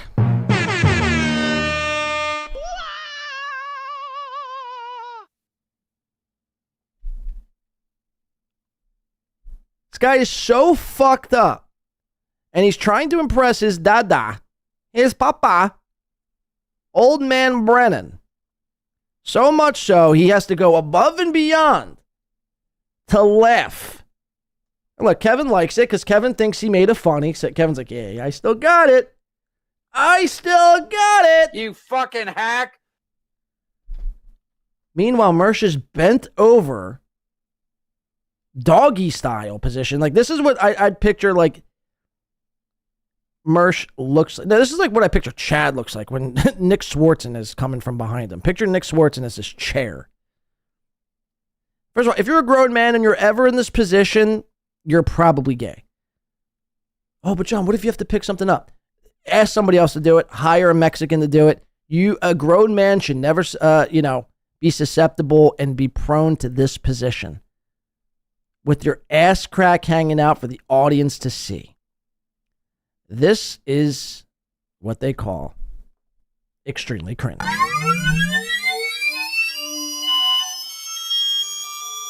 Cringe. So, and again, all this was just to impress Kevin. Let's go back, watch that one more time, all unfold, because again, it's very, it's not authentic. It's not a real laugh. Like, he's throwing his headphones. I mean, he's like a chimp. He's like a monkey. He's like a monkey when they get a banana. I can't make a monkey sound. Don't Don't clip that.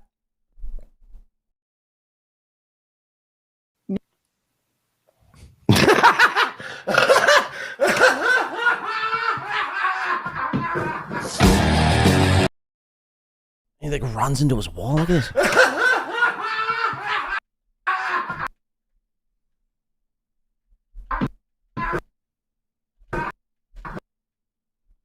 Probably stepped on one of his cats. I mean, Jesus Christ, get it together.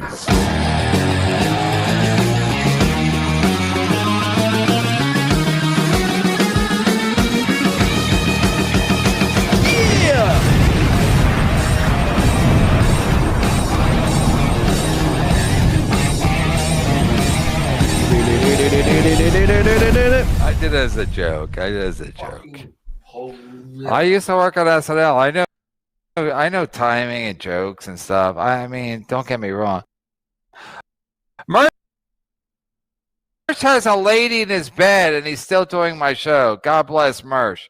He has a lady in his bed that used to fuck somebody else from the Dabbleverse or from Cumtown, and he's still doing my show. That was wild. That was wild, he says. So bringing on Keanu and then taking her off was the most insane thing Mersh has ever seen. I smell Panderman. Like, that was insane. Like, I literally went just, like this, you know what I mean? And she was right away. Bing, bing, bing, bing, bing, bing. Bing, bing, bing. Go ahead, Bring Keanu. a thought together, darling. You don't have He's a problem. drunk. He just said he's drunk, Keanu. drunk. He said he's drunk. All right, I mean, I can't take much more of this. What I just want to show you here. So you guys remember this? I'll tell you what his problem is. Wait, I'll tell you. From Cumtown, and he's still doing. God damn it! You guys remember this gentleman here? I've covered, I think, briefly. He was on with Gino Bisconte. His name's Matt Meade. Anyway, long story short, Mersh and Matt Meade's girlfriend are having some sort of a back and forth right now. It's not going over too well for Matt Meade. He's, getting really emotional about Mersh. Again, Matt Meade. It tells me more about Matt Meade as a person if you're allowing somebody like Mersh, who has his ass crack hanging out, who gets a little too drunk and can't formulate sentences, who runs away from Baked Alaska and gets his car repoed and doesn't pay his license and abducts cats and ashes all over his floor. It tells me more about Matt Meade being an unstable, insecure, I think is the word actually Mersh used, which is actually perfect.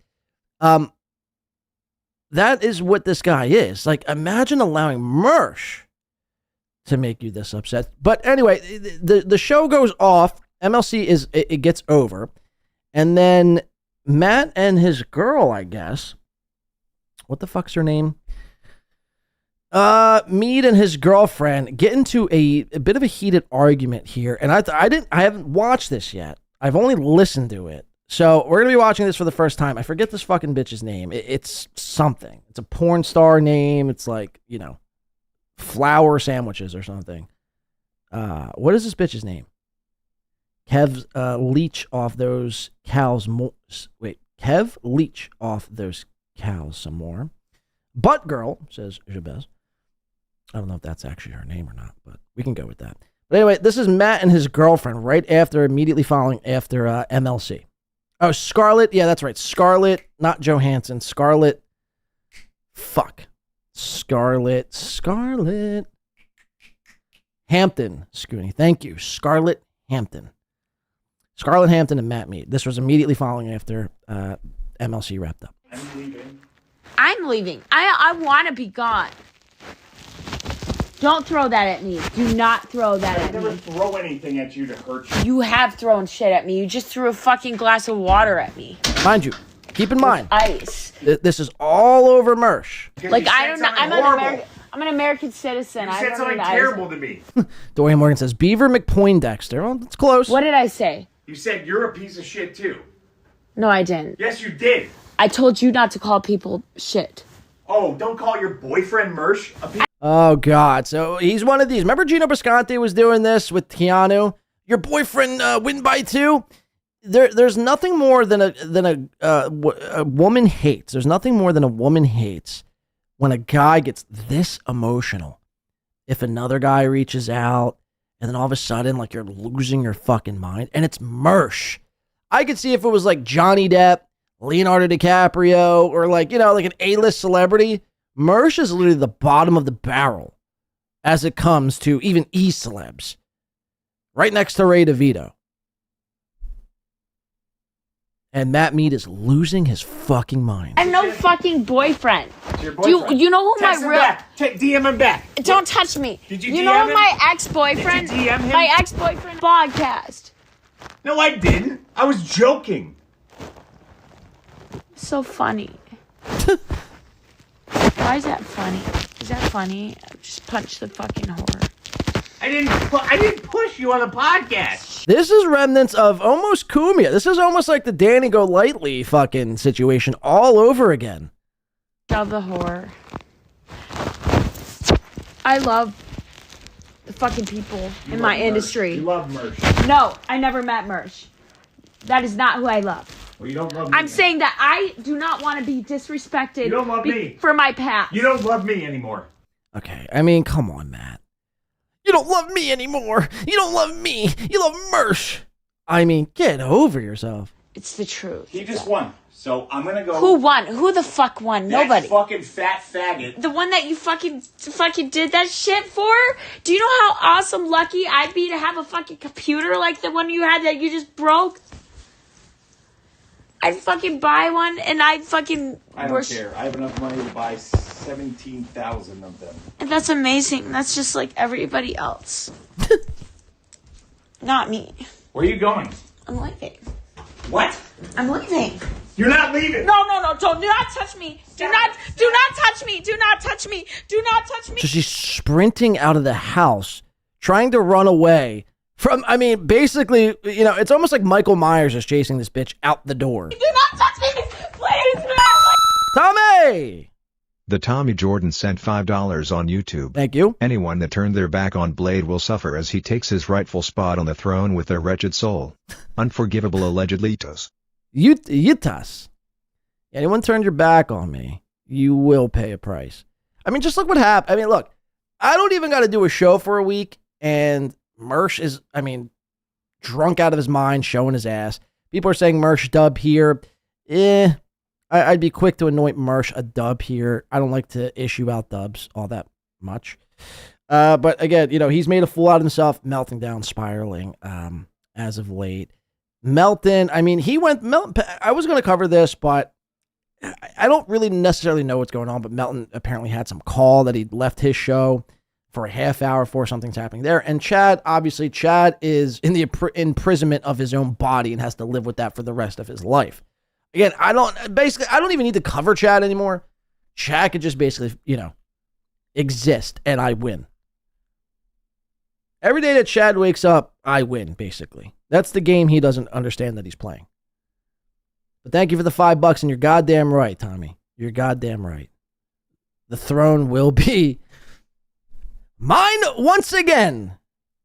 I'm just kidding. I mean, I don't really give a shit at the end. I just, you know, it is what it is, man. It is what it is. I'll tell you what, though. Most people, again, this is why this whole 99% of people, Mersh made this claim, hate me. Sure, maybe, I don't know. But all I know is there's been, I mean, a ton of fucking people who have reached out throughout this whole thing, A, and have been fucking nothing but cool, and B, like, I you know, not that I even had conversations with these people prior. They just, like, reached out, like, hey, man, like, just checked in. Like, it's just, you know, you realize the real ones. In a moment of hardship or in a moment of controversy, you realize who the real ones are. And that's what I realized throughout this. And don't think I didn't pick up on that. And you know who you are. So that's what I'll say with that. Shout out, though. Tim's Totality for $2 says, argument will now be that Gills is right because of this. Hold on. I am not reading this correctly at all. I can assure you that.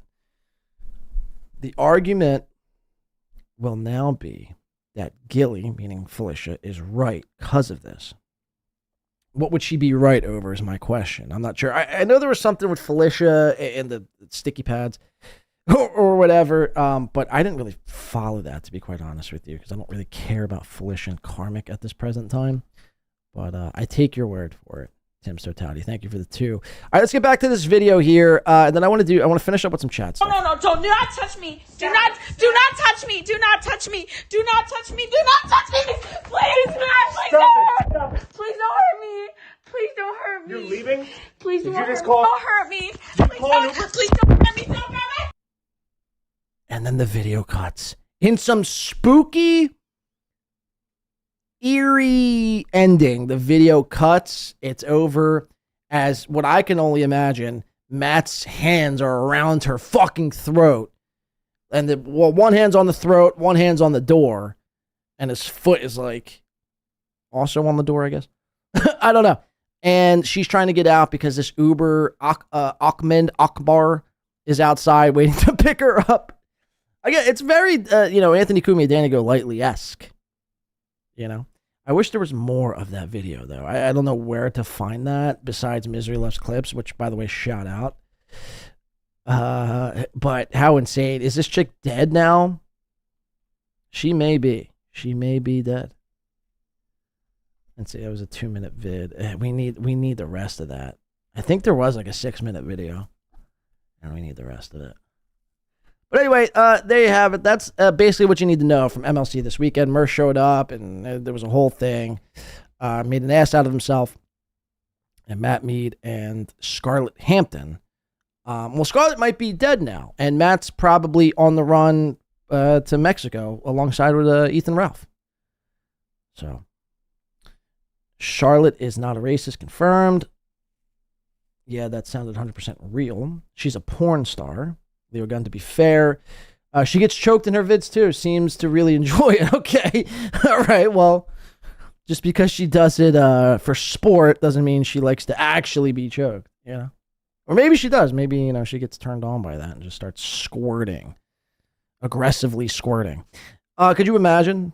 Could you fucking imagine? Aggressive squirting. I could. Let's show you some aggressive squirting here. This is the last thing we're going to do here today. I don't know how much we're going to do of it because it's an hour, but we'll get to most of it. Tim's Totality for 2 says Meade beats women equals sticky notes is fine. Okay, but the problem is some people might know what you're talking about. Meade beats women equals sticky notes. I don't know what the sticky notes... I don't know what the sticky notes even pertain to. What, Felicia had some sticky notes she plastered all over a wall and was writing some sort of like Sanskrit on it to only be deciphered by Pat Dick. Like, I don't know what if I know what the sticky notes entailed, I could, again, I'm just going to agree with you. I don't need to decipher this. I'm just going to agree with you and assume that other people know what you're talking about. Without further ado, let's get into some Chadwick Zumock. He was chomping at the bit to get at yours truly. And I just want to show you a couple parts because Buzmak always does an excellent job. And again, I do believe in Chad Buzmak, and so should you.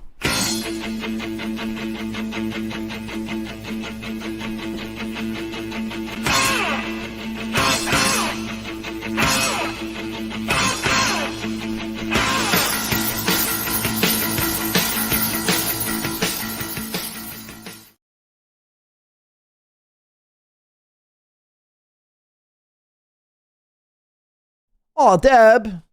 That's unnecessary. Thank you very much. Shout out to Deb. The nice in Nice Podcast Stupid. Gifting a Win by 2 radio membership. Shout the fuck out. That one going to Honk the Clown. Isn't that fucking ironic? Thank you, Deb. And welcome in, Honk. We do appreciate that around here. All right, let's get to this Chad stuff. Get your tomatoes ready. It's going to be good. Again, Chad, after hearing the news that I perpetrated some wild crime, Chad couldn't wait. Finally, Win by 2 has something bad on his resume that I can now deflect off myself and get these fuckers off my back and now point the finger at Win by 2. Finally, the people will see the redemption arc. Part 2, the Z-Man will come for you tour coming in 2026. This is what Chad was thinking when he heard the news of me and what happened. Now, unfortunately for Chad, whoa. The movie star fingernails just subscribed on YouTube. Thank you. MFN. Motherfucking Nico. Anyway, I'll bleep that out after the show's over. Where was I at? Movie star fingernails. God damn it. So yeah, anyway, Chad basically, was very pumped, was very excited. He was basically counting all the dollars he was going to make coming up on this new Redemption Arc tour. But again, unfortunately for Chad, he is a low IQ, subhuman piece of trash. And no matter what you say about me, no matter what I do, no matter how I operate and how I act and proceed to carry myself, it does not change the fact, Chad, that again, people despise you. You've actually ran scams. You've robbed your audience multiple times. You've gotten locked up. I mean, again, what, over 10, 15, 20 times? Chad Zumock actually, could you believe this?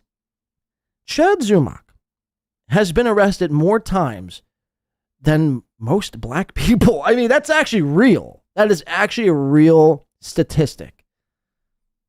Chad actually has been arrested more times than people in inner cities, So again, when he heard the news, very pumped, very excited, and he was going to join the pylon, the Win by 2 pylon, which lasted a day. Strange, right? A guy who's robbing sick people. I mean, shouldn't that be a pylon that should last forever? I don't know. But Chad joined the pylon, even though Chad, by the way, Chad doesn't like pylons. Remember that. Chad isn't a pylon guy unless it's, happening to someone else that he doesn't like. So anyway, let me just cut the crap here. I believe in Zumock. And again, you should too. Let's watch it. This is Chad Zumock last week flaming me. And this actually made me consider quitting podcasting. Aaron regrets ever singing that and giving you an intro. Say his name and he'll appear. I believe in Chad Zumock. I was a wet brain for sure. I am chomping at the bit. You have no idea. All right, before we move on, though, hold on. Let me just put this in 1 point. We'll do 1.5, and we'll see how that goes. You have no... I forgot my... I've been waiting to do this stream for the past 24 hours, everybody. All I can say is... So it shows the tweets Chad was making on Twitter. Mind you, I can't see him because he's too pussy and has me blocked. So this is Chad. Moving forward, considered all my feuds squashed. My sole focus will be the Win by 2 Red Bar Wanna B. Bitch is talking way out of pocket and needs to shut the fuck up. Or what, Chad? Or what? I'm talking now, motherfucker. I'll do another 8 hours tomorrow, too, just on you. Trust me, I have plenty of Chad material. I didn't even get to go over the Dan and Chad debate. Where basically Dan not only, gets you to self-admit that you have no girlfriend. You probably sucked Nick Swartzen's cock once or twice. And what was the other big thing there? I forget. But I have all the Chad clips in the world. I'll do Chad episode after Chad episode. What are you gonna do? What are you gonna do? His next tweet: I'm chomping at the bit for my next live stream. Oh, this sent a chill down my spine. The mud shark is coming after me. Whatever will I do? Buckle the fuck up. That's all I'm going to say. Buckle the fuck up because I'm ready to roll. The mud shark's back and it's going to get ugly. John. Why did you say it's going to get ugly? Why did you say it like that? It's going to get ugly. It's almost like let's go back in time. It's like he's channeling that cadence and applying it to, it's going to get ugly. The fuck up because I'm ready to roll. The mud shark's back. First of all, imagine saying that sentence. The mud shark is back. And it's going to get ugly. John, you have no idea. About? You have no idea. Tell me, enlighten me, please. What's about to go down? What's going to happen? It's going to be a beatdown. Oh no! It's going to be a beatdown. I'm so beat down. God, between Mersh and Chad, I mean, Jesus Christ. You guys are fucking out of it fucking retards. Yeah, Jada says he's very excited. I'm telling you, he was thrilled that this happened. You're a clown. You've mentioned that before once or twice. You got nothing. You've said that also. So is this the beatdown? The beatdown are going to be the same talking points that you used for the last 2 years. Got it. Some beatdown.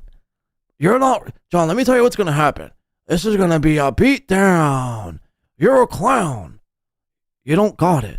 Oh, fuck. I'm so owned. And I'm going to town. Oh, does he just, oh my God. Did he write this down? Is this like nursery level rhymes for Chad here? Listen to this. So he goes, John, you don't know what's about to go down. It's going to be a beatdown. You're a clown, and it's about to go down. Listen to how this all you can't make this up. You have no idea. You have no idea what's about to go down. Down? It's going to be a beatdown. Down? You're a clown. Clown? You got nothing. And I'm going to town. I'm going to town.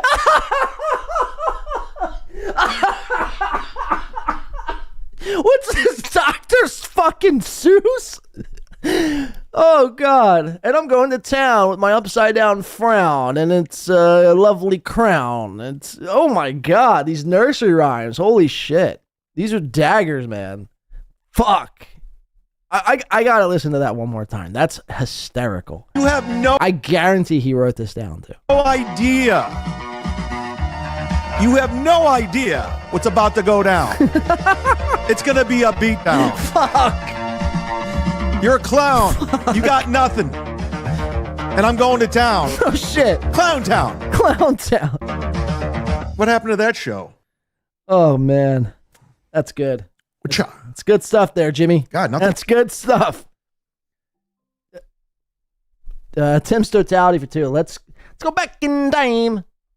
Was about to say that. Oh, it's coming. The go back in time is coming, Tim's, on this episode multiple times. Let's keep listening. Thank you for the $2. You're going to want to hit that like button. You're going to want to hit that like button. Just hit it. Just hit the like button already. The level of hypocrisy in this world with these shows, Did he say Joe's? Did he say the level of hypocrisy in this world with these Joes? No, the name's John. In this world, with these shows, with these streamers, with these chatters, is on another level. You don't have to like me, and there are plenty of people that don't. Keep it. Keep it that way. Keep it 100. I'm not vanilla ice cream. Never have been, never will be. Okay? I want your opinion of me to be strong. And for those of you, the leaves in the wind, chodes, yeah, that float to wherever the cool kids are, stay there. You've made your bed. Look how emboldened he is. Look how emboldened he feels about this whole thing. Toothpaste it's incredible. Is out of the tube. It's not going back in. Time. So you win by 2 scumbags. Whoa, you gonna let him talk to you like this, guys? You chatters that just donate to him out of spite because of me, my former supporters. Again, and I said this, but I will expose these people without even having to do anything. They'll expose themselves. This is why this is what pisses Chad off the most about me. Because people see me, they view my show as superior, they view me as, younger, and I'm probably going to have more longevity in this life, so it's best to get behind a show who's probably going to be around longer than Chad. And it's like 4 people that super chat. By the way, none of them which even super chatted today. I don't think, anyway. I mean, I don't know. I don't keep stats on this. I roughly think it might be like 4 or 5 people. But this is what pisses Chad off the most, is because, again, your allegiance to Chad was faulty, and now you support this show, the better show. And that's what makes Chad mad the most. It's not about Pulper. It's not about morals or what's right and wrong. It's about money. What a greedy fucking pig. That's your guy now. Stay there. Stay there. You made that bed.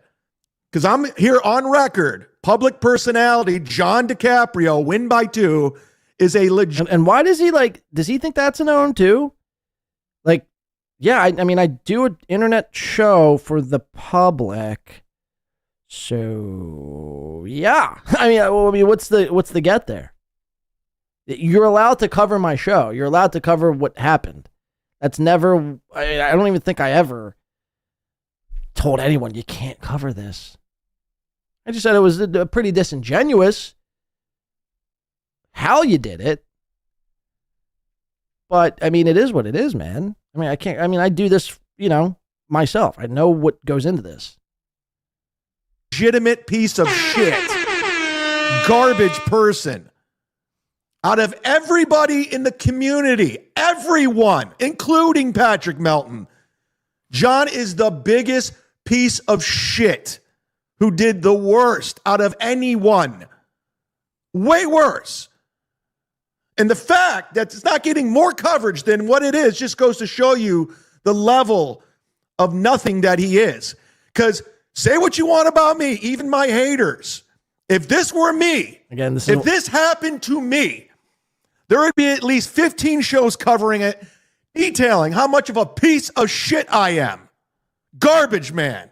Yeah, because that is you're an idiot, Chad. That is your track record. So, yeah, if you were to do this, people would be like, oh shit, look, what do you know? Chad's involved in another scam. Let's show you what he did this time. Again, the only people who really covered anything was you and Melton just kind of broke the story. He didn't really cover it. Talked about it for like 2 days and then said the story doesn't have legs. Very strange how he backpedaled on that one. You covered it and like Mersh hinted toward it. That's it. Most people know that, again, it's what I was saying last week, that's just not what I'm about. So maybe that's what Melton realized. Maybe Melton realized hey, yeah, John's probably not a scumbag and, something happened. And, we'll just have to wait and see. But Chad, you could not fucking wait. And again, you're made out to be a fucking fool after all of this. Did it work out, Chad? How did it work out, Chad? I'm still talking. What are you going to do? I'd have super chatters jumping ship left and right if this was Chad Zumock that did what John Di Caprio did. That's a fact, Jack. Why are these motherfuckers? Mersh and Chad. John Di Caprio. Okay, you could just say John or win by 2 or Blade. Mr. Blade really is what I prefer, but it's not. In fact, if this were me, the story would be dying of cancer, war veteran. You just throw it all in there. They would just exaggerate the story. But because it's John, who's a fucking nobody, a garbage man who will pair up with anybody who has... It's actually true. I do. That is my actual job. I am a garbage man. No convictions, doesn't stand for a goddamn thing, pretends like he's this, I'm calling out people. I'm calling out the grifters. Motherfucker, you're the biggest one out of all of us. There's no disputing it. Zero disputing it. And you can deflect all you want, John. You can, Chad's this, Patrick Melton's this. No, bitch. You took that money and did nothing. Not a goddamn thing. You stole that money. And then the clip comes up. Sound familiar, Scam Lord? That guy was dying. His motor skills aren't there, and you took advantage of that. It's actually incredible. It's actually a miracle. Pulper was actually dying, and now the doctors deemed him he's going to live actually forever. It's actually an incredible change of events, what happened. And you had zero intention on putting that event together. You can lie, you can spin it, but these are facts. You thought you could just skate by with that. You thought nobody would call your shit out. That's why you were quiet. People would super chat. You ignored the super chat. It's very cute how Chad tries to piece this whole thing together and thinks he's got it all down and knows all the fucking angles. And basically, he listened to Patrick Melton's talking points and just regurgitate them, which is very rich. given that that's exactly what he says to me. But go on, Chad, please. Please. Amuse me. Patrick Melton got that phone call from Ga. Hold up. Wait a minute. Something ain't right. Oops, I slipped up and admitted I watch Melton. Yeah, right. I will use all of Melton's points made in this show and from his Sunday stream with B. Dabbler that I also admit later I watched. If you watched or go watch, you will see I repeat all of Melton and B. Dabbler's points almost word for word. Cotto Gain. Damn Zumock. And everybody has the receipts. Everyone has the receipts except for John. He thought, I'm going to go ahead and post this screenshot of a ballroom I contacted 2 days prior to the event. Now, again, that's not what the screenshot even was, but okay. I mean, I don't know. Chad, are you and me on two different Twitters? I mean, I don't know what's going on. The email was just me asking something and Pulper responding. I mean, it was nothing more, nothing less. It wasn't of me contacting a ballroom. I mean, could you imagine? A ballroom. Ballroom Blade. A fucking ballroom in Vegas on a weekend. Yeah, it's open, John. Was it booked up the weekend? It's open for your event. Who in this universe, out of all of us, is going to fill a ballroom? At this point, I don't think an Opie and Anthony reunion could fill a ballroom. You fucking idiot. I'm not going to show the text messages. No, I don't. Show them. Is that your impression of me, by the way? Hold on. We got to go back. This is Chad's best impression of me. Come on, just. Fucking idiot. I'm not going to show the text messages. No, I don't.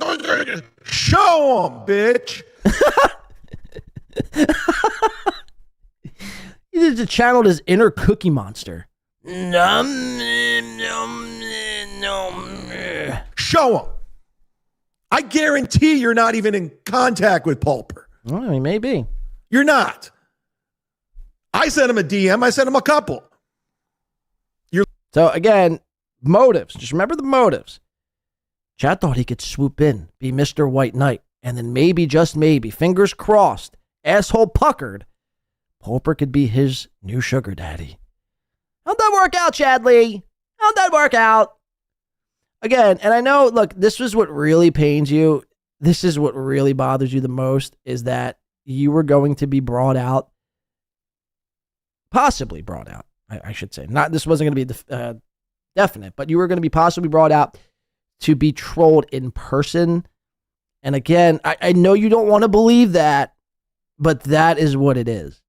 That is what it is. That's what it was. And, you know, because again, Chad, nobody respects you. Nobody actually, you know, hears you. And, you know, dude, what Chad said today was like actually like thought provoking and made me think of a lot of things and had me laughing a few times. No one ever says that. They go, look at this retard. I mean, literally losing his mind. Triggered.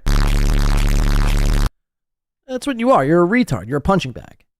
I mean, seriously.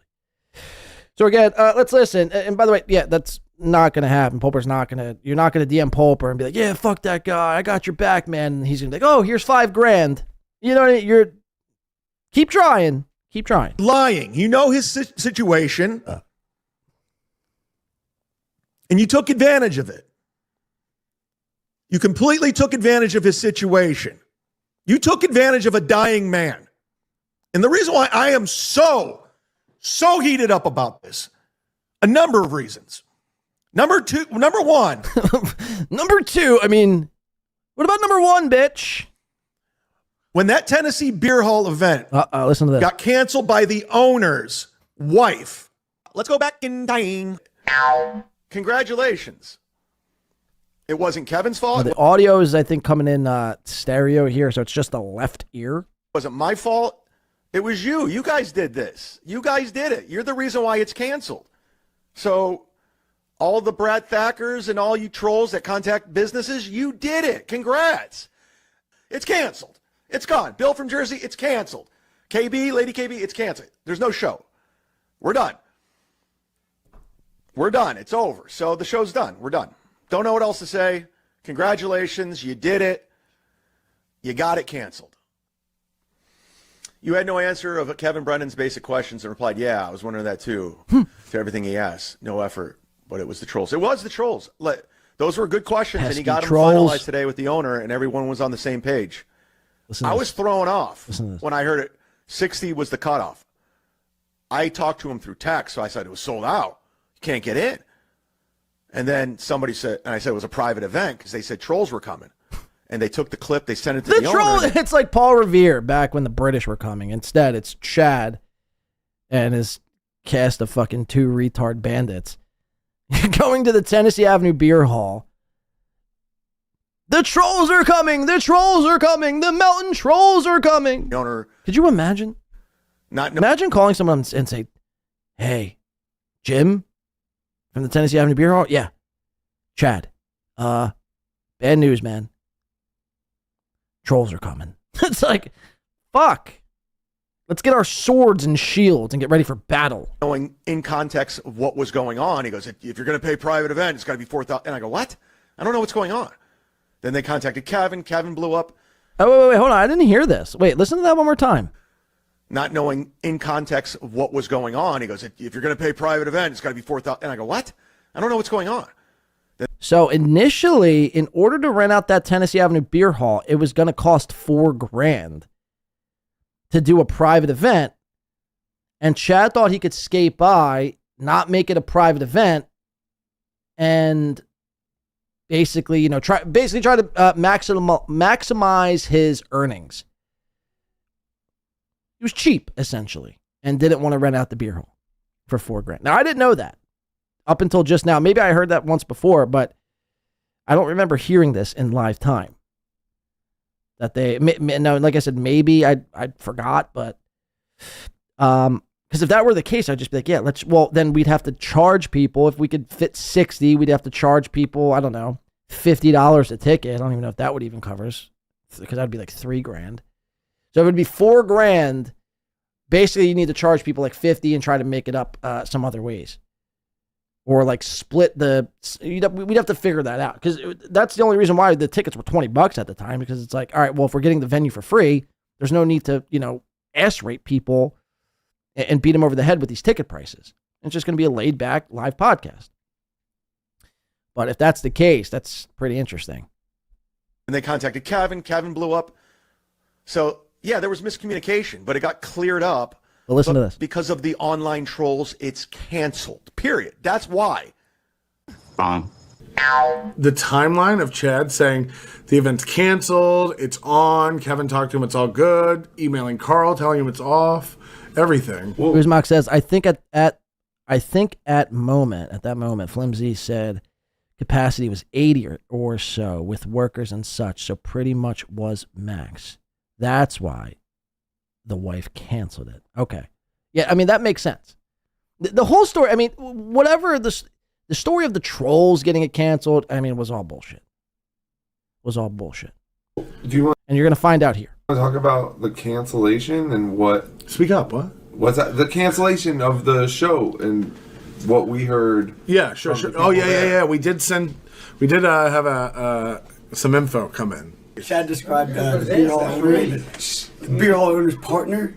The person making all the decisions at the beer hall was the partner, which is his wife, which is what everybody was unaware of, that she was making all the calls there, and she was not happy at all to hear about her husband getting himself into this mess. Okay. So they did cancel. So the wife canceled. Sal's because she had no idea that this event was even happening until when the event got canceled. She was like, "Are you I guess Super Bowl weekend? Are you fucking insane? Like, we're just reopening. What is this bullshit bar mitzvah you guys are fucking?" So the event was not even told to one of the owners. Chad says his partner, that's his wife. She had no idea the event was even happening the day before. And apparently Chad almost slipped up the other day and said, like, I talked to Sal and his partner. Like, he almost said his wife. Yeah. Whoopsies. Caught gain. Damn, Zumock. I got all the shit for that because the wife canceled the event. Including you, pile-on motherfucker. Completely piled on for profit and views. And then you pandered to my former supporters who hate me now. For profit. Yes! Literally, Permaseal, Eva, they only super chat you in spite of me. That's it. But they've hitched their wagons to the wrong horse. We'll get the Chrissy Mayor. You guys look stupid supporting this guy at this point. Because what he did is worse than anything anyone has ever done in this community. And you can bring up shit on me all the time. Oh, the Tennessee Beer Hall. Guess what, motherfuckers? Everyone got refunded their money. It's not like I took their money and ran. I refunded everyone's money once it got canceled. And for people to say, oh, you're lying. Because trust me, we would have heard it by now. I didn't refund your money. It was out of my control. But I took the blame for all of it. I was blamed for all of it. Because that cunt canceled it. We made lemonade. We did a show in Kevin's room and it was fine. We had fun. And if we do it again, we'll probably have to do it in a suite or something. Not at a public venue where it can get canceled at any minute. So I'm not an event planner. Patrick Melton's an event. He literally just said, if we do it again, and the whole, remember Chad, I think when was it, Zumock, in like August or September, this whole fantasy of doing Kill Kevin, this Super Bowl coming up this year. This guy can't let it go. He can't let that go. It's such a fucking bruise to his ego that Kill Kevin, the first one, completely fell to the wayside because Chad was too lazy and incompetent to actually pull that off. Because again, you have to remember, folks, I wasn't the one in charge of planning that event. It was Chad's job to secure a venue and my job to supply the equipment to produce the show. I was the producer on the show.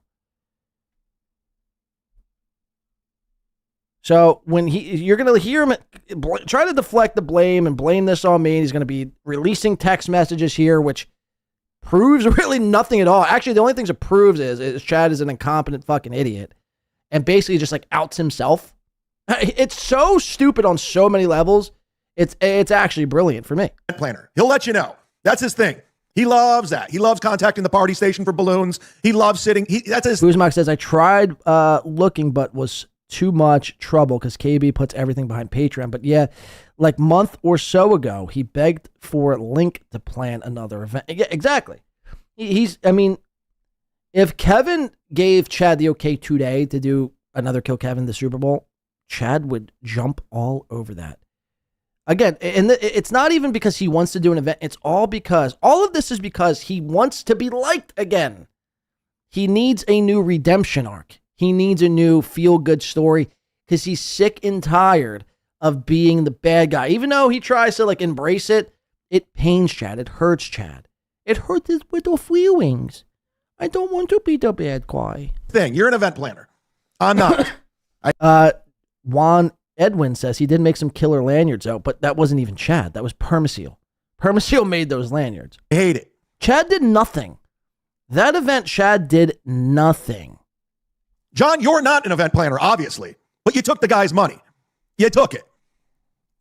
$2,000, $500 extra dollars, and super chat money. You took it all. So this is brilliant. Chad got a new computer, and already we're running into lag and computer CPU problems.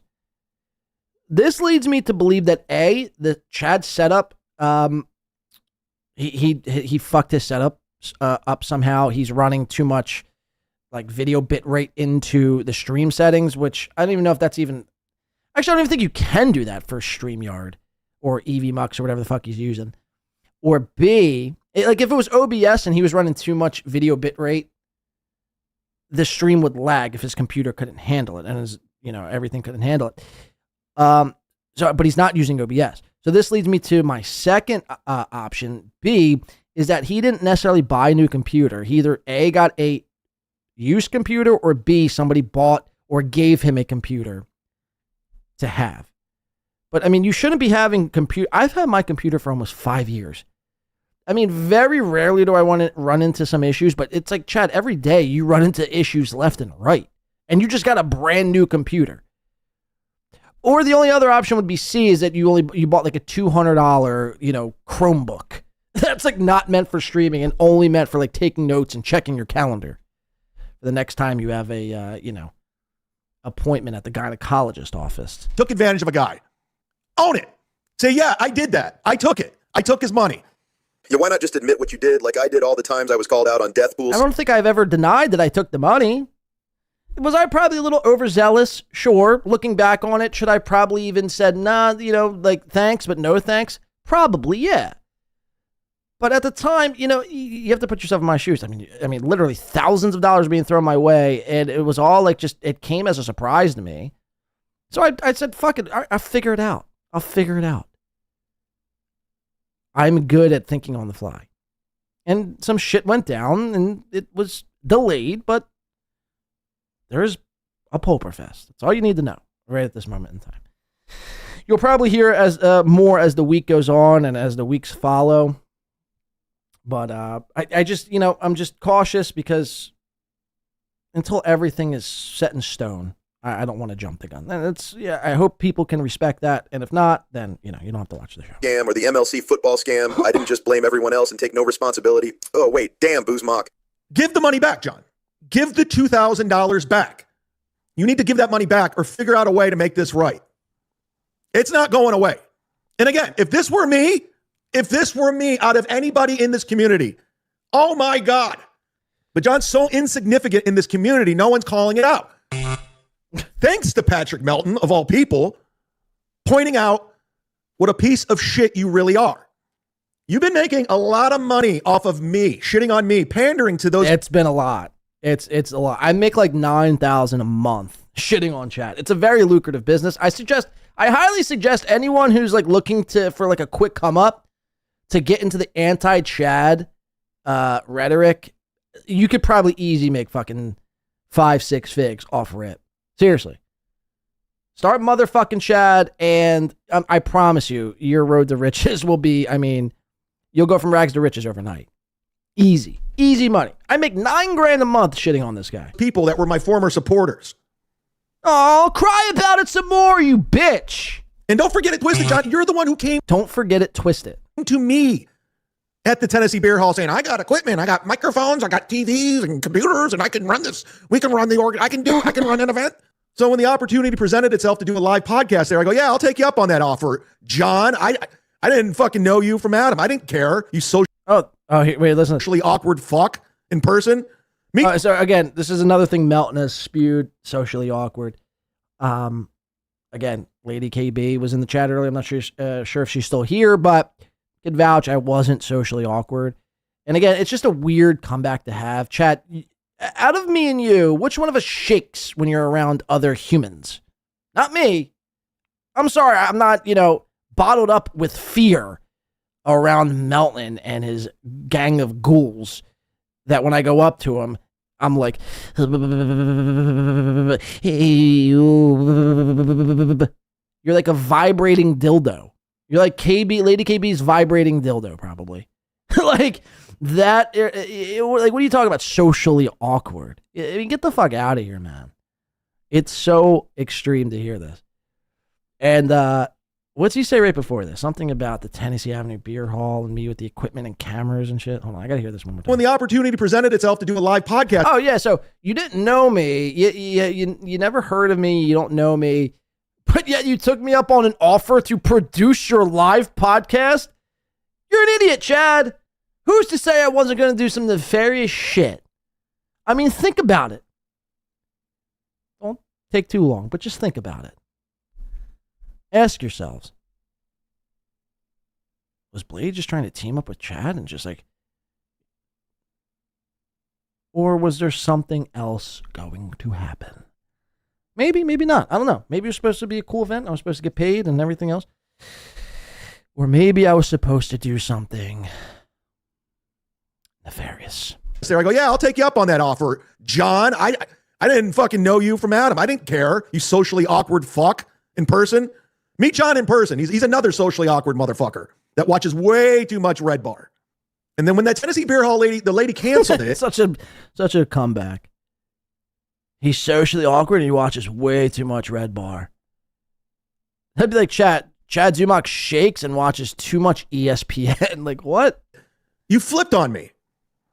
And you've been going down. Go look. No, I never flipped on you. I kind of just bit my tongue for like a month and a half and then just went right back to shitting on you. Like, Chad, you're in my intro. Mud shark. He's not a mud shark. He's barely even a fish. That was from like early 23.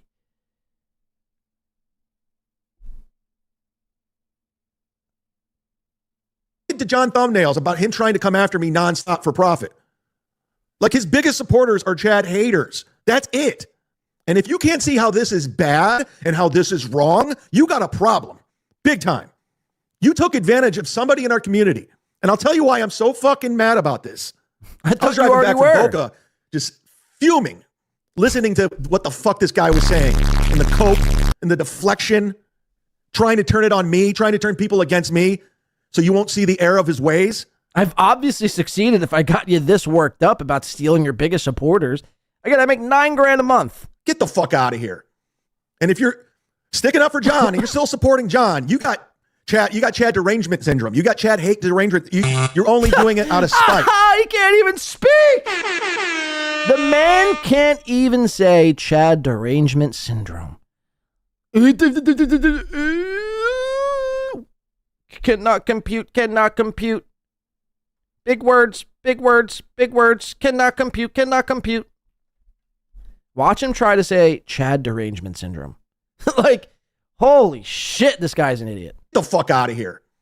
And if you're sticking up for John and you're still supporting John, you got Chad derangement syndrome. You got Chad hate. And he said it right the first time. Why did he keep having to say it? You heard it. He said it right the first time, but then I guess in his brain he was like, no, that doesn't sound right. Sticking up for John and you're still supporting John, you got Chad derangement syndrome. You got Chad hate derangement. You're only doing it out of spite because you look bad. Happy Day says, how did he steal your biggest supporter, Chode? Yeah, in the middle of the night, I rounded up all of Chad's biggest supporters, tied them up, blindfolded them, and took them to the spaceship and made them support me and empty their wallets. I'm a criminal. Motherfuckers. Now, I don't know who Pulper is. I checked my DMs. I'd be lying to say, like, oh, he's a good friend of mine. I don't know him. But he did reach out to me, wanting me to come to this event in October. Again, we went over this. We're gonna be all over the place today, so bear with me. Thank you for your generous donations off Super Chats. I will get to those too. Just let me do my thing, guys. I have a lot to say and a lot to get to. I'm not done. I'm going to be here for a while. So get comfortable. Where is this fucking Pulper email that I'm looking for? I had all this set up before the show and now it's gone. Of course. Oh, I actually tweeted it out. I completely forgot about that. I wanted to read more of the DM, but I don't have time for that to look for it. You guys want content right now, so I got to give it to you. This is from Pulper. This is his account. This isn't doctored. This is what it is. I want to come to my Vegas party from October 9th through the 12th. Now, Pulper has DM'd me before. He's tweeted. And, with all... So, again, this is how much Pulper really wanted you there. This was 2 days before he was supposed to be in Vegas. All due respect, a lot of you guys, I don't know who you are. And I'm not trying to be a dick. And I'm not trying to like I'm a big deal because I'm not. It's just, it's a lot. It's a lot to go through. Let me know. It's a lot to go through. I'm sure getting on a flight and going to Las Vegas is a bit extreme. If you can. Now, this was on October 7th. So because John's done nothing at this point. He can't even get in touch with John. So he's scrambling, inviting people. And Pulper wanted me at this event, but John's such a cunt. He's such a bitch. He couldn't reach out to me. He couldn't put feelings aside and say, hey, I don't like you. You're a piece of shit, but Pulper wants you at this event. Now, John tried to spin it like, the whole event was the clown. That's a lot. Yes. Now you see my ways. Don't get upset. Why am I talking in a Mexican voice? Don't get upset about the master plan. Like, Chad, for whatever reason, like, I don't know what it is. I really don't understand what it is. I guess it's just suffering from a large ego where he thinks, he's King fucking Farouk. And in reality, everyone else views him as just a trollsman. A guy to just, like, he's the third mic on any show, basically. A guy where the host and co-host could just throw jokes at. He's basically like, Chad would serve a role. I wasn't a big Opie and Anthony guy. I didn't really listen. I found the radio to be repulsive during the mid 2000s and early 2000s. I was listening to Apple iPods and fucking LimeWire. CDs, and digital tracks. I wasn't listening to the radio. My point is, though, his role would be best suited as an E-Rock on like some sort of obscure local radio station, like a punching bag. Like they would just go to, anytime there's a joke that would present itself, the host and co-host just use that joke opportunity to go right at Chad. And that's all he's good for. But in Chad's mind, he thinks he's like this headlining comic, this, grandiose, big-time podcasting broadcaster. It's like, I mean, okay, I can't argue with a guy who is living in several layers of delusion because they'll never hear what I'm saying and they'll think what I'm saying is somehow a cope and deflect of, you know what I mean? It's just a vicious cycle. So again, I'm not trying to stand on the mountain and be like, I'm the best, everyone else is the worst. I just sit back and laugh at all of you motherfuckers at the end of the day. Sit back, have a few drinks, and laugh at moments like this. We know it's a lie. You're deflecting as usual. You're trying to pander to your right. 4 pay pigs that hate me. I write back, is this really real? Because I've been hearing about it. He writes back on the 8th, understood, man. I put John Di Caprio in charge of logistics back in January. And clearly says July, but okay, I guess we'll go with January too. But I knew the Dabbleverse people are not able to commit. Now, he was scrambling to get people together. John had 3 months to get something together, plan it. And he did nothing. Now, I'm going to be a little bit all over the place, but we're going to put it... It's more like 2, but okay. ...it all together. Because as you know, John offered his services for this live event that we were going to do with Kevin Brennan. Kill Kevin. Anybody remember it? Permaseal, you remember it? So John said I was going to take care of all of it. I went back to look at our DM or our text message. He's blocked now. I don't want that fucker in my life. He's scum. Oh God, where is it? I just had it. So John's had a history of bad communication. I go back all the way to, and he can pull these up on his end. And if he does anything, he's documented. So watch, he thinks he has, again, a big owner. Now look, I think right after this, I'm going to have to put a pin in this. Again, we're about 20 minutes. We'll go to 20 minutes. We're at 17:08 M. And I hate to even do this to Chad Zumock. Go check this out on your own time, please. We'll try to resume this on the next show, depending on whether or not Chad has any other meltdowns from here until the next Win by 2 show. But the Eagles game's coming up. I got to get some dinner and get ready to get split in here. We've been on for, how long have we been on here today?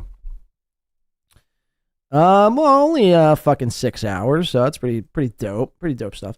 All right, let's listen to the rest of this. Again, go check this out on your own time, Chad Zumock, and we'll. I want to show you this, and I want to show you. I think there's one more part that was really key in this whole thing. This is back in January 23rd. I think the event was February 6th. When was Super Bowl weekend? I forgot. It doesn't matter. It says, awesome. Let me start plugging. Awesome. Let me know. This is John, because I just told him. So again, he thinks he's always pulling up my DMs, reading my DMs live, and again, is thinking that by saying these DMs, reading these DMs out loud, it's somehow an own on me because I dropped the ball. It was my fault. The reason why Kill Kevin didn't happen. You and all this other stuff. Awesome. Let me know, and I'll start plugging. Also, I'm going to be heading back home from Florida next week, and we will and I will be going to the Tennessee Beer Hall next weekend to map out everything as far as how to set it up, where I can go, and make sure the internet is decent, et cetera, et cetera. So he said he was going to go next week. That was January 23rd. I hadn't heard a thing. So I texted him on the 28th going, what's going on? So 5 days later. He gets back to me Saturday, February 1st. Yo, man, I tried reaching out to Ken on the group chat, and I'm trying to go scope out the place one day this week. But there's no response, just trying to see what's going on. I write back going, Ken told... So, okay, in this moment, I was on my way back from a trip, and I told Chad when I get back within the week, I'd be going to the Tennessee Avenue Beer Hall to go scope it out, make sure, their internet's up to speed, and we could run, a multicam stream through it, check out the venue, see where we're going to set up the stage, talk to the owner, pick his brain, how do we want to do certain things. That was my intention. Chad, I guess, had reached out 5 days later. I'd have to check that. I don't think he did, but we'll go with it and say he did.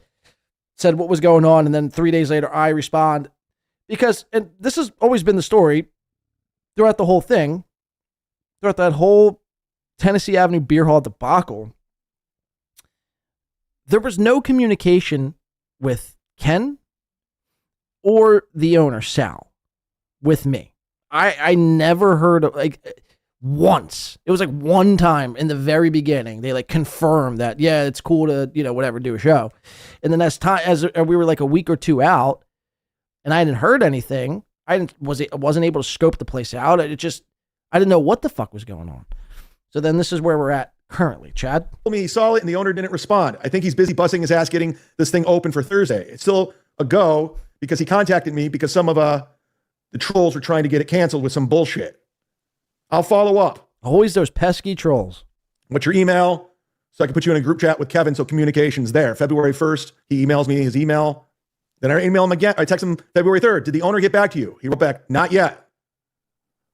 So he'll wait days without responding. He was waiting days. I'm not here to defend Blade, but it sounds like he was in communication and trying to contact owner, but owner was not communicating back. Chad just proved the opposite of what he wanted to. Damn, Zumock. I point that out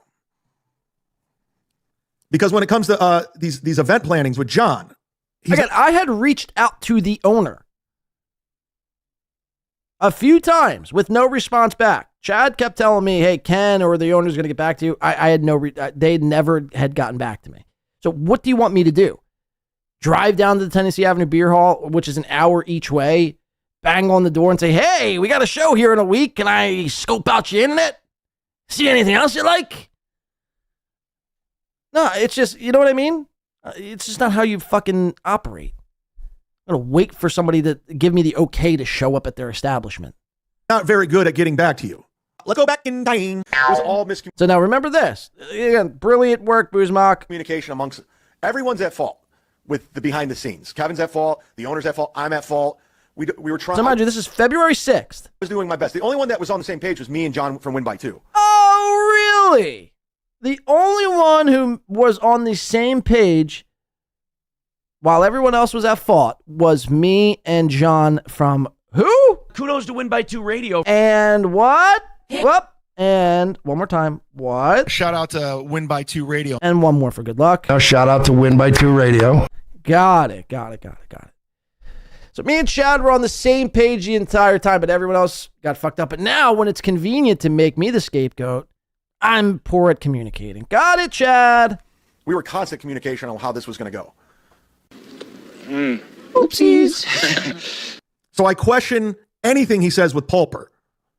Now, by all accounts, from everything everyone's told me, reliable sources, Pulper's in terrible condition right now. Let's just say his motor skills aren't there.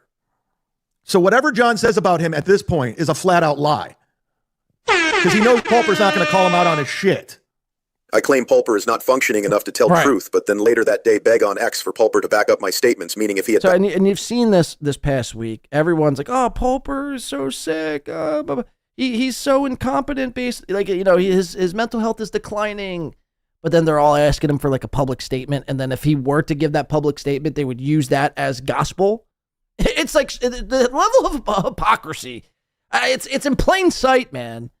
I can't lay it out any better. And I said that when this whole thing went down. I was like, you guys are going to wind up exposing yourselves more than I could ever do. And sure as shit, here we are. Back me up. He is cognitively all there, and what he says is to be trusted. But since he isn't talking to me, his word can't be trusted.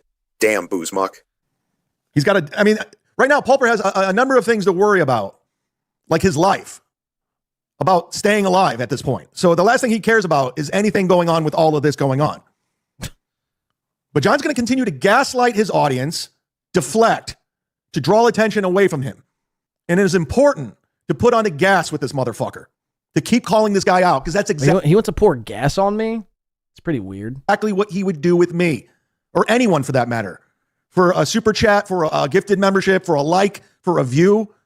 Because this guy always pretended like he was the guy calling out everyone. He was the justice guy. He calls out, he's the lone wolf. Where'd you get that idea, motherfucker? You got it from the Mud Shark, you copycat. Like, you've copied everything. Copied Red Bar. You've, word for word, have copied Melton's takes. I've seen it. We've watched it. We're like, Melton said that on yesterday's show. There is zero originality to anything you do. And again, I can't say this enough. If this was me in this position, you guys would be lining up to throw stones, lining up.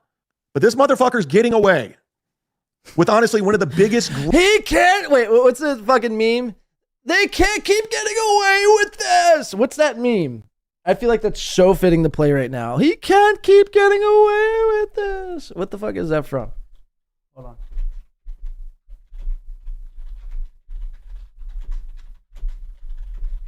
Is that from like Spider-Man or some shit? Well, what the fuck is this?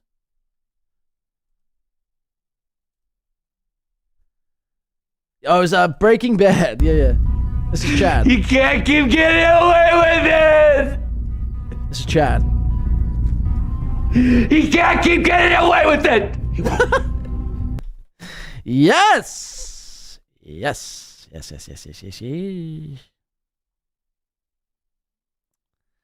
All right, let's see where we're gonna jump to. I want to just show you one more little clip. All right, we're at the 21:30 mark. I'll remember that because I might want to play this for the next show and finish it out because it is a goddamn good video. And again, I highly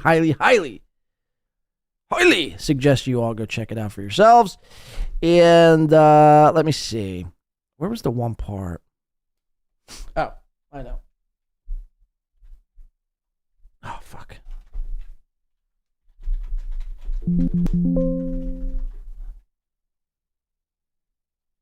Okay, I think this was it right here. Supposed to have any kind of recording whatsoever. But John, any place, any time, man. Like, you want to talk your shit? Okay, so this was perfect. I'd love to show this. Let's see. I don't know. Should I just go back to the wall or the green screen? I don't know. I'm just playing around. But I talked to him. I don't really I don't want to release text messages. Let me just make sure I don't have anything else. No. Don't act like I don't want to release text messages. Release them. Prove it. Proof. You're in a position where you need to see proof. From who? Shit, that clip is going to come back to bite me next time I lie and am demanded to show proof. Damn Zumock. Everything's fine. I mean, everything's fine. And prove it. Show us everything's fine. Spaghetti time. Hey, Chad, screw Buckman. Get John on for a debate. He'll never do it. He'll never come on my channel to debate me because he knows I'll mop the fucking floor with him. Let's go back in time. Yo, Z, win by 2 is sniping. Oh, no. Why is he so nuts? Why is he so on your nuts? Yeah, John's a clown. He's a joke. I don't even take him seriously because he literally just copies what everyone else does. He has no original thought, no original take. Is this a rerun? And John, I know your girlfriend lives down here, I think you told me that. But I know she lives down here because you came to my show like a creep and filmed my set, which you're not supposed to do. You're not supposed to have any kind of recording whatsoever. But John, any place, any time, man. Like, you want to talk your shit? Tell me where. You won't because you're a little bitch. That's what it is. You're a bitch. Any place, anywhere, name it. YouTube's terms of service. I'll be there. And let's see you talk your shit. You fucking Red Bar Melton wannabe. Yeah, someone super chatted to send you the link for combo he asked for. He will ignore. Yeah, he will ignore it. I'll go on it right now. Just because then you look like and confront him over everything. Let him talk that shit live on air. He won't. He's scared. He's legitimately scared. You need me, and you need to discuss me and talk about me. If he wasn't, he'd send me the link. If he wasn't, he wouldn't resort to doxing. I don't know how much you saw. Go back to the beginning when I started sniping chat to where he doxed somebody. It's fucked up, man. It's fucked up. I won't stand for it. Yeah, man. As Blade said, there was a super. Oh, you guys can't even see. You just see my dumbass face sitting here like, look at the clip. Imagine if that's how clip shows were. You couldn't even see the clip. You just had to watch the guy watch the screen. Anyway, you get the point. Sniping chat to where he doxed somebody. It's fucked up, man. It's fucked up. I won't stand for it. Yeah, man. As Blade said, there was a super chat sent telling Chad to send Blade the link as he accepts to chat, and of course, Chad ignored it. Damn Zumock. He's an event coordinator. I know plenty of ladies that are fantastic event coordinators. Plenty of ladies. It's a badge of honor to him. This Hackamania, he loves getting lanyards made. He loves that. He loves booking travel and expenses. He loves all of it. I'm telling you right now, this guy doesn't stand for a fucking thing. I swear to God, next week, Patrick Melton can go on air and say, hey, I want John from Win by 2 to be my co-host. You don't think for a second he would run there? Run. He doesn't stand for a fucking thing. He's got no code. You're lying if you say you won't. You said okay, you hold on. me. This was the best part right here. This is the best part. I shits on Melton every day. Calls Melton, Patrick Melton a liar every day. Chad Zumock calls Patrick Melton a liar every single day. Not every single day, but yeah, I do say that a lot. Melton puts out something about me, and all of a sudden Patrick Melton is. Because I had too many people backing up what Melton was saying in my DMs. Too many people were telling me that this is a thing. You think I'm just going to go out on Patrick's word? No, not at all. Then why are 7 people in my DM? 7 people backing this claim up. Hey, Chet. So this is we already read this, so I'm going to fast forward to a little bit. As I mentioned, I watched this whole show, so I am skipping ahead here for simple reason. This is where Blade mentions this was all to troll me, as you can see here. Damn Zumock. Hey, Chad. So this is from Pulper, from Chad. Hey, Chad, it's Pulper. Want to come to my Vegas party from October 9th to 12th? By the way, Chad, I hate to break the news. This was all going to be to troll you. This was all going to be to troll you. Pulper, actually didn't want you to come because he thought you were good at stand-up or good at podcasting. He wanted to troll you. That's what you're good for, Chad. Get it through your fucking fat skull. That is what you're good for, and nothing else. You're a punching bag. Nothing more, nothing less. Not only to Kevin, not only to people like me and everyone else, literally everybody. That's how people view you. Again, I was given money to basically troll you into coming so we could shit on you in person. Think about that. So again, before you have this whole big own, remember that. Got him! I apologize. Again, hold on, let's listen. Wait. I said I wasted my whole show on this clown, but I was driving back from Boca. I was so fucking livid listening. I was so mad. I'm driving back from Boca.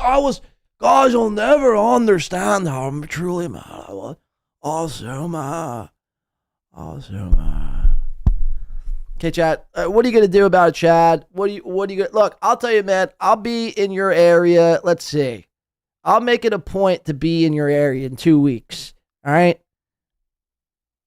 Then what? What do you want to do, Chad? You want to race? You want to do some laps? You want to do some BMX freestyle? I mean, what do you want to do, Chad? Look, and I was always taught never to hit a man with glasses, so it would be, I'd feel bad doing it. But yeah, man, you're not going to do a goddamn thing. I'm going to continue on doing me, and you're going to continue on being the short, stubby, retarded guy who can't speak and is only good for trolling. Okay?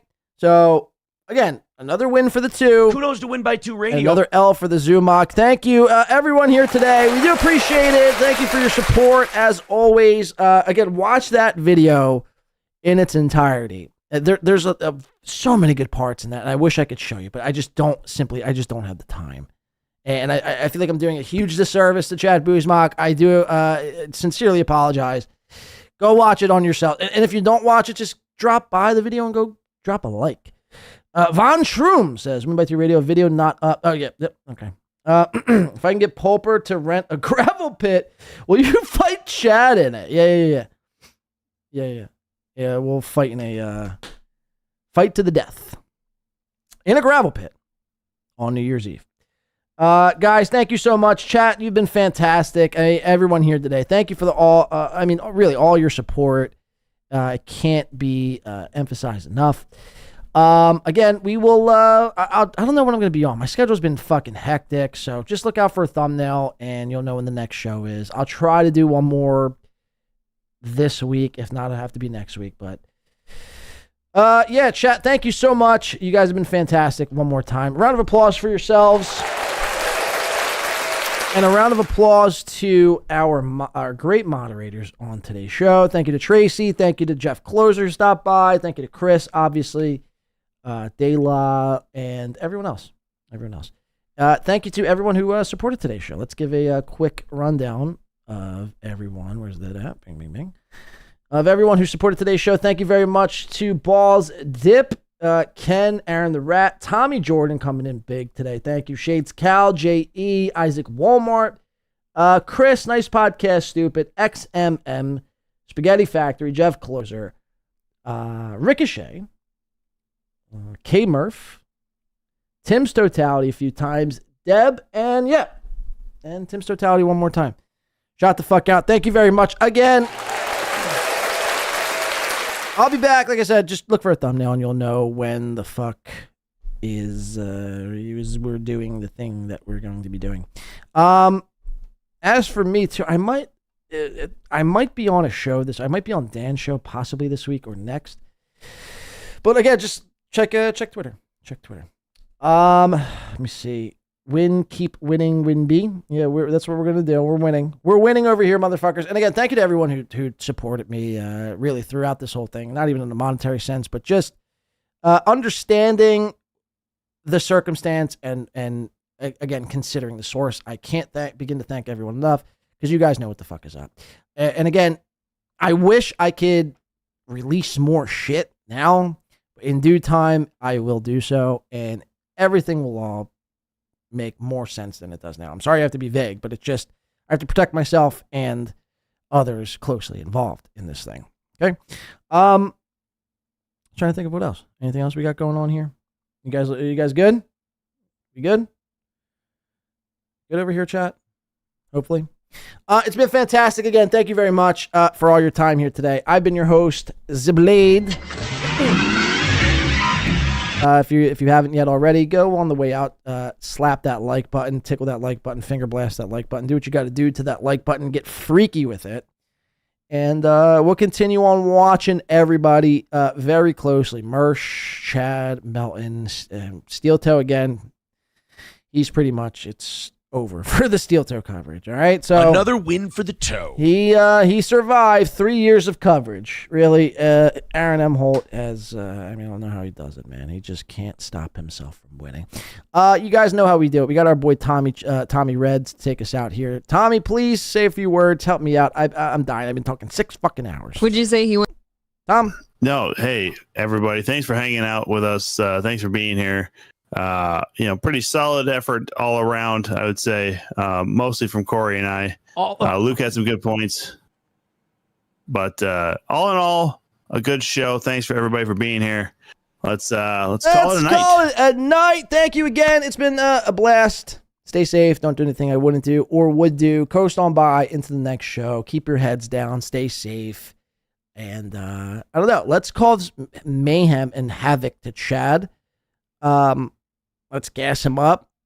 I don't know. Let's figure out a plan, not only for Chad, but Mersh as well. I think Mersh, he needs to be, I don't know, publicly, executed maybe. I don't know. But something definitely needs to happen. Okay? And it will happen. Maybe not the public execution part. I'm just kind of spitballing ideas here. Point being is, we're going to keep winning over here at Win by 2. And most importantly, we're going to stay black, my friends. We'll see you next time. Bye-bye.